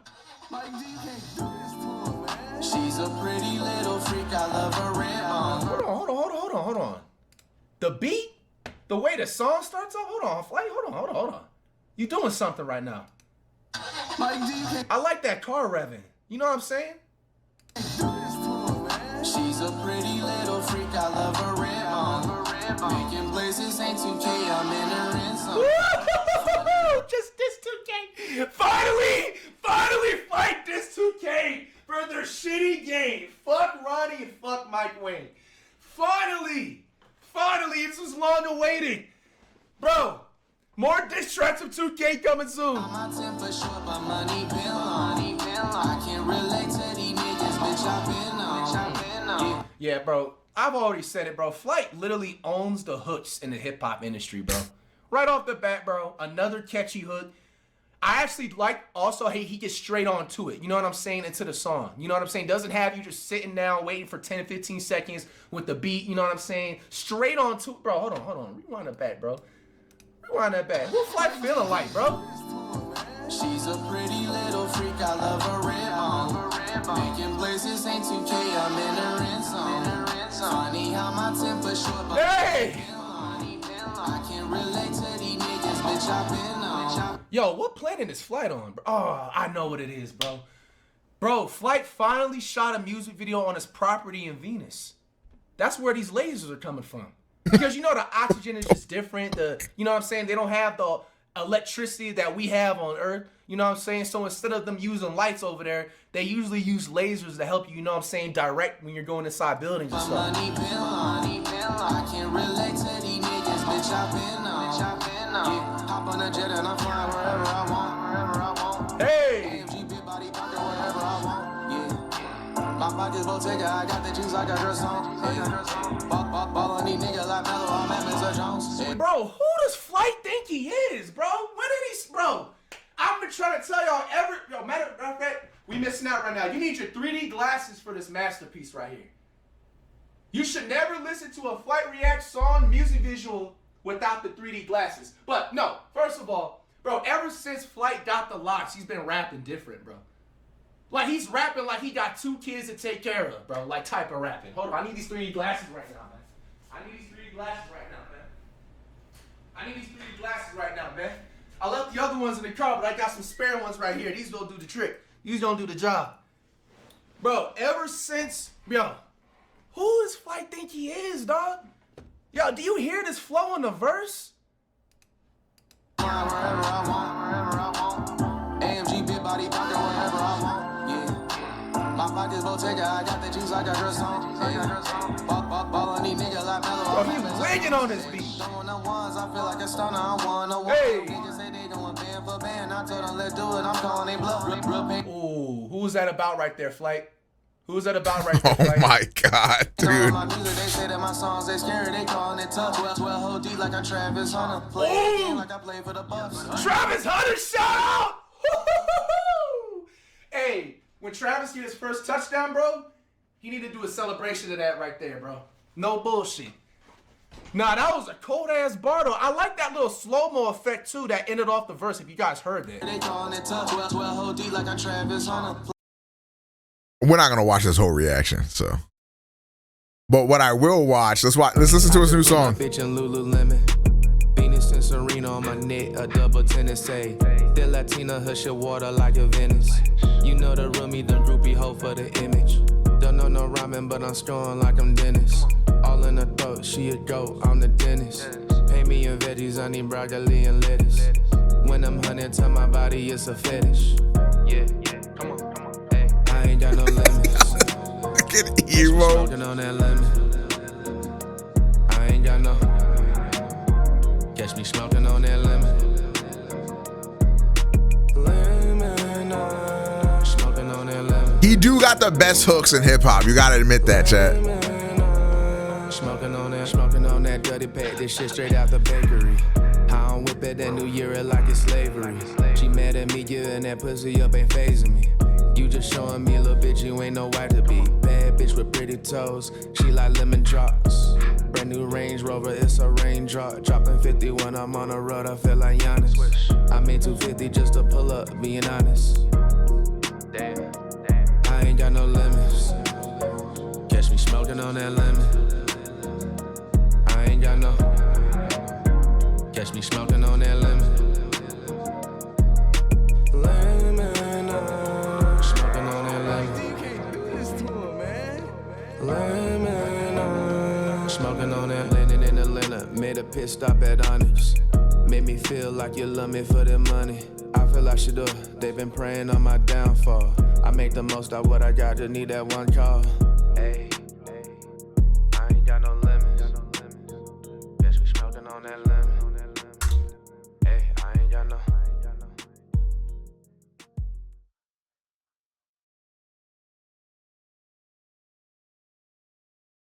I need a new Twitch. Got any ideas?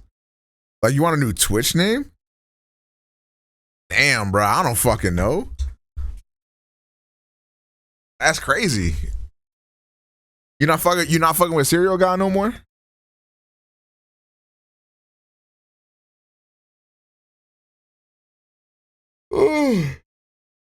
I deep throat Omega. Hold up. His writing is this fire? They call me Caleb anyways. So you want something with Caleb in the name?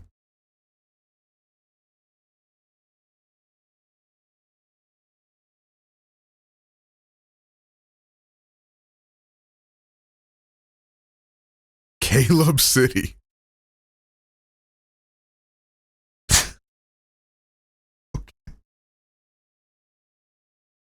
How about Caleb Town? Hold on.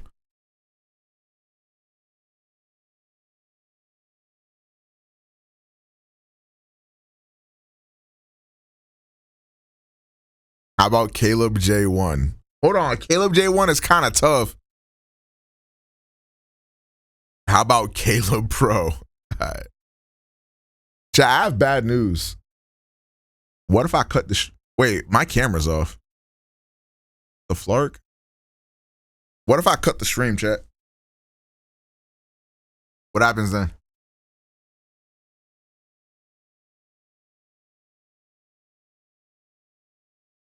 L? How is that an L? We need the Halaban watch party? Bro, I'm tired.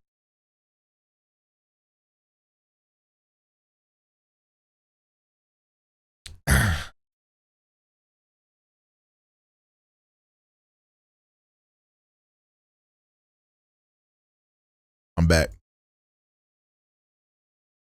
Yo, chat, you want to see my wallpaper? Type shit. It's drippy. I also got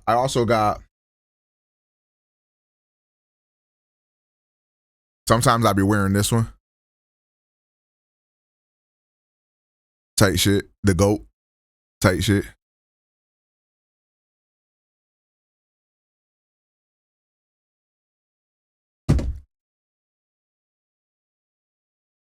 Image of a kid getting, bro, it's for the vibes though. Like, you can nap while chat cooks each other and smash. Man, fuck no. Man, fuck no.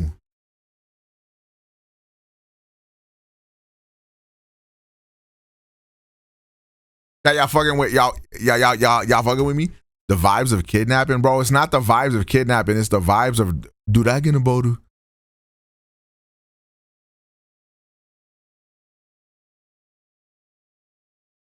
I might just chill in the Discord with the homies while the game's on or something, bro. I don't know. I'm tired as fuck. I don't feel like being on stream right now. And then also, like, I'm over this streaming 15 hours a day for 30 sub shit. Chat, I ain't gonna lie.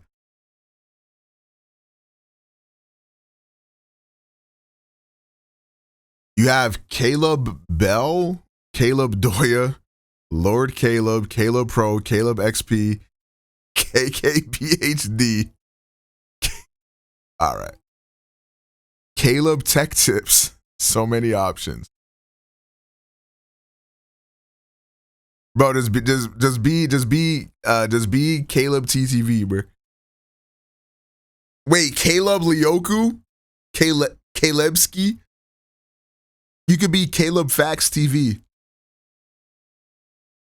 Special K. Can you get Special K?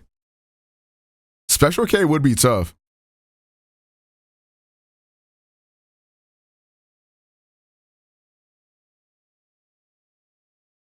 Caleb Hornet. That's how you feeling?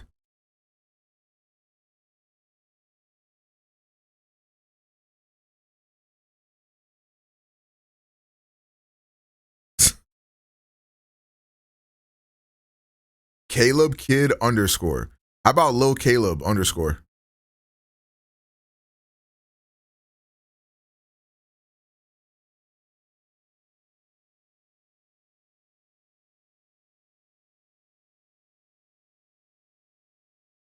Wait. So now that the Switch 2 is out, you may be asking yourself, how does Persona 5, Royal and Strikers that is, play on the Nintendo Switch 2? Wait, Strikers on the Switch too? Might be time. Let's jump in and check out P5R first.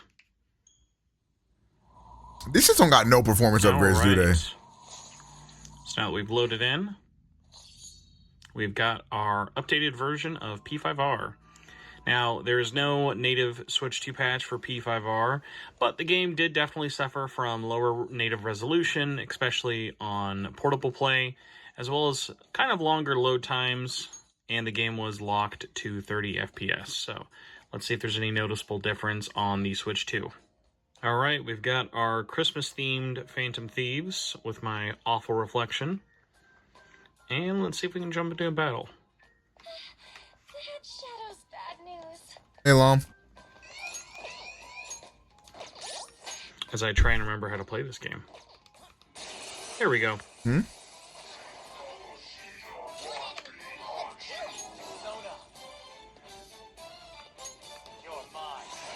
So the game is still definitely at 30 FPS, although ironically, I think because the game was always based on a 30 FPS launch build on PS3 and PS4, 60 FPS actually feels a little off for this game.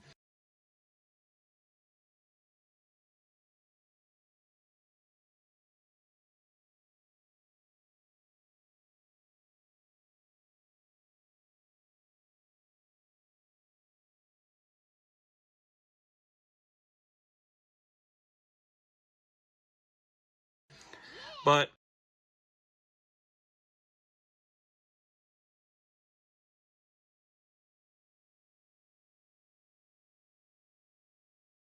in terms of resolution, What up, it Agus? definitely has a nice bump and looks a lot sharper than the Switch version. The Switch version was well below 720p and definitely was not the prettiest version of this game to play. But load times seem pretty nice. I don't believe this 30 guy. FPS for P5R, not really a complaint. Now, what's interesting as the Can I say bottom that? left will show you here, the English version of P5S has never received any patches, and there is no Switch 2 patch available for this. Ironically, the PS5 version of Persona 5 Strikers actually got a patch. Well, I say PS5.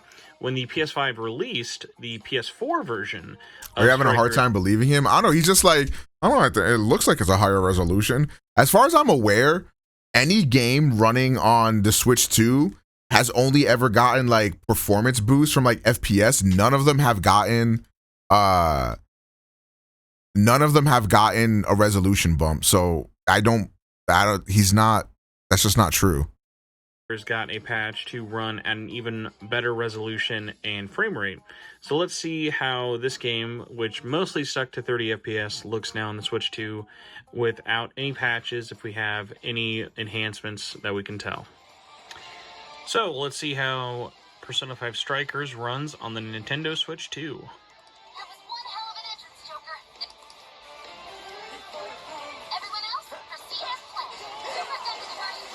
Yeah, this still looks a little Again, rough. It's still definitely at 30 FPS.